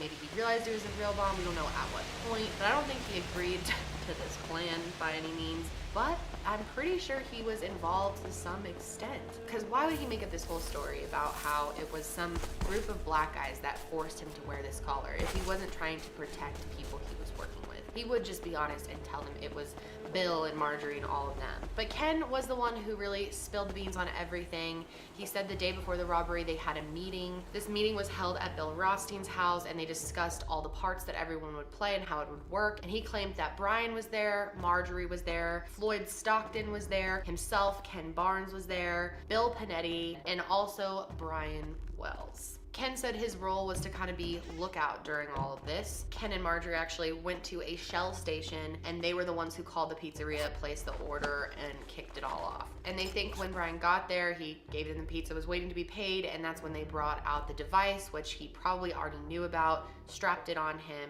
And they think that at this point, Brian realized that maybe it was a real device, not a fake one, or maybe he didn't want to actually go through with it, and he tried to bail, and that's why there's kind of like foot scuff marks from them fighting, that they think that Marjorie or someone grabbed him. And according to Ken, Marjorie was the one that said, if anyone catches you, tell them a bunch of black guys did this to you. And then they all watched their plan unfold. Some of them were even watching with binoculars from across the street from the bank to make sure that Brian did everything. So after all this info came out, the one person left that they hadn't gone after was Floyd Stockton. Now remember, he's Bill Rothstein's roommate, and he was living in Bill's house at the time of all this until the robbery happened, and then he moved out that day. So they finally got in touch with Floyd, and they made a deal with him that if he agreed to testify, that he wouldn't get in any trouble himself, because they were so desperate to figure out this whole case and what happened. So on March 27th, 2007, 3.5 years after the robbery, Floyd Stockton confessed to everything. He said that he was ordered by Rothstein to put the device on Brian Wells' neck. So it really seemed like Bill and Marjorie were the main two running this whole thing. And he said that he saw fear in Bill's eyes, and it disturbed him so much that he bailed on everything. He literally moved. He got the hell out of Dodge. So then 4 years after the bank robbery, on July 9th, 2007, officials finally charged Marjorie with the PNC bank robbery. They also charged Ken Barnes. And what's so crazy is it seems like all these people were in need of money, but it wasn't that much money that they were looking to get. Like $250,000 out of the bank for all these people to be involved, it seems kind of stupid, honestly. But like I said, in the end, the investigation came to the conclusion that Brian Wells did have some involvement in this.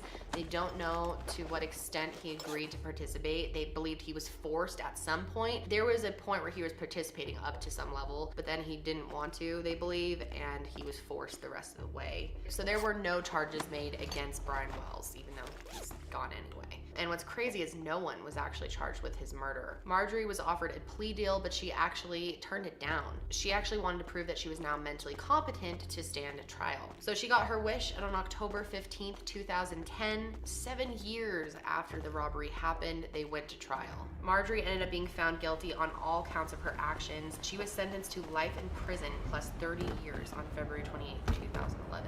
And she actually died in 2017, but up until her death, Marjorie claimed that she was innocent. She said that she did not do this. It was really more Bill. It was always between her and Bill. They had some major beef. there towards the end. I thought it was just such a crazy story. I know it's really confusing. Props to you if you stuck through that one. I'd love to hear your thoughts on this case, and if you've heard about it or remember when it happened, let me know your theory if you don't think Brian was involved, or do you think he was more involved? Do you think he knew that it was a real device? Do you think he didn't? What do you think? But that's it for me today, guys. I hope you're having a great day, and I will see you next time.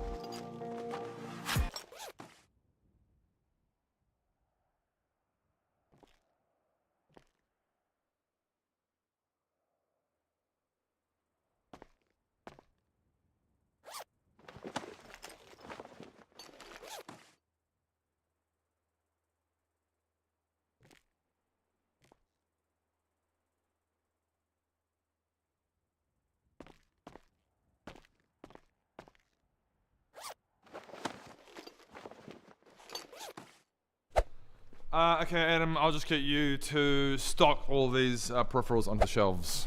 Okay, yeah, of course. Hurry up, mate, we haven't got all day. Yep, no, okay.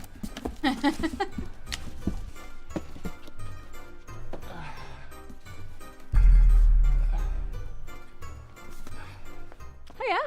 Hey, Brindley. Oh, can you please unload all these peripherals onto the pallet for shipping?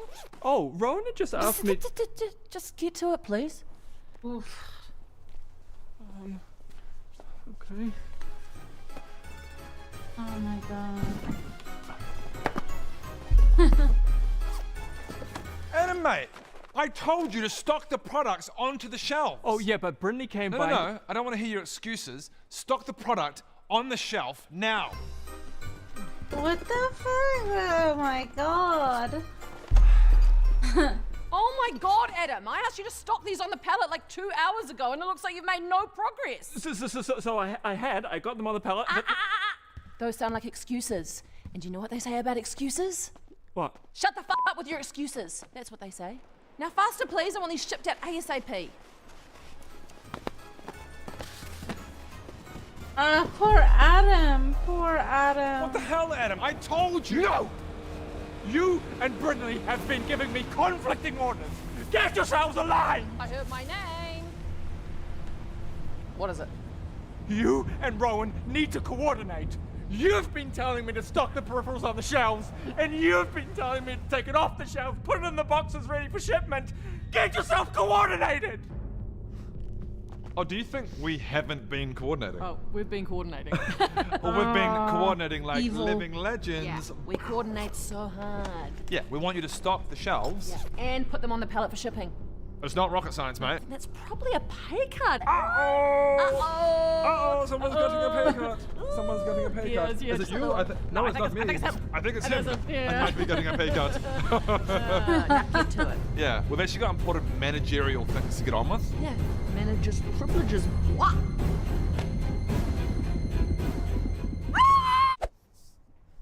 Hey, is Rowan back yet? Nah. Oh, bummer. I really didn't look at this. Do you know where he is? He's doing his first aid course. Oh, okay, the supply's really on my ass, but I guess this will have to wait. Oh no. You're probably wondering why I'm wearing all this today. Not really, Rowan. Ellie. No. Now, this supplier is It's really... official. I'm a doctor. You're not a doctor, Rowan. Read it and weep, you non-doctorial peasant. Rowan, that just says you completed your level 1 first aid training. That's Mr. Dr. Rowan, PhD. Thank you very much. I'm not calling you that. Things are going to change around here. First things first, hygiene. This place is a breeding ground for bacteria. If I'm going to be doing surgery, then You're not going to be doing surgery, Rowan. But if I am going to be doing surgery, then I can't have your messy little habits giving someone an infection. Rowan, I really need you to look at this. It's actually pretty urgent. If it's a matter of life and death, then I'm your man. Well, I wouldn't say it's life or death, but... Then don't bother me with it, Ellie. I'm here to save lives, not deal with your pathetic little dramas. This isn't some hospital show. This is real life. Second thing, equipment. We're gonna need an MRI machine, an X-ray, and one of those machines that beep. Medical emergencies! Adam, are you okay? Yeah, I just cut my finger off. Everyone stand back! Adam, look at me. Okay, what's wrong? Talk to me. What's wrong? Oh God, we're losing him. We're losing him. Make room! Make room! Adam, we don't have time. We don't have time. I can't breathe. You can't breathe? It's time to administer CPR. Rowan, stop! You're going way too hard. No, Allie. If you're not breaking ribs, you're not doing it properly. But he doesn't need CPR. Oh my God. You're right. You're right. Stay clear! No! Hey. Just this, is it? Yes, please. Okay, that comes to $233. Oh, did you want to consider using our new service, Aftercost? What is Aftercost? Oh, it means that you can take this here keyboard now and you can delay your payment. Sure, why not? Great. Well, that's all yours. Enjoy. Do you need to get my details? What? Or do I just download an app or? No, yeah, you're all set. All done. You already have my phone number. No, all that comes after. Aftercost. What? Ah. Okay then, let's go. Great. Enjoy, you're all set. Yeah, okay, I'll see you later. Fantastic.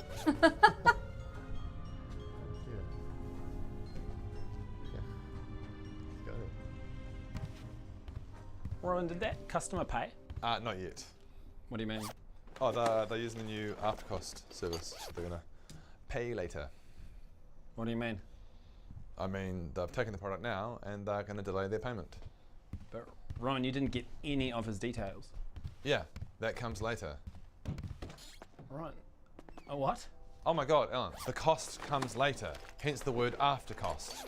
But Rowan, how is he going to pay? With money! Jesus, Ellen, I can see why they don't give you the big bucks. Rowan, how do you think Aftercost works? Oh my God, do you really need me to break this down for your tiny little brain? Yes, please. Okay then, Ellen. The customer walks in. Can you follow me that far? Yeah. They walk over to the product and they pick it up. Then they walk back to the till. Yep. Then I put the product into a little baggie. Yep. And then they pay later using Aftercost. How? What? How? How do they pay, Ron? With what? Who is going to make them pay? At what point does the Aftercost come in? They'll figure it out. What? They'll come in. Ron, what kind of answer is that? So. Ron, don't. No, I've just realised. No, this is. I'll keep this. No, Ron, stop. We need to talk about this. Don't. You don't have anything. We need to figure. We need to sort this out. I've got. I just realised. Ron, They. Yeah. What was that? Yeah. I was gonna. Yeah. No. I've got. I was like. He was like crying. Don't you f***ing talk back to me. Don't talk back to me. How do you know if that widowware shipment ever came in? Let me check the stock list. Doesn't look like it. Hey, are you guys seeing this? Yeah. Whoa. What are you three looking at? Get back to work. Oh my God, they were so hot. I know, right? I've got them all in the palm of my hand. You're so powerful. Oh my God. What are you guys talking about? Mind your own business, Alan. Oh my God, that was so hot when you said Thank mind your own you. business. Yeah, I actually felt hot doing Yeah, that. you were so hot when you said that. Thank I was like, you. oh, this Okay, anyway, this widowware shipment, do we think maybe Byron could have... Okay, check this out, check this out. Go. He could have put it with a spiderware stuffer and a shop. Adam, tie my shoelace up. Oh my God, that's so hot. I don't think that's my job description. Tie my shoelace up right now.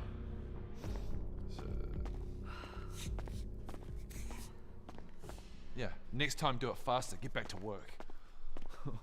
Shit. Oh my God, that's so hot. You see that? I was like, don't talk back. He bent right down. I know, exactly. So I can ask Byron and see if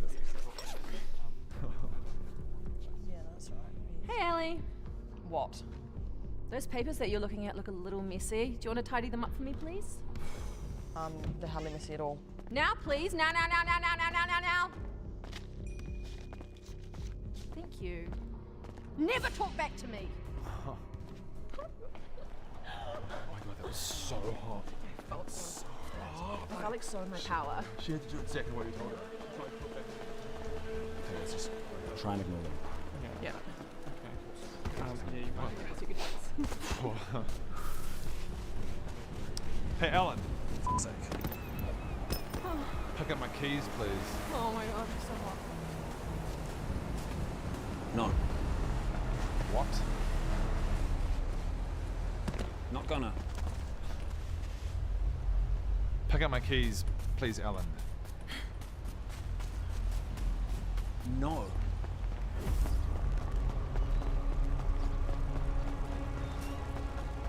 Alan, pick up my keys right now! Not gonna. What's going on? Nothing. It's fine. I've got him completely under control. Don't worry. Alan, what are you doing? Please pick up my keys. Rowan, do something. Alan, pick up my keys. You're gonna ruin my shop with Brinley. Rowan, what's going on?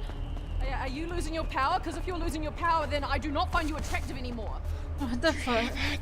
She's not attracted to powerless people. Pick up my keys. Are you gonna stop messing with us? Yes. I'll stop messing with you. Just pick up my keys, please, man. Come on, do me a solid. Yeah, Pepe. I'm KleptoHoarding. I do. God, I really do. This girl. Please, man. Do it. Just do this one solid. Do it for love. God, I already regret this so much. Oh. Thank you. Next time, do it faster. Consider this a verbal warning. So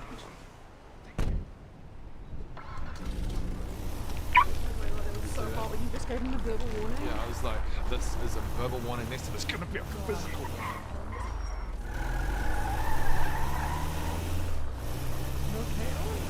Yeah, that was weird. Yeah.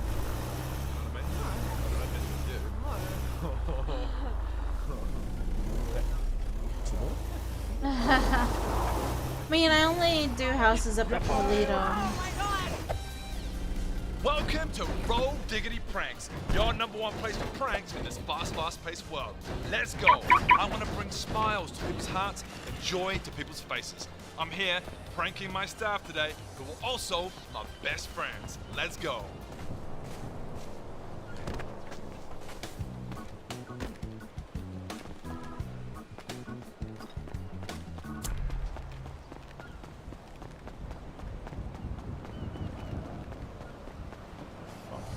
Roll pranked! Booyah! Gotcha, boy. Try working now. Oh yeah. What? Maybe. You just got roll pranked!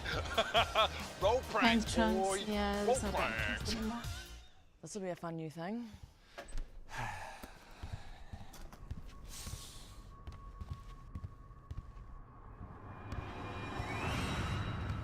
What the fuck? There's glass in the salad. Roll pranked! Rowan, did you put glass in my food? You should have seen your face. Can you imagine if you actually ate that? Roll pranked! Rowan, what's wrong with you? Sorry, you Pepe. It's been a long time. Roll pranked! Destroyed his phone. Oh!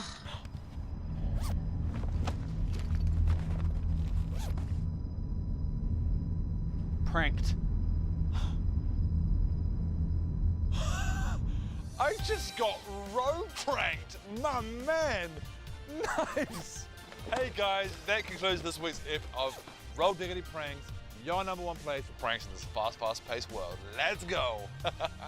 40 of the Azarim headsets, 23 of the Iron.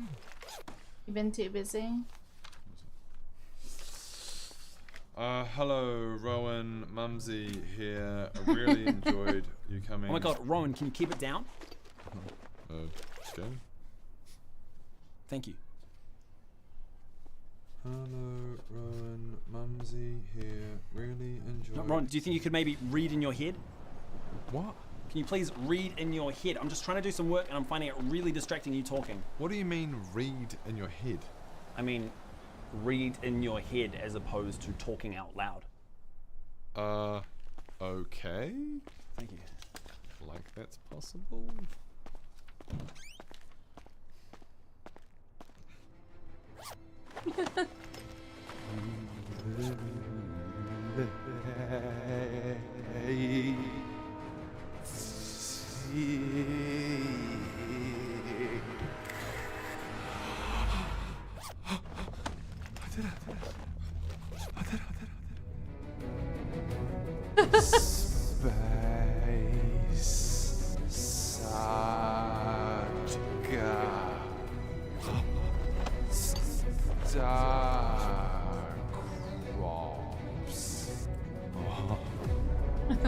gamer glasses.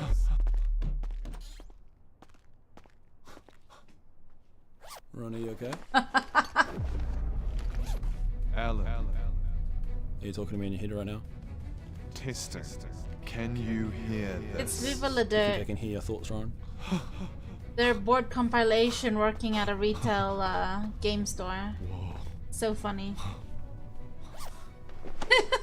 Freaking Rowan, the black shirt manager. What's happening with Ron?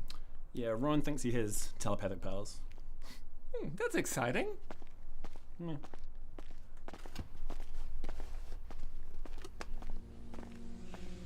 Hey, Ellie. Hey, Ron, what's up? Listen to my voice inside your mind. My mind to your mind. I want you to keep stocking the shelves. Okay, I'm just gonna keep stacking the boxes now.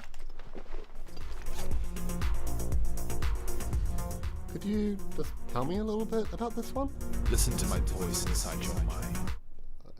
It's This is a black chair. You know what? I think I've got all the info I need, thanks. I'm just gonna go home and think about it. Thank you. I release you. What's he doing? His base. You both had less than 10 sales. Hey, Ron, before you head out, can I grab my paycheck? I was going to pick it up from you yesterday, but I totally forgot. Oh, you want your paycheck, do you? Can you tell me where my paycheck is? Maybe you can't have your paycheck.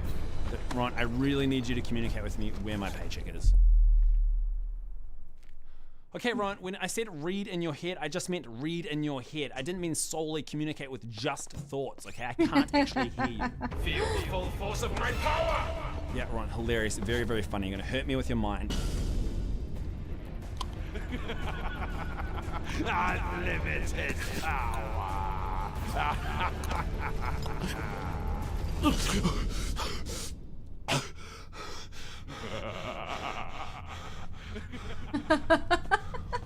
What have I done? Self-checkout. This is really, Ron, this is a what funny this massive episode. box? That is our new self-service kiosk. Self-service kiosk? Yeah, you know, like a self-checkout machine like at the supermarket. Why did you buy one of those? Automation is the way of the future. People don't want to be served by humans anymore. Ron, that is like a massive part of my job. Oh, don't worry, it's not replacing anyone. Oh, okay. Okay. Alright, well, should we set it up? Oh, it is set up. No, Ron, I mean, do you want a hand taking it out of its box? Oh, I see the confusion here. Hang on. Check it out. Voila! Ron, this is just a cardboard box. How is this going to work? Well, you see, the customer simply scan their product and then pay here at the kiosk. No interaction with staff required at all. Ron, I mean, how is it going to work? There's like no electronics inside this box. Ah, let me show you. Oh, Rowan. So you just sit in there and process the orders as they come in. Rowan, this isn't automation. What are you talking about? This is 100% automated by you. This would just be my regular job, but done inside of a box. No, you're not getting it. This is about improving the customer experience. Really? How? Well, for a start, they don't have to look at your stupid face or hear your stupid little whiny voice. 100% contactless. I'm not doing this. Sometimes in business, you've got to look past yourself and think outside the box. Rowan, this is literally putting me inside of a box. Ugh, tomato, tomato. What the f does that mean? What does your mama mean? Hey, sir, did you find everything that you Would you like me to bring up? Fine. Sorry, one moment. Hello, sir. Welcome.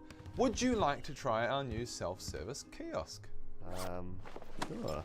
Fantastic. Great product. Just scan it on the scanner there. Yep, it'll make a little beeping noise in a sec. It'll make a little beeping noise. Beep. So that's all scanned for you now. So now just put your card into the little card payment slot there.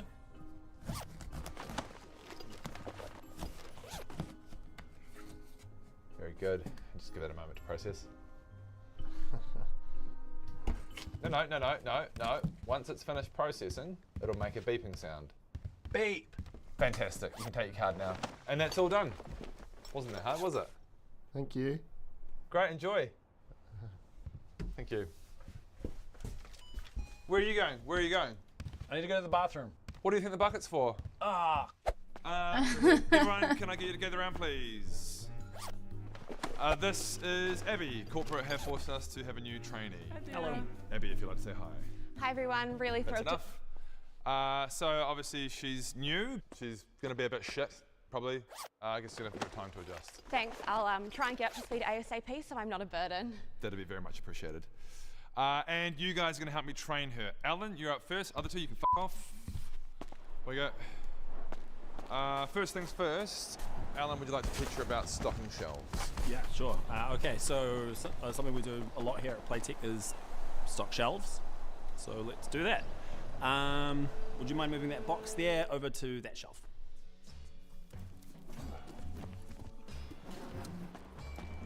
Get the hell out of here! Oh, I wouldn't pick up. Does it down here? Oh god, I'm so sorry. I'm so sorry. I hope it's not expensive.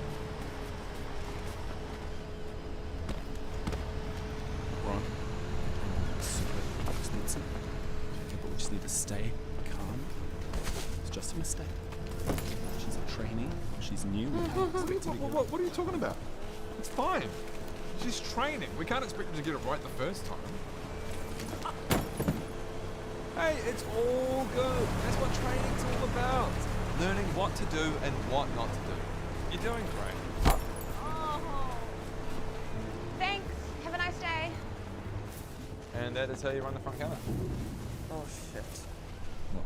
Oh shoot, I'm the charge the customer by $400. What? What's going on? Did I do something wrong?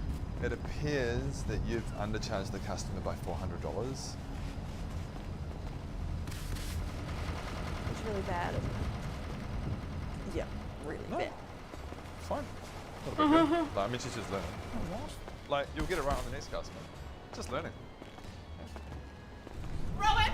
Rowan, quickly, we need your help. Oh, really? Follow me! Oh god! You're okay. No, come on. I just accidentally stabbed a customer in the neck. Oh, so you have. Rowan! Call an ambulance! Grab more towels, we need to stop this bleeding. Oh god, please don't fire me. Oh, we're not gonna fire you. You're training. This is fine. Ron, this man is literally dying. Abby tripped up and stabbed him in the neck with a box cutter while she was trying to open some products. Yes, Alan, because she's training. How on earth was she supposed to know that you're not supposed to stab customers in the neck with a box cutter? world? Am I in trouble? No, you're not in trouble. Gosh, we all got to start somewhere, don't we? Look, I'll tell you what. Let's I'll teach you how to do the recycling, and they can clean this up. Follow me. No.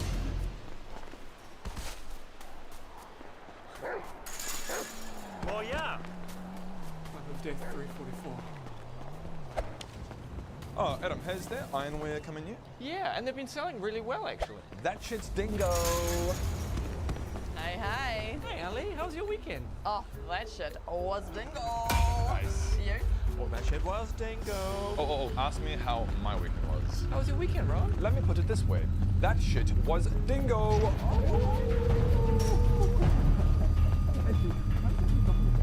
That shit is dingo. Is truly dingo. Dingo, dingo, dingo. Dingo, dingo, dingo. Dingo, dingo, dingo.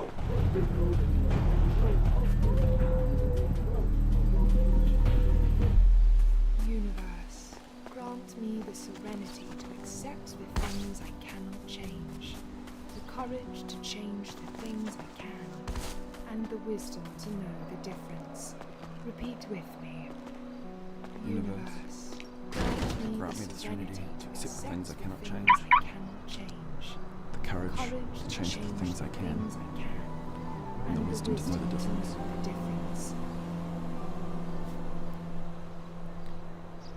That shit's dingo.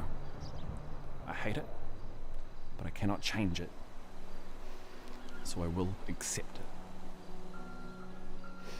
That shit is dingo.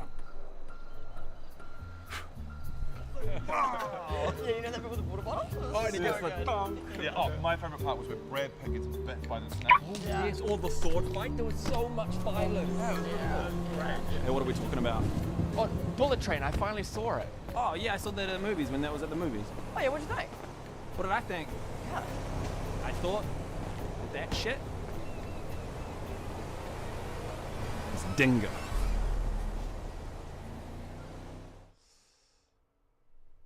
Like that shit was dingo. Why? Why? When you said it the other day, Ron? Yeah. What's happening? Alan, it's not that shit's so dingo anymore. It's that shit's so sploosh. What? Oh shit, no! Oh, I was halfway done. What? Sploosh!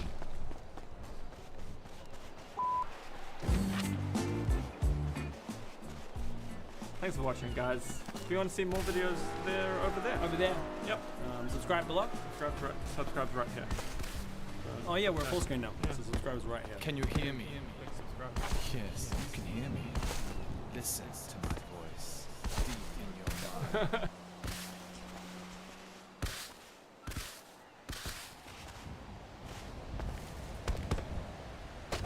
Right, thank you for coming.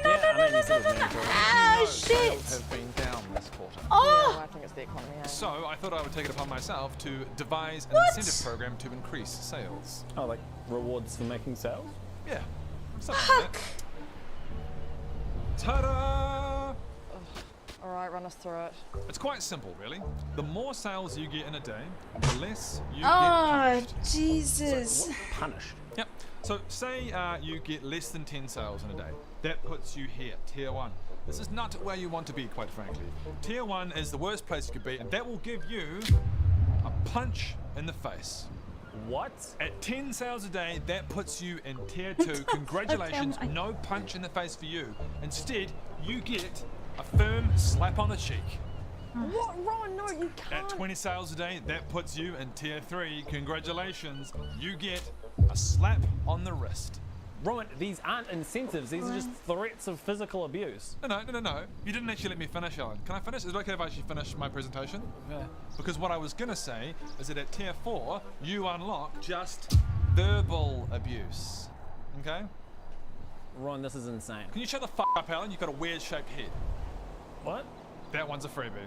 Ron, this is crazy. Yeah, I was worried 50 sales might be too easy. Do you think I should up it to 100? No, I mean you can't beat us up just to make sales. What is wrong with this? I thought you guys would be excited about some motivation. See, look at Adam. He gets it.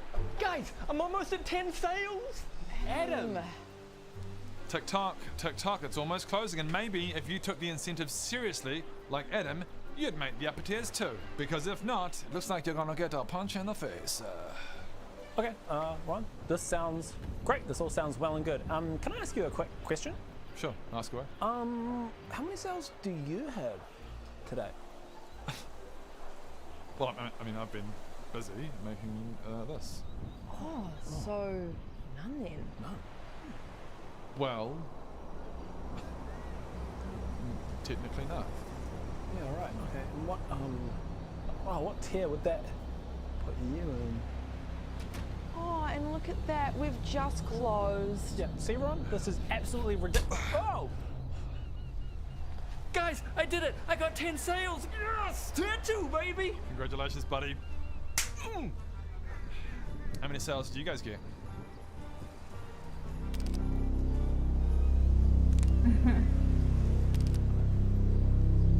Right, that is all yours, and here is your receipt. Oh, no, I'm all good, thanks. What? I don't need a receipt. Not an option. Sorry? Not an option. Here you go. Oh, no, I don't want a receipt. But it is your receipt. But I didn't ask for it. The only reason that I printed it is because you bought something. Well, maybe you should have asked me if I wanted a receipt before you printed it. Well, maybe if you didn't want a receipt, you shouldn't have bought something. That's absurd. I want the product, I just don't want the receipt. I'm legally required to give you the receipt. Yeah, and you're legally required to take the receipt. No, I'm not. Yes, you are. No, I'm not. Yes, you are. No, I'm not. Yes, you are. No. Yes. No. Just take the fucking receipt. Make me. Fine. If you don't take the receipt, you can't have the product. Oh my God. Fine. See, wasn't that hard, was it? Oh. So. That's how it is it? That's how it is. Okay. Oh, okay. no. Yeah. What the fuck? What the fuck? Well, I want a refund. Sure. Have you got a receipt? You bitch. Okay. Okay.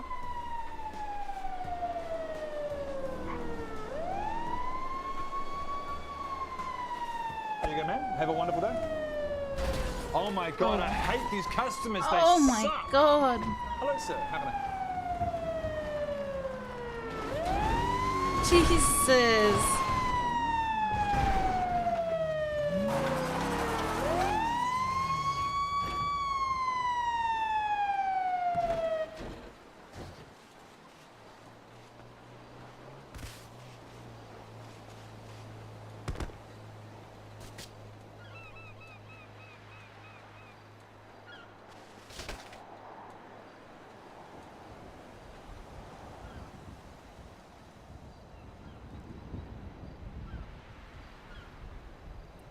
Hey, ma'am, down there, can you hear me? Yep. Oh, what happened to you? Slip. Oh, from up there? Oh, no. Have fun. Are you in any pain? Not really. Yeah, just give you a little ice pack right there on your right arm. You able to wiggle your fingers and toes? Yeah. Alright, if bruising worsens, swells, bleeds, see Dr. Phil, okay? Mm-hmm.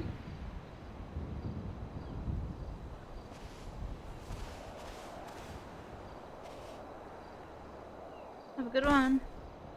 Take care. Ah. Ah. Shit.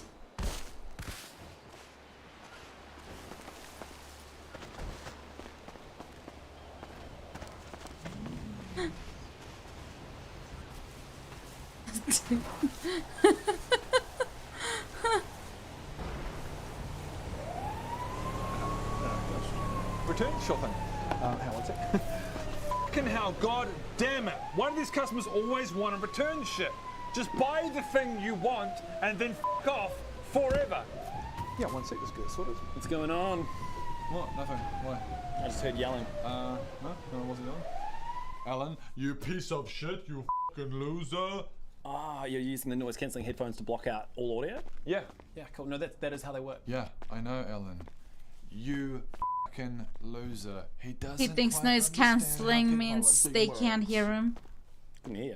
Right, let's get this refund sorted for you, you piece of shit. My name is a customer. Oh I my want a gosh. refund. Blah, blah, blah.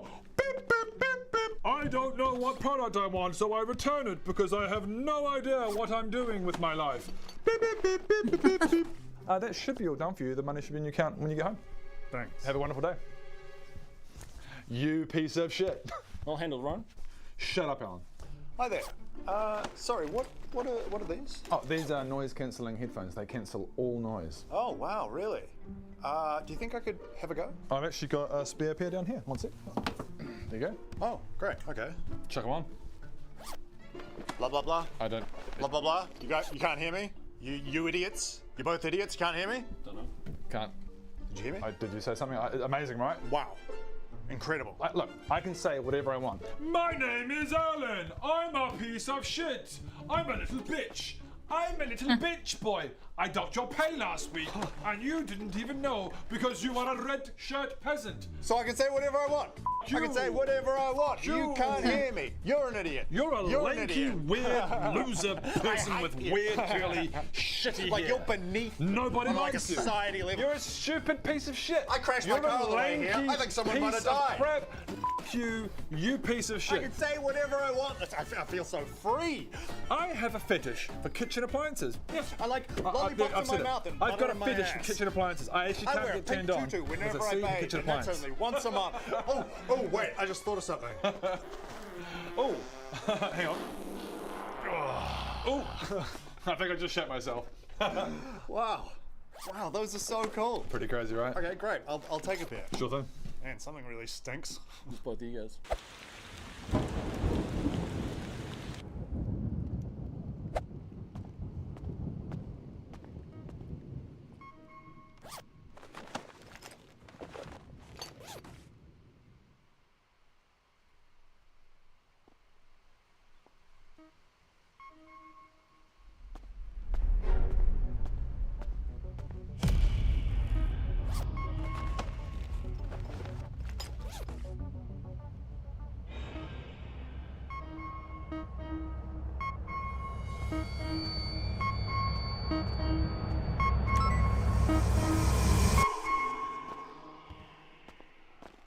Hey guys, what's up? Can you come over here?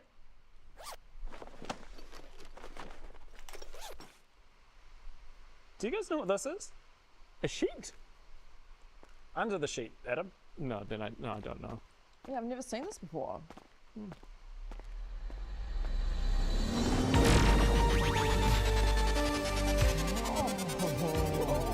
And it's still working! Wow! What's that? Oh, it's a cool arcade machine Alan found. You should have a go. Oh. Yeah, okay.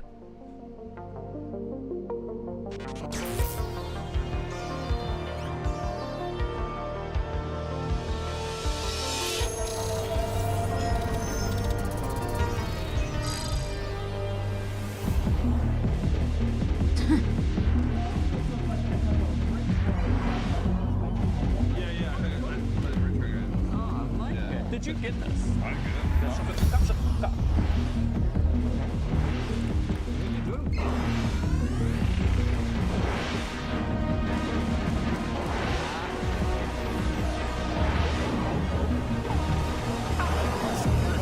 You did well. Out of the way, I'm going to beat your score. Out of the way. Okay. Oh, not enough police. I'm going to beat Alan's score. Oh, I don't know, man. Okay, I'm going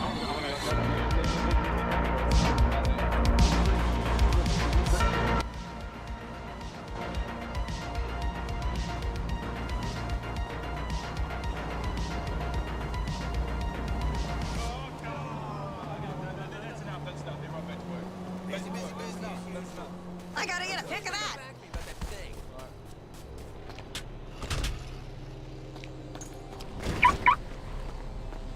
Get on that.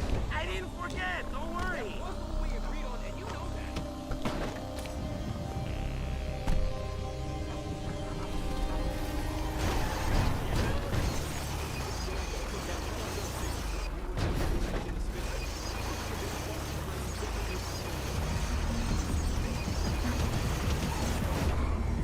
He's turning.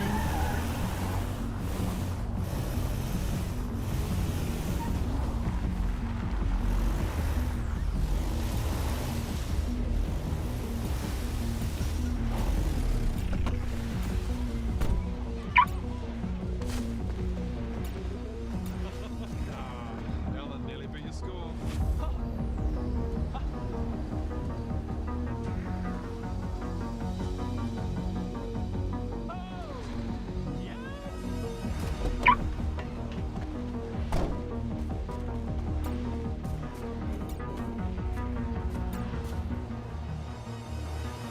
Okay, we're heading out for the night, Alan. You all good to lock up?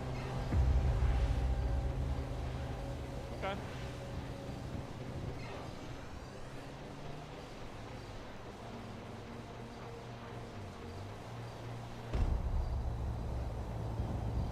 Hey, we've still got 15 minutes before we start work. Don't play it. Oh, yeah, one big high score. I can feel it in my fingers. What? How long did he play for last night? What are you guys doing? Oh. I was just thinking we might just have a little bit of fun on the arcade machine. Okay. Just don't beat my high score. Okay.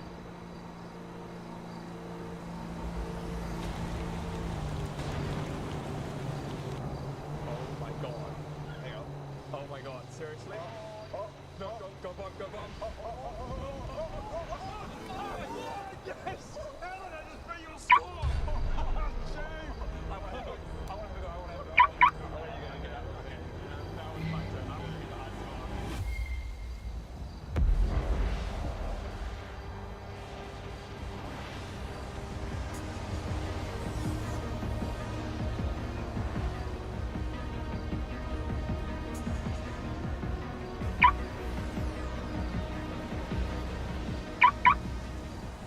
What the hell?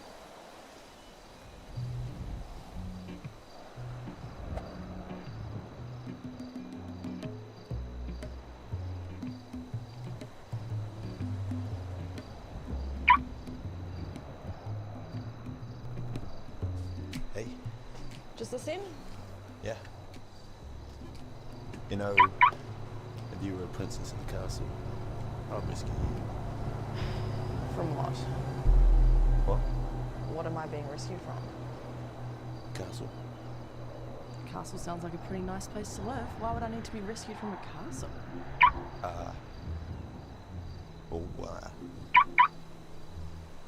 Loneliness. Oh, no, it couldn't be me. I don't get lonely. Okay, well, I'll save you from a dragon then. But wait. A tyrant. Who? Magical plague. I'm listening. Elaborate. Yeah, it's bad plague. And it ravages the lands. It would be doing that, yeah. Yeah. And it saps the magic from the jewel of protection. Oh shit, is that bad? Yeah, that's bad. How come? Because it weakens the portal. And once the portal's weakened, that means the Dark Lord can come through and avenge his lost love. How do we stop him? Well, he can't be stopped. What? No. Except he can be stopped. Oh shit, plot twist. Yeah, he can be stopped. But only by the Chosen One. Who's the Chosen One? For that, we need context. The room was cursed. Cursed for thousands of years. And he watched his love burned to death. And the adventure fought the Dark Lord. Crazy man! Thousands of years ago. The second Dark Lord, but not as dark as the first Dark Lord. And they fought, and he defeated him. Until it was foretold that each of the great families had to send one child to the castle in the night. Until that child was instilled with the power of the Chosen One. Hold on a minute. I'm in a castle. You are? So am I the Chosen One?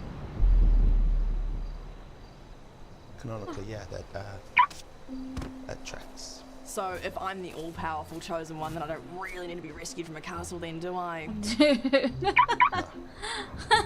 don't. You're probably powerful enough without me. That backfired on him.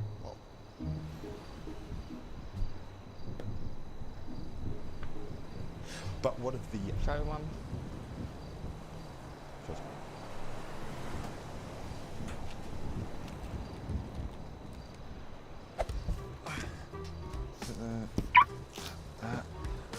Ellen! Ellen! Ellen! Ellen! Ellen! Ellen! Ellen! Ellen! Ellen! What? Can you take me inside this box, please? What? I need you to take me in this box, please. Why would I tape you inside of this box, Rowan? Oh, I don't know, mate. Maybe read the sign. I'm off to Hawaii, mate. Oh my god, Rowan, you understand this is not how the world works, right? You can't just pack yourself inside of a box and go anywhere you want in the world. Just buy a plane ticket like a normal person. Oh, a plane ticket. Oh, okay. Why on earth would I spend thousands of dollars on a plane ticket when I can spend just $50 on shipping, mate? Think about it. Okay, Ron, how are you gonna breathe, man? Oh, how am I gonna breathe? Oh, maybe I've thought about that and I've got breathing holes. What are you gonna eat? Oh, what am I gonna eat? Maybe I've got a muesli bar. What are you gonna drink? Oh my god. I've got a pretty big bottle of water. Where are you gonna poop, Ron? Oh, I don't know. I've got a bucket, okay? Now, can you take me inside, please? Yeah, sure. Let's do it. Hawaii, here I come. Okay. Right, is it taped up? All taped up? Are you sure? Is it completely taped up? Yeah, it's good to go, Ron. Right, are there shelves that need stocking? Yeah? Goodbye. Okay. Good luck. Hawaii, here I come. Adam, you gotta come see this. Rowan thinks he can send himself to Hawaii in a cardboard box. Where is he now? He's out back. Come check it out. Okay. This would be so funny. Where's the box? I was here just a moment ago. Hey, Ellie, did you see where a massive cardboard box just went just a couple minutes ago? Oh yeah, just went out for shipping.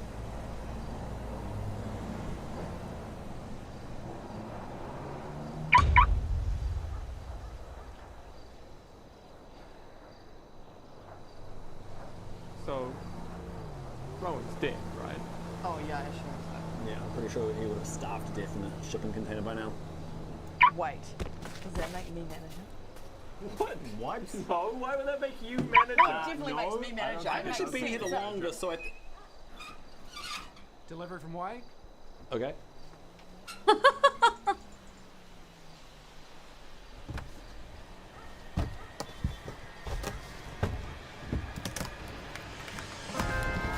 Whoa! What's up, peasants? Roland, where were you? Where was I? Oh, Antarctica. I was in Hawaii. Where do you think I was? $100 round trip, baby. Oh, Alan, can you grab that? Oh. Just grab that. Grab that. Oh. Right. Oh. Oh. Yo, Adam! Hey, son!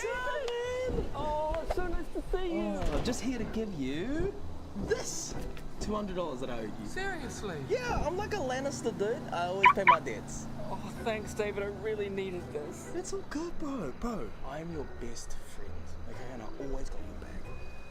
Where did you get all the money from? Have you got a new job? Oh, nah, I got a sugar daddy now. You got a sugar daddy? Yeah, so I've been messaging this guy online, right? And he's just been giving me cash. And he's been giving me like dresses, jewelry, even got me a PS5, dude. Oh, so you're catfishing him? Yeah, that's the word. Look, I even got this profile here. Look, it makes me look like a sexy lady. That's Jennifer Lawrence. Yeah, a sexy lady. So you're catfishing him as Academy Award-winning actress Jennifer Lawrence? Yes, and actually, I am going on my first date right now, and I'm gonna meet him very soon. You're going on a date with him here in the store? We're not having a date in the store, but I'm just meeting him here. Actually, let me get ready. Oh, there we go. Are you serious right now? David, I don't think that's going to fool him. You're just wearing a mask, Jennifer Lawrence. Adam, I feel like you're not understanding what's going on. Right? Love makes us do crazy things, okay? Love makes us travel thousands of miles. It makes us swim the biggest oceans for the tiniest people. But the main thing is, love makes us... Okay? So it's not what's up here, it's what's in here.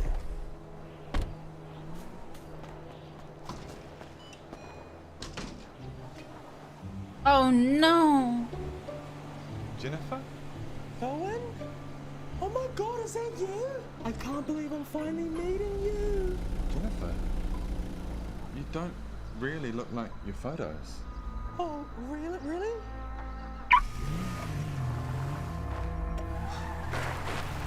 You look even more beautiful. What? Oh, of course. Your long, blonde hair. Your beautiful eyes. Of course you do. Oh my god. Rowan, I just... Shut the f*** up, Adam. Yeah, I'm sorry for interrupting. It's just that, well, Jennifer, Adam. You're just jealous of my famous actress, Academy Award-winning bikini model girlfriend, Oh Jennifer my Lawrence, aren't you? gosh. Yeah, that's it. Yeah. So just get back to work, okay? Okay? I'm gonna be out for the rest of the afternoon, so don't f*** anything up. Oh my god, I never thought we'd actually meet in person. To be honest, I was worried that we'd never meet at all. Yeah, same here. Oh my god. And speaking of bikinis, I'm gonna sexy and all I need is $200. Of course. Here we go. Take that. Do you want more? Like, buy whatever you want. Oh, babe, you look so tense. Have you been working really hard lately? To be honest, you know, the stress of running the store, no one seems to get it. No one understands, but not like you do. And I can't believe you came from Hollywood and you saw something in me. Yeah, no. Yeah, no, sweet. It shouldn't be a problem. Yeah, catch you later. That shit's dingo. Yeah, dingo. Cool. See you, mate. Hey, Ellie, can you check if all the razor products are in stock? Yep, can do. Cool, that shit's dingo. Huh? Thanks, that shit's dingo. Okay. Oh, Adam, did you manage to fix that internet issue? Oh yeah, it was just the router, so I reset it. Oh, sweet. That shit's dingo. That shit is dingo. Oh, dingo. Nice. That shit's dingo. Oh, Adam, just checking. Is that keyboard working? Yeah, it's working out fine. Oh, nice. That shit's dingo. Is that setup working properly? Yep. Oh, nice. That shit's dingo. Yeah, thanks for that. Yeah, Friday's fine. Yeah, that shit's dingo. Sweet. Yeah. No, sweet. That shit's dingo. Yeah, dingo. Yeah, no, that shit's dingo. Dingo, super dingo. Ah, yeah, that's right. That's right. Oh, that shit's dingo. That shit's dingo. Dingo. Oh, Ellen, is your internet working? Yep. Oh, nice. That shit's dingo. Oh my God, Ron, why do you keep saying that? Saying what? That shit's dingo. Oh, it's a catchphrase. I mean, it's a catchphrase that you made up. Yeah, you got it. Don't you think that's kind of lame? I think it's super dingo. No, Ron, that's definitely very lame. No, that's what they say about all trendsetters, so... No, Ron, you are not a trendsetter. I actually am a trendsetter, because this shit's dingo. What's going on with Rowan? I don't know, it's just a stupid catchphrase. Oh, hey, Adam, did you end up processing those returns? Oh yeah, I did it this morning. Oh, that shit's dingo.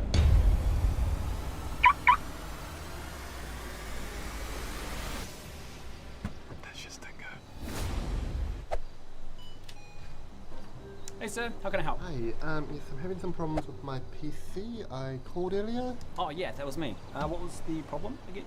I was kind of hoping I could just show you. Do you have somewhere I could set it up? To be honest sir, it's probably best if you just tell me, leave the PC with us, and I will run some diagnostics. I do think it'll be easier if I show you. It's kind of hard to explain. Okay, yeah, sure. No, you know what? Follow me up back. We'll take a look. Thanks. Yeah, come on. I'll just set it up. Cool, thanks, man. So, what's the issue? Oh, it won't happen yet. You need to load it all the way out. Okay, well, if you could just insert your password. Yeah. Okay. So just load up Steam there. If you could just tell me what I'm looking for, that would be really good. Oh, sorry. Before I forget, you need to plug in the game controller. Really? Yeah, it just always happens when I have the game controller in. Okay. Okay. Great. I'll load up Elden Ring for you. Oh, Elden Ring. Oh, okay. There must be a graphical issue. What's your GPU? No, not a graphical issue. Really hard to explain. Sorry. Okay. Can you try and explain it? Showing is better than telling, I think. Okay. Well, I mean, we're on the main menu now, so. Oh, great. So just continue game. Cool. So you see that fog wall? Yeah. Just go through it. What am I looking There it is! There it is! Oh, what? It's the boss! The boss! He's impossible to beat! I can't beat him! I don't know how! Is that all? It's like chicken phrase. It's like a weird kind of like fire, blood kind of thing. And like I told you, I don't know how to describe it. I think you're absolutely right. This guy's a f***ing nightmare. It took me ages to beat. Do you have the shackle? Shackle? Yeah, you can get it from the subterranean shunning grounds. Where is that? You're right. I missed my first playthrough too. Okay, we need to walk to Lindell. Okay, I'm right behind you. He used a play to exploit and manage his game. Stand there. Oh, yeah. We got a Christmas tree! Like, get your hands off! It's not for you, it's for Santa. What do you mean, Santa? I don't know how I can be any more clear, Ellie. It's for Santa to put my presents under. What? I happen to have been a Run, very, bitch! very good Run! So I'm Why am I running, Pepe? Why? And if I don't, I don't know what I'll do. Rowan, you don't actually still believe in sex. What's that? Nothing. You're running? Why are you running? Alan, why does Rowan still believe in Santa? That's probably because Alright, Santa brings us bye. presents every year, Ellie. Okay, Ellie, look, you cannot tell Rowan the Have a truth. good alright? day. That is ridiculous. He's a fully grown man. Why not? Christmas 2016. What happened Christmas 2016?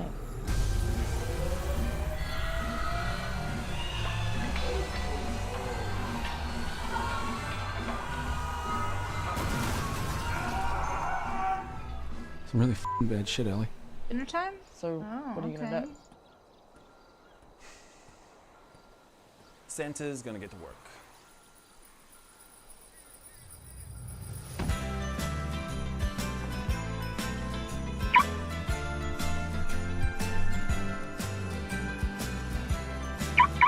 Good dinner. Oh, what's up, Nick?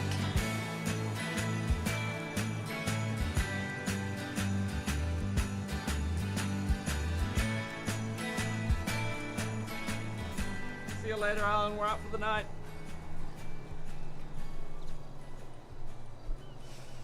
Can't wait to see what you give me tomorrow, Santa.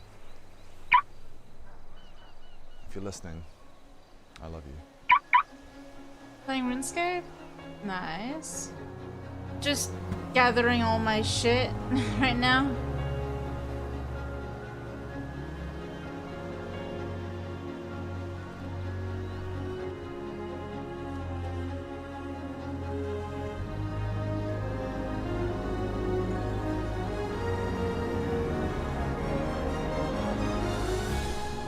Oh my god, bro, we got so many presents from Santa!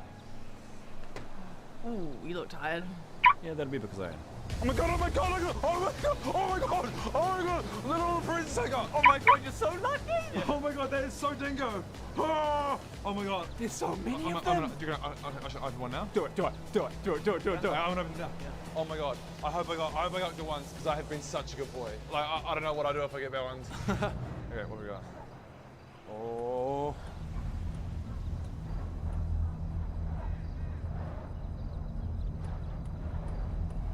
Oh my god, socks! I needed socks! How did Santa know? That's amazing! What else? What else?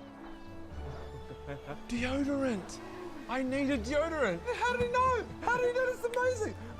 Okay, Adam, you can open that one. Oh my god, thank you so much. Ellie, you can have one. What is it? Ellen, there's enough for you. I guess I've just been such a good boy this year that there's enough presents for everyone. Like, you're welcome. Have yourself Merry Christmas. Merry Christmas, guys.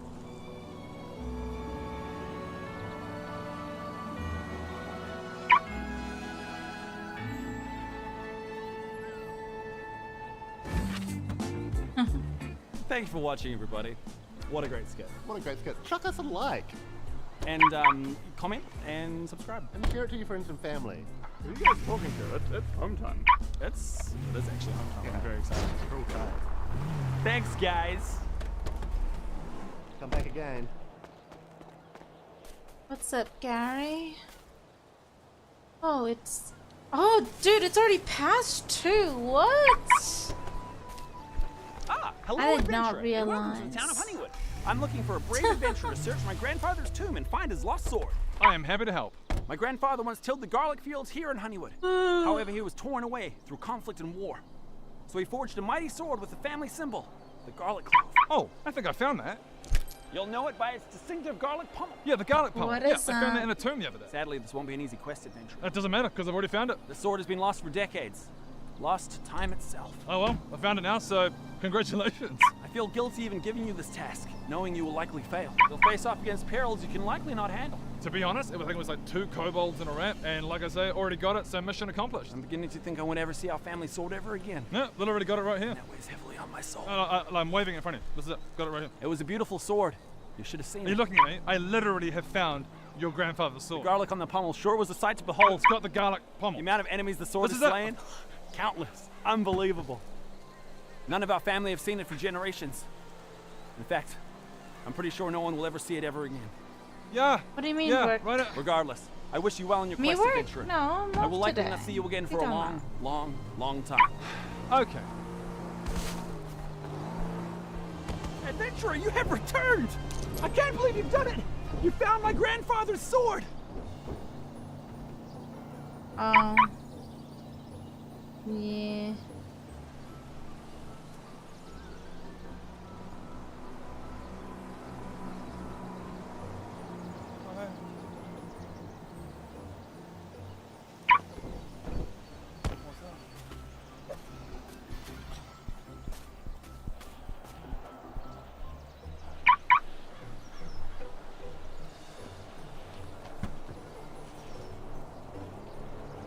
Hey.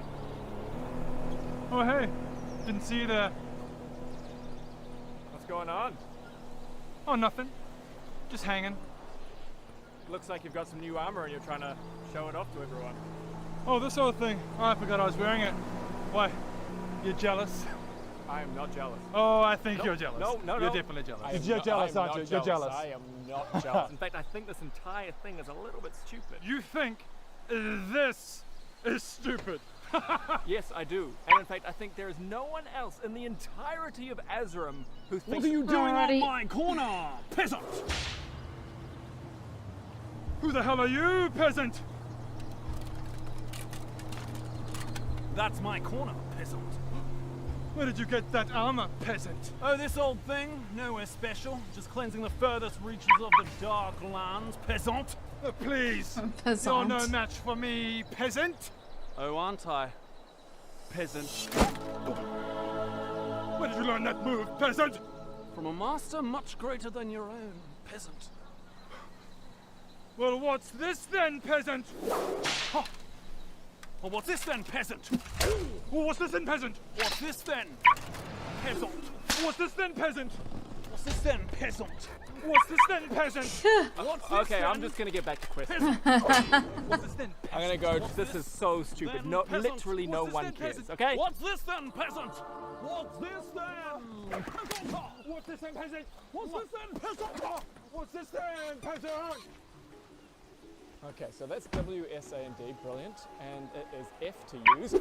Oh no, it is F to punch. E to use. Okay, brilliant. Okay. Ah, hello, adventurer, and welcome to the town of Honeywood. I couldn't believe my eyes when I saw you from afar. You have a brave-looking spirit hero, and a brave spirit's exactly... Oh. Ah! Oh. Oh, God! Oh my God, I'm so sorry. Why are you hitting the air? Why the air? Oh, I didn't realize it was the attack button. I didn't mean to do that. I'm sorry. You didn't mean to hit me? No. I'm new to this game. I'm still getting used to the controls. Well, okay, I mean, I guess I can let this slide. Again, I am so sorry. No, it's okay. Please continue. All right. Okay, here I go. I will continue. So where were we? Oh yeah. So I need you to find my grandfather's sword and return it to me. It's hidden in a tomb just outside of Honeywood. Finding that sword would help lift the curse from. What? Oh, sorry. Oh, sorry. I'm telling you about my dead granddad. I'm telling you that he died, that he's dead. Oh, I didn't mean it. I'm sorry. I'm sorry. I'm sorry. Face. Oh, I'm sorry. Oh. I'm still learning the controls. I swear I didn't mean to punch you. How does somebody accidentally punch somebody in the face? I'm still learning the difference between F and E. Punch and use. It's different in other games. I promise it won't happen again. You promise? Okay, well, if you promise, I will. It's kind of like us, you know? It's a spasm! Sorry, it's a spasm. Really for a loop here. Oh, that really stings. Okay, my grandfather was the savior of all of Honeywood. Returning his sword to me would not only help cleanse the land of the curse that's been plaguing Honeywood, it would help cleanse the curse that's been plaguing my heart since he died. Adventurer, I can see within you you have a true and brave soul. Will you accept this test? He's gonna punch him again.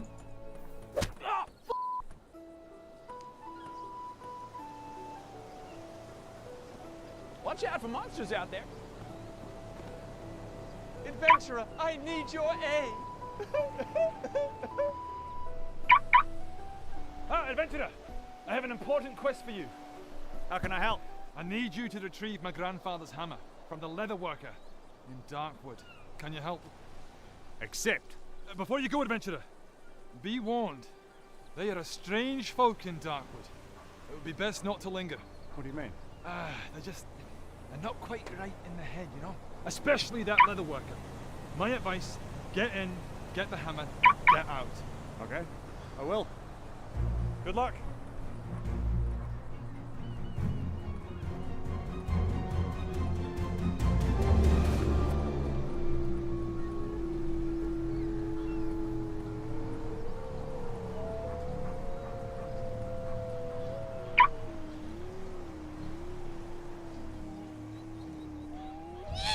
Adventurer, help me find my lost souls! Ah, adventurer! I need your aid murdering my family.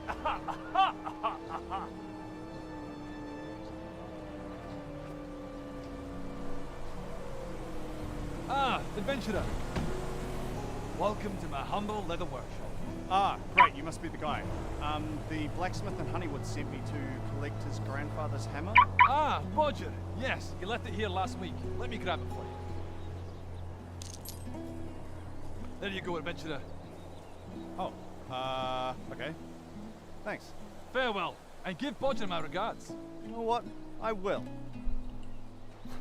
You know, it's funny, Bodger actually said... And there it is. Right. Here we all stand. The calm before the storm of battle. No, I'm not the inspiring speech type. No. I'll leave that to my good friend. You all know him. We all love him. Here he is, our inspiring leader, Captain Isaac!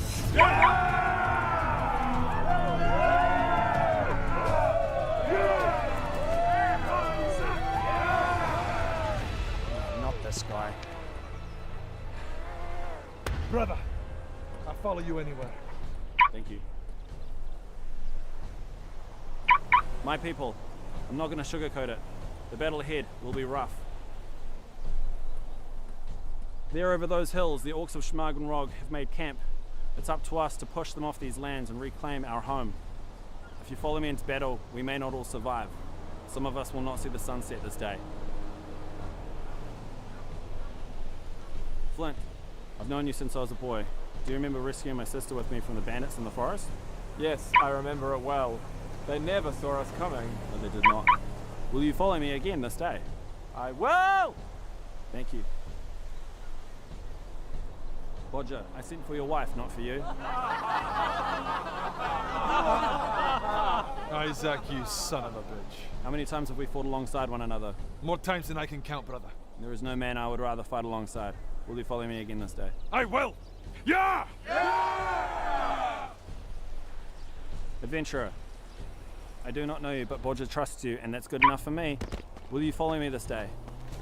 I mean, I don't really want to be honest, but I kind of have to because I want the XP. So, but just to make it clear, your performance is dragging this whole thing down. It's enough chatter. Soldiers, no one truly dies, not in battle. In battle, you become saviors. You become heroes. You become legends! Yeah! So follow me.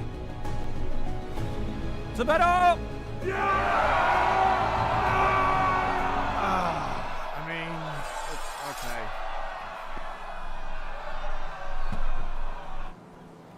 For hours we'd been engaged in this bloody stalemate.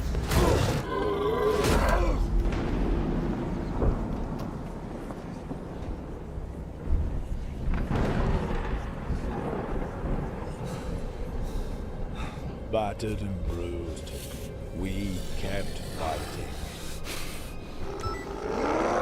With every fiber of our being, we kept fighting.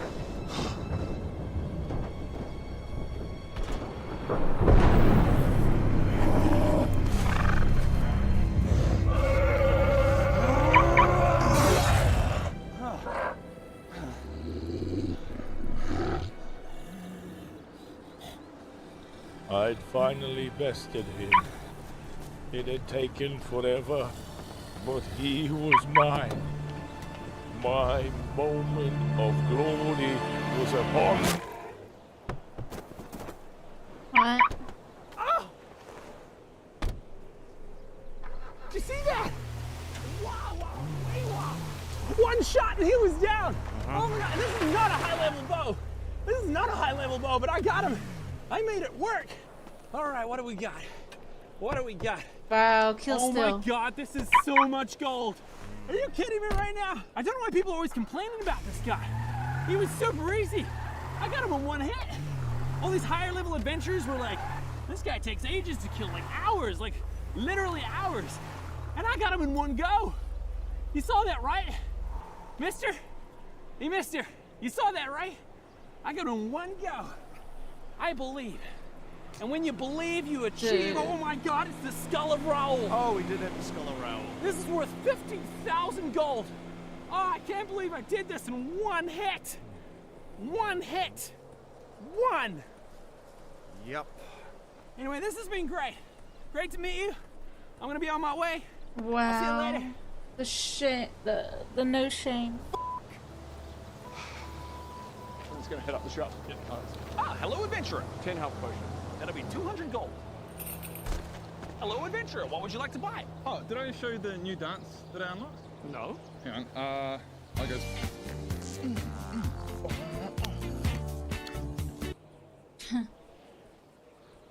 Anyways.